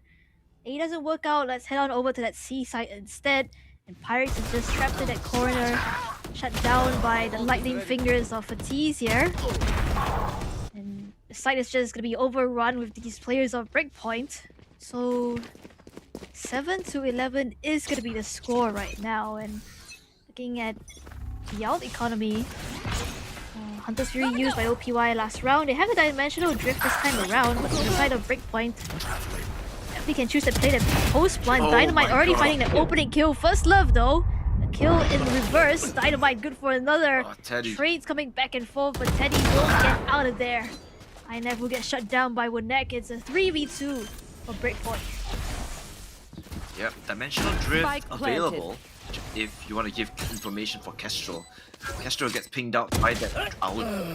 But Teddy, important kills. 2v2 now, dimensional drift gonna be used. He's basically a glorified drone. He spots both of these players. They have to try and crunch them in. Almost catches the timing. But it's down to Kestrel through the back of that box. Finds a kill, goes for the tap of the spike. Asks to give me Oxy. Oh, breaks the ankles of Kestrel with that fake teleport. And once again, giving them even more time to get the score even closer. Yeah, completely debated by that TP right there. Fix the teleport. Oh, noise. Kestrel is just not looking the right way. I mean, it was a 50-50 angle at that point, but Kestrel just picked the wrong side of the coin that time around, and it's gonna break the economy for the side of OPY. Flamethrower does have the Blade Storm. Yep, Blade Storm, like you said, as well. Does not find the mark though, as Vanik as well as Matisse is going to remove Pyrex from this map. Teddy is just so sharp with that Sheriff. 2 is good enough. INF as well collects another head. As the spike manages to slink its way out of that B side into safe hands, but right now guns have been donated to OPY. And that is definitely not what you want. Information has been garnered that they are still up towards mid. 1 minute to play with. And INF has that lockdown available for retake.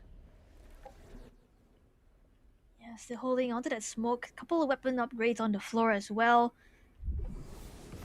He's just waiting for perhaps a re-hit. Both the players on the side of Breakpoint to be outside of B. He will be the spot player. All in for reinforcements, and Kestrel arrives. The rest of the gang is here. First Love from up above, and Oxy Give Me Oxy just has to go over to that C side. Too many players on the site itself, but his position has been given away by breaking the turret. Look at his position right now. Wants to go for the swing. 1, 2, and 3. It's a thrifty round for OPY as they make it to map points as well as series points. Now, this is not how you want things to end, surely, right? You had such a good round and then you kind of just got drifted. It's very unfortunate. I love how OPY are playing right now. They are looking so on form. I mean, yeah, they played Motive and they kind of got clapped. But this is the OPY that we are supposed to see. This is the OPY that we know.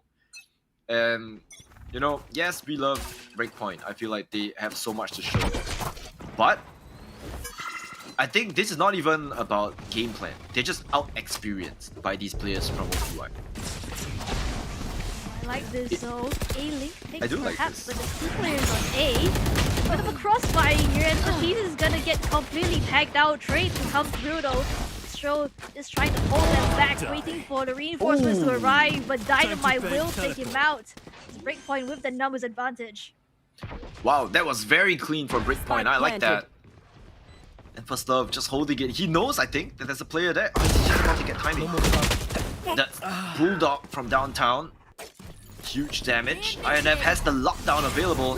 Gonna pop it. And Hunter's Fury gonna be used to counter that lockdown as well. Okay, lockdown's gonna fall. Now, how do they break this crossfire? Dynamite's holding close with this Bucky. One enemy You player need standing. one player. Trade. One enemy remaining. First Love! What? Goes for the TP, goes for the kill! Whiffs at the crucial timing! But that was hope that should never have blossomed. First Love should have never gotten those 2 kills. But in the end, it was for naught. As Breakpoint stay a little bit longer on this map of Haven. Or that could have been. Okay, I'm not gonna lie, it reminds me of that 1v3 techie round. Yeah, that could have been it. Unfortunately, I feel like he did manage to get a shot off on the player in hell. But it just didn't land on the hit, unfortunately. Otherwise, that would have been a clean 1v3 retake. Oh. Quite a bit of damage onto. A little bit. Okay, that's a lot of damage. Dynamite's gonna be taking him out. The rest of the players not too keen to go in for the fight, but First Love somehow, some way finds a trade. Yeah, but this time, you know, without the lockdown, it's gonna be a little bit difficult for the VC. He is gonna get scanned out. Nice fake there. Hunter's Fury gonna be used. And Teddy is stuck in a very awkward position. Is this really how it's going to end? With a... I don't even know what to say. They just got absolutely bodied on this A side. And it's just effortless from Breakpoint. Right? You oh, sorry, not Breakpoint. Overpowered use. You can see, to them it's just another day. Right? They're not even laughing. They're not even smiling. They're not even celebrating. First Love is looking at his mouse and he's like, ah, this mouse is so trash. I could have gotten even more kills. I don't know what is going on through the heads of these players right now, but they make it look easy.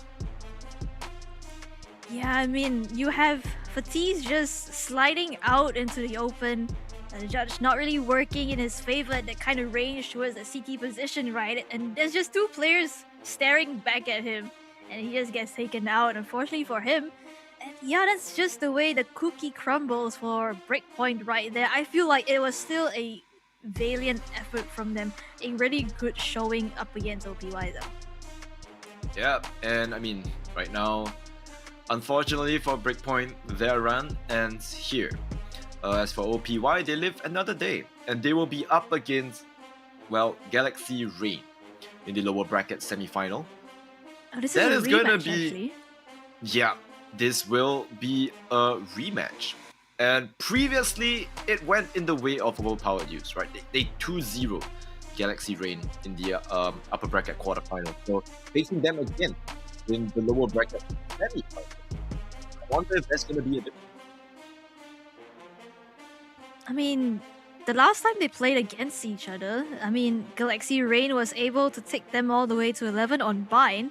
So I feel like there's definitely potential because now you have a Galaxy Rain that's kind of warmed up to the idea of like playing in playoffs now. And besides, they're both in the lower bracket. There's basically your tournament lifeline right there. So yeah, I feel like there could be a chance, like a world where they pull off the upset.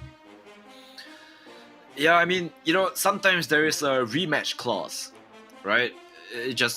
It's possible, right? Perhaps you can have a little bit of a rematch clause here, right? Whenever you go for the rematch, the person that, you know, lost the first time manages to win the rematch. So who knows, right?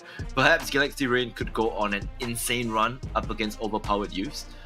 Unfortunately, you know, Breakpoint today, they didn't quite have that bite that we have seen them have in the past 2 series that they have played. Taking a quick look at the highlights as well, we will be able to see, you know, relive the moments on this map. So Dynamite, very, very sharp. You know what? They're really good with the sheriffs. Yeah. Like, I feel like they have gotten more kills with sheriffs than with rifles. I don't know if that's a statistic or that's a feeling, but it really does feel that way. Yeah, I mean, definitely a lot of sheriff kills here once again Look at this. for breakpoint. Yeah. Yep, Teddy, this flash. 1, 2, 3, it's just aim laps for him. That was a very, very nice one. Yeah, look at them. Okay, at least, you know, some signs of light. They're so happy, right? Renek, nice kill on the Castro. Teddy, once again, right? Sheriffs galore. Great second kill, INF through the smoke as well. And first love, this was probably one of the closest clutches I've ever seen. Right? He almost had that. And yeah, but in the end, right, looking at the MVP is gonna be INF. Oh, really? INF is the MVP for this game. Interesting. I thought it was gonna be Castro. Yeah. I don't know why, I just thought it was gonna be Castro. That's true, because I mean, Castro, I feel like his impact was definitely found on this map itself, right? Definitely a lot of multi kills coming in for Teddy as well. That 4K, definitely putting up numbers, but it's gonna be INF who picks up that MVP this time around.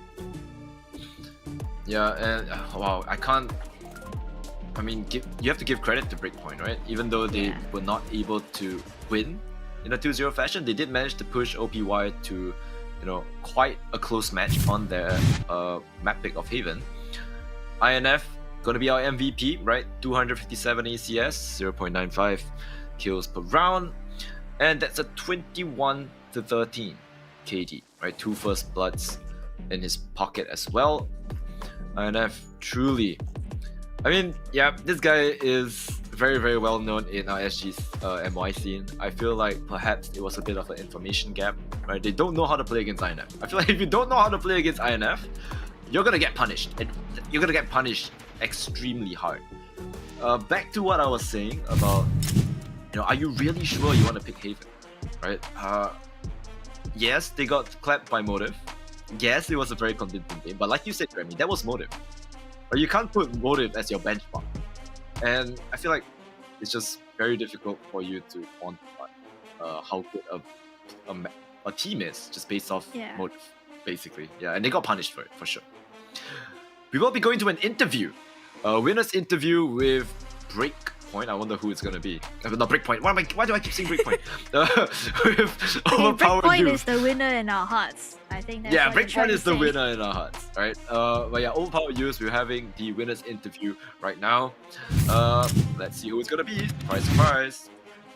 Hello. It is INF, of course, our MVP of the map. Hello, Mr. INF. Hello. How are you doing? Congratulations on your win, by the way. Grammy, do you have any questions you want to start with?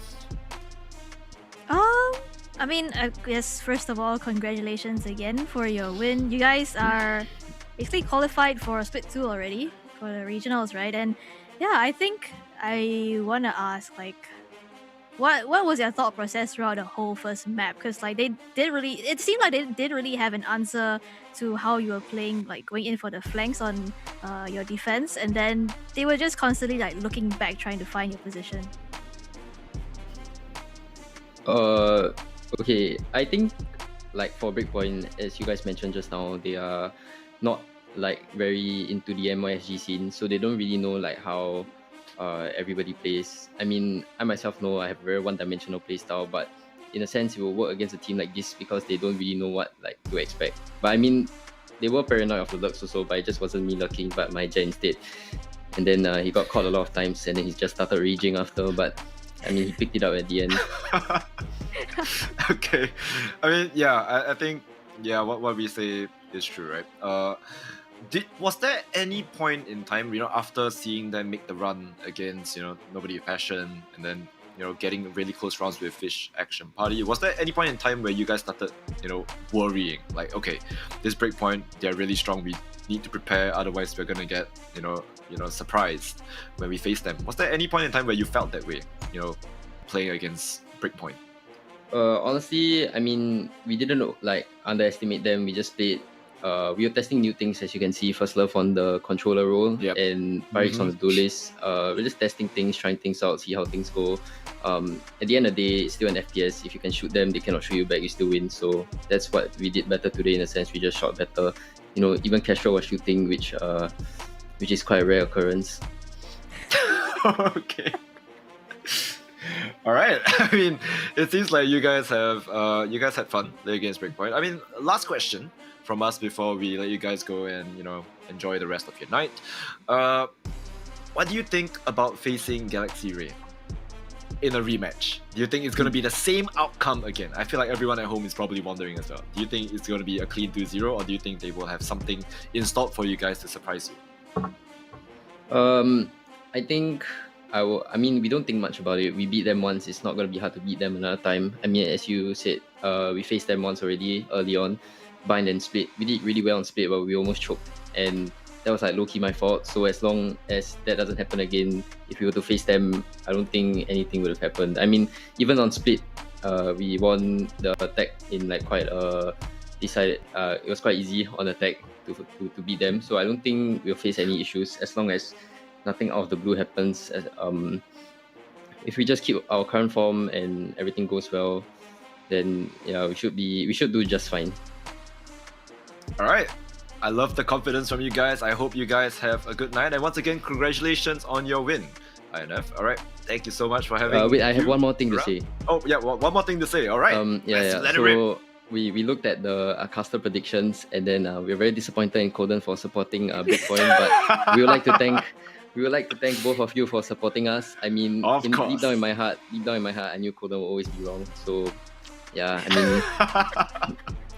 Yeah.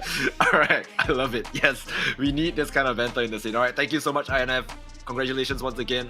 Have a good night. Yep. Good night. And yeah, definitely we'll be watching you guys for the match against Galaxy Rain. All right. Thank you. Okay. Bye-bye. Bye.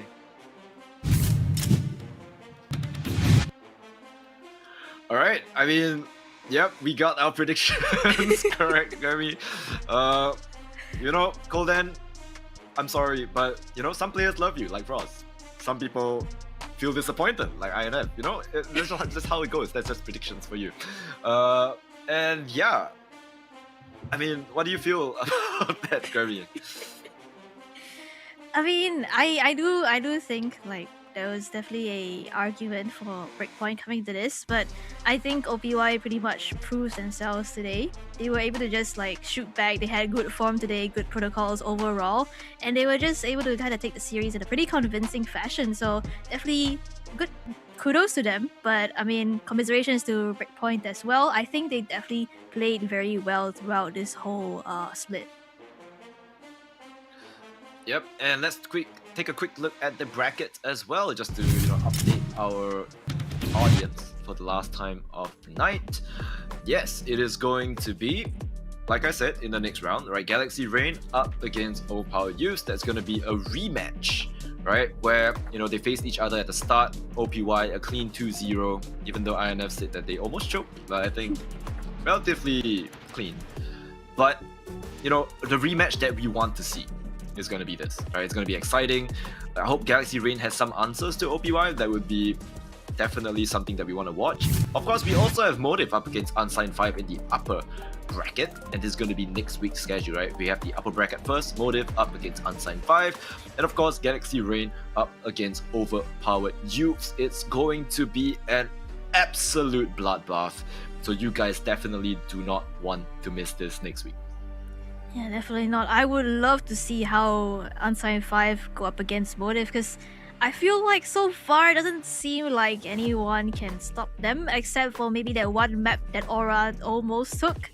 But yeah, so far Motive looked pretty dominant throughout this whole split, and I want to see if Unsigned 5 have any kind of answers to them. Meanwhile, in the lower bracket again, GXR up against OPY. It's gonna be a rematch. I feel like GXR are also the kind of team that are able to kind of adapt as the game goes on. Like, you can evidently see that in the game against Fish Action Party, right?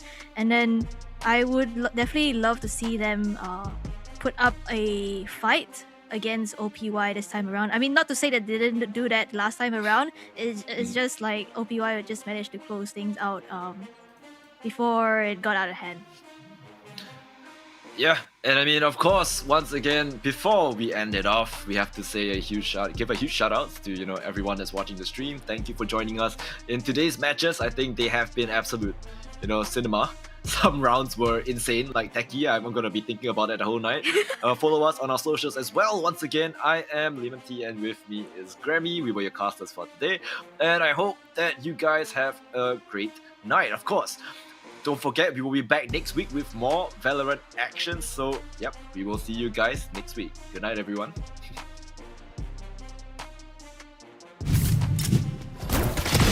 Enemy Hitting brakes. Spike down B. Too fun. One enemy remaining. One enemy remaining.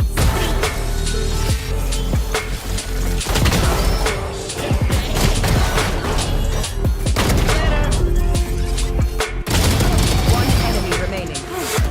Spike down A.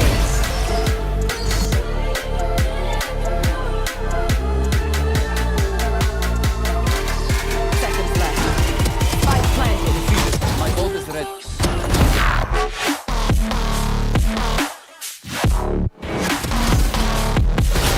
Seconds left.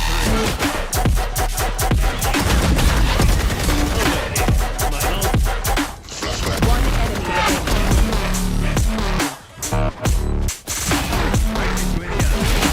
Planted. One enemy remaining.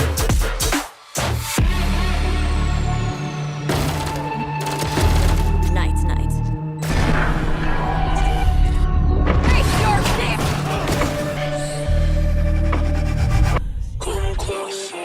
One enemy remaining. Nice. My ult's ready.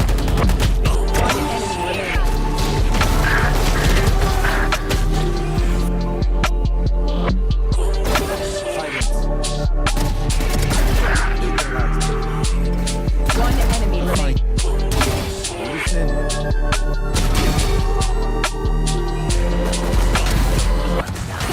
Wait a moment. Spike down. One enemy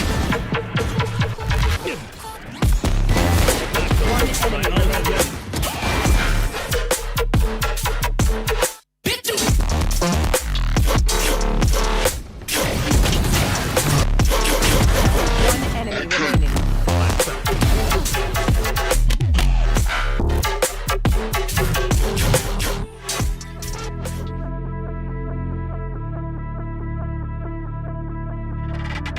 Just don't let it fade. Don't let go of your face. I think that you know. You hate that bitter taste. Falling again. All the lessons you learned. Eyes wide open. This is your moment. Turn away.